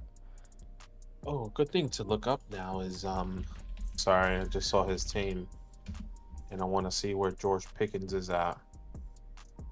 And if his value has risen tremendously. Surely it's risen. Probably not tremendously, but... No, I'd also kind of stayed the same. He's wide receiver 32. When did he get traded? Even if you look at a couple weeks ago, he hasn't moved at all. Interesting. No one. I mean, I'm kind of there. I don't think he should move. I definitely think he's far more valuable on the Cowboys. I thought the community was going to move him. Yeah, I thought the community was going to move him by a lot, but that's not the case. Yeah. Even like a Dak Prescott, Jared Goff would be great if you can do, instead of Baker, if you can do a Dak Prescott. I think that's going to give you a little more security. So, yeah, I think my main goal here, and again, like I'm finding it very difficult about what moves to make, but a team that needs to compete this year because they don't have their first and 26. I would like a little more security at quarterback. Justin Fields as your quarterback 3 is ideal. And then if you have like a CJ and a Stroud, a CJ and a Baker, you're kind of putting yourself in a position where you have some more security and you're allowing the names like Benson to maybe break out if they need to, or like Buka year 1, Pearsall breakout, Pickens doing better in Dallas. And then you can use some of these receivers in season. If none of these tight ends are really panning out, you can use them kind of like as a combination to go out and tier up. Right, you can see I rank these guys: Taylor 14, Arroyo 15, and Ferguson 17, kind of in that range. So, man, I really want to open the floor to you, Jesse. I am a little bit, for the most part, I have so many ideas, but for this one, I'm a little bit stumped. I'd love to just give you an opportunity here to ask me any questions. I don't see you on stream, but I know that they commented. Yeah. Look, I'll give you my 2 cents because I know obviously I was a bit away from that part, but. And obviously there's no reason to not compete with this windows open, but in my perspective, if you had your first, this would easily be a sleeper or I guess not a 1-year punt, but you're in that gray area between like a sleeper or maybe an in and out, maybe to say like, hey, can these rookies compete? If not, then let's just try and get as high a draft capital as we possibly can. I guess tanking without actually trying to tank, because I know in some leagues, especially ours, we don't really like tanking and doing that, right? So there's just not enough here in my perspective for me, but like at the same time you don't have your first, so it's not going to help you. You don't even have your first in 2027, which also hurts you. Who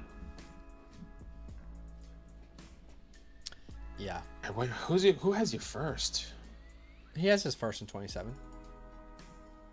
Does he? Yeah. I don't see it. Oh, yeah, sorry. Who's first in 26? Sorry.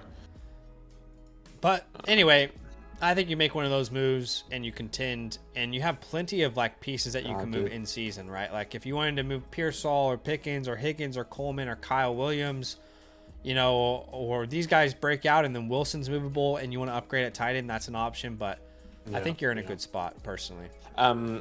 But yeah, Jesse, appreciate you. Thank you so much for getting that sorted for us. You should be receiving your playbook here within 24 to 48 hours on the Flock Fantasy Measure System, customized with everything that we drew up here today. But thank you so much for the support. Appreciate you big time. We have a quick trade question I want to get here with Drew. He says the 27 second that's listed on my side of the trade is actually a 28 first round pick. Okay. So it looks like they're sitting away a 28 first round pick, Jaden Blue, Javonte Williams for a second, and Bucky Irving. The way I view this is I like Jaden Blue. He's a great dart throw in this draft. He's certainly no guarantee to be anything. Javonte Williams, I feel the same way about. So I would definitely send like a random first in a future year for Bucky in a second. And especially if you're a contender right now, I'm pretty comfortable with paying that for Bucky Irving. I'm totally okay with that. You know, it's interesting. After the draft, it's weird. I don't think Bucky's any less valuable, but I'm seeing a lot more people being able to trade for him for like a random 26 first or like a 28 first or, you know, like a combination of packages they couldn't get before the draft. It's weird because he almost feels like he hasn't lost any value at all. The draft did nothing. I people wonder are more if open to trading him now. I wonder if anyone was scared that he was going to. People were scared that they were going to bring in somebody to the Bucks. See, that's what doesn't make sense. They didn't, and now he's easier to trade for. But yeah, that's why. So was it harder to trade for him because? I don't understand why it was. I don't know. Yeah, I have no idea. But anyways. This is going to be the last one of tonight. I've got some content I need to go script for you guys, so we'll do Shanzi's tonight, and then everybody else will be. Tomorrow's stream will be dedicated to team playbooks. Okay, so Fire Fist Pharaoh is going to be. They're going to be first on tomorrow's stream. Bobby currently has an offline playbook. Same with MKD Dacey, but Annie's will be live tomorrow. BK Lounge, Bobby, Cadre, Dizzy. You currently have the offline one. But you guys will have your time to shine. Tomorrow's stream will be dedicated completely to you. So, yeah, sounds good. Yeah, sounds phenomenal. And appreciate you, Sean, for upgrading that as well. Yeah, I'm pretty sure Sean was here earlier. But please let us know if you are still here. If not, you should be getting a time code. It's a 2-quarterback, 12-team start, 9 non-tight end premium. So that's another meat and potatoes here. He is here. That's amazing. Sean, please jump in at any point in time with the context or anything that you want us to kind of go through. You must have changed your YouTube name. Yeah, I think so. All right, let's have a read. It says, I joined this team as a co-manager to help turn it around. Would really like to avoid trading neighbors, but I am good with selling pretty much any other piece. It's not a great spot, but I think with the right moves, we can hang around for 26 or 27. What would you do? You currently rank 7th out of 12 according to Zach's rankings here. And let's have a look at this team. All right. Let me just write this down really fast. Justin Herbert, Kyler Murray, J.J. McCarthy is the quarterback room. I think that's a fine quarterback room. Really no one to talk about at the running back position. Obviously, you have Zach Charbonnet, Jaylen Warren, but nothing crazy. You can start up to 4 wide receivers. You know the deal, Sean. Malik Neighbors, Waddle, Shakir, and then it falls off there with Jake Ferguson. And Jatavion Sanders, but you do have the 102, the 111, the 202. So you're kind of in that sweet spot to add some talent here with us. I would say this team is just like instant reaction, very clearly a full rebuild, in my opinion. I would probably sell Kyler Murray and then, use my picks as I can. But I don't know. I just struggle to see this team being a serious contender this year. Sure, we'll add Hampton. Maybe we can add Harvey. But we still have Khalil Shakir as our wide receiver 3. Douglas as our wide receiver 4. I still think there is a lot of... If anything, look, maybe full rebuild's too harsh. At least a 1-year punt. Yeah, I'm a little bit more optimistic. Yeah, you can get let's just say you get Hampton, RJ. At the 202, let's just say that's Matthew Golden.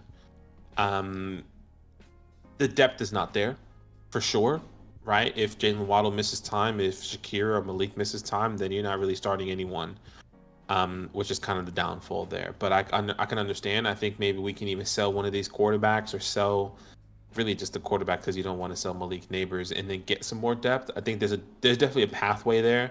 But I would my thought process was 1-year punt. Let's get these guys. Let's not try and do too much. Sell quarterback, tear down, and then get some more capital. That's where my mind went. Yeah, look, I think you can either way. If you're gonna punt it or if you're gonna rebuild, you're gonna have the same moves this year anyway. I kind of lean more towards a full rebuild, but I could see the optimism potentially working out. Either way, Shanzi. You can pick whichever one you want. We'll put full rebuild there, but if you want to do 1-year punt, it's still there. Yeah, I'm just gonna say quickly 4, 5, 6, 7. We'll definitely explore a tear down from the 102. You mentioned that, so we'll definitely explore that. We'll explore trading Kyler Murray. I would trade Kyler Murray no matter what, and then I would try and see what I can get for Jalen Waddle as well. I think I'd rather move from Waddle to Golden, Burden. Maybe as a rebuilder, that might sound crazy, but if we're looking at Waddle this time next year, and then what will he be, 27 or something? And as a rebuilder, it's going to be even harder to sell him, So those are the main sells, I would say. He's 26 right now. So yeah, he should be 27. So why don't we He'll probably be in that AJ Brown range. Malik Neighbors is untouchable. So are your future firsts. Mm-hmm. Your holds on this team would include probably Charbonnet is a pretty decent hold. J.J. McCarthy is worth holding. You can drop Zach Moss. You can drop Jerome Ford. You can drop Burton Baker if you want to. You can drop Eric All as well if you wanted to. On your waiver wire, is that Trey Benson? Is that real? Is that Trey Benson? I would spend all the fab you have. I think that's Trey Benson, man. Let us know if he's still available. Because sometimes that's a little bit of a glitch. I don't know why.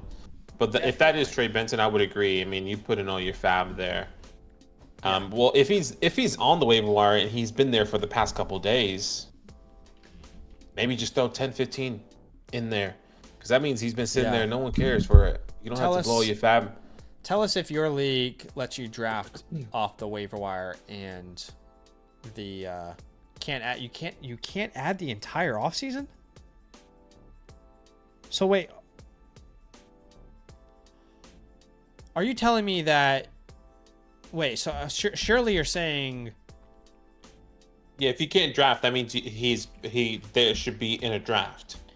Well, are you telling me that after your rookie draft finishes, that's when the waiver wire opens up? Or are you telling me that your league just doesn't do the waiver wire in the offseason? You have to wait until the actual NFL season begins, because that would be ridiculous if that's the case. Okay, so the 102, if you're there, nothing wrong with Hampton. Great option there in a super flex league. At the 111, you're in a nice tier of the Harveys, Johnsons, Igbuka, Loveland. There's no tight end premium in here, so you can consider those other options. It's the same thing at the 202. That's where the tier ends, and then BPA at the 302, whoever that ends up being for you. I do think we can look at tiering down from the 102, so we'll explore that. Kyler Murray, I'd love to get the 104 to the 106 range for him. Any of those picks are completely fine for me. I also am not opposed to tiering down if there's a team that is quarterback needy. Let me sort by quarterbacks real fast. So I don't mind going like a Bryce Young, and this guy's first. Snarfy McJohnson, if you can do that. Yep. I think that makes a lot of sense because his team is dog shit. And Kyler Murray's not going to fix his problems. If I tier down, I want it to be a young player. So we have limited options. In fact, Bryce Young is probably the main tier down you can do with Kyler. So any of those are great options. The 102, let's see how we can tier down. Let's go from the top to the bottom in order of team strength. The 107. The 107. I don't know. This is a toughie here with this team. I think we could try like the 107, 207, a 26 first. Something in that range. Yeah, I'll be okay with that. I mean, 107, 207, 26 first, 107. I was trying to switch one of those young guys. Maybe you can find a way to add George Pickens, add Jordan Mason. Just kind of like an unknown upside that you could maybe sell in season if you wanted to. Okay, let's keep going. Probably not ideal. 108? Did we say 108? Nah, we didn't. 105 here. Man, what a strangely the way that these teams are like built out. You just can't do 105 unless it's 105 in the future first or be kind of the same exact idea, right? Yeah, 105, 205 future first.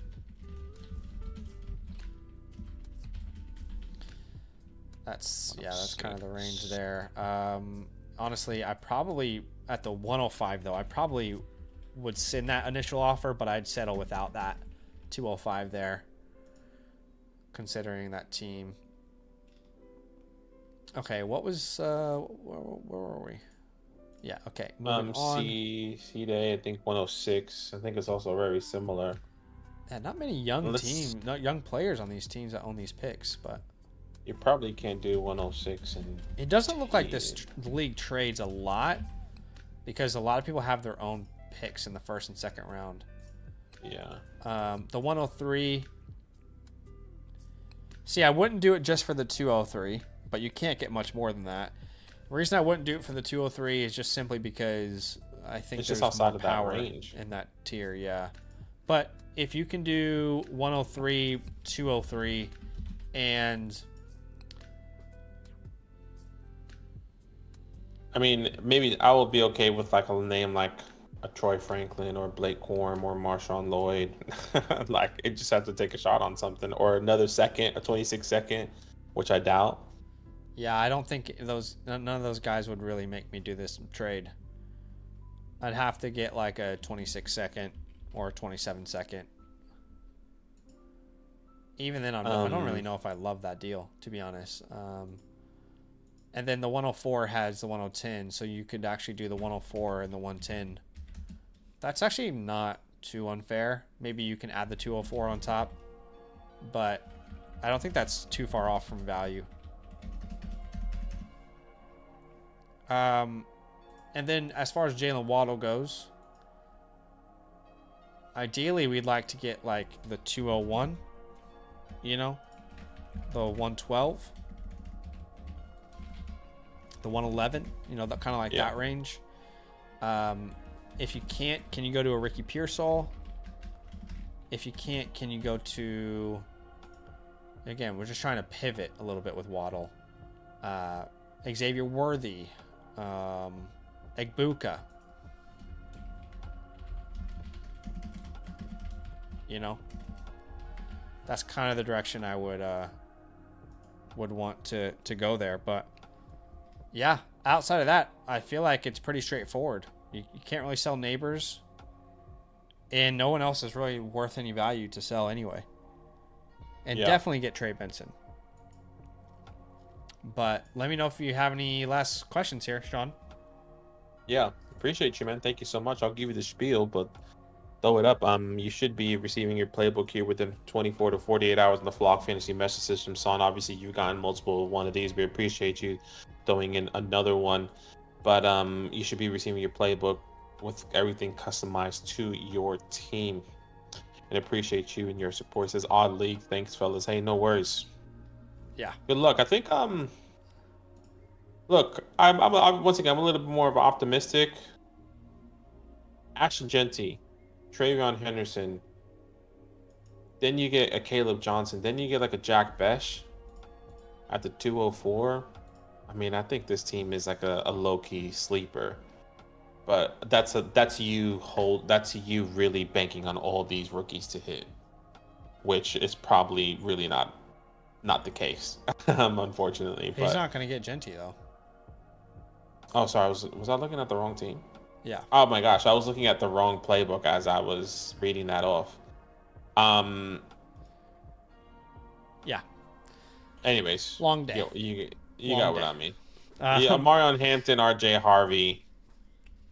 I think it's still a possibility for you potentially to get another guy there and compete. I think the ceiling of this team is the playoffs, and then you have a pick that's worse off. That's my opinion on it. Yeah, but appreciate you guys. Appreciate you big time. That is it for today. It is the fact that there's still 160 people watching is shocking because we appreciate you guys. It is 12:30 a.m. in New York. But how about those Knicks, huh? Yeah. I keep seeing on Twitter, if you just type in Jason Tatum, which is probably no credible doctor, but the injury looks bad. Does it? Like who's a good NBA doctor out there? Like Twitter doctor, do you follow one? I know you're probably bigger than me on NBA doctor, or are they big like that on NBA? I don't follow any Twitter doctors. See, like he was holding his ankle. Well, Jesse Morris, so it's a controversial name, I'll be honest. But right, like he's holding his ankle, but I think he's holding his Achilles. He had a take. I think it's his Achilles. Yeah, dude, I think it's his Achilles, which sucks. That sucks, but. Yeah. My concern is torn right Achilles tendon for Jason Tatum, pushed off leg, gave out. Yeah, I mean that's literally how. If you look at NBA or NFL players, that's the only reason why I thought it was Achilles, because he moves and he instantly falls, and then he goes and grabs his Achilles. Yeah. And then he can't even walk on it because you can't walk on your when you tear it like that. Yeah. Not good. That's not good at all. feel awful for the kid, honestly. I mean, he's not a kid. I mean, he's younger than me, but he was hot. He was hot that game too. Like, dude, every three he was hitting. It's crazy because any player in the NBA could have done that, and it just, just happened to happen on that one play. The body's interesting thing. All right, guys, enjoy the rest of your night, and we'll see you tomorrow. Tomorrow's stream will be dedicated to Team Playbook, so get your Team Playbooks in if you want to get on tomorrow's stream, and we'll see you then. Nothing.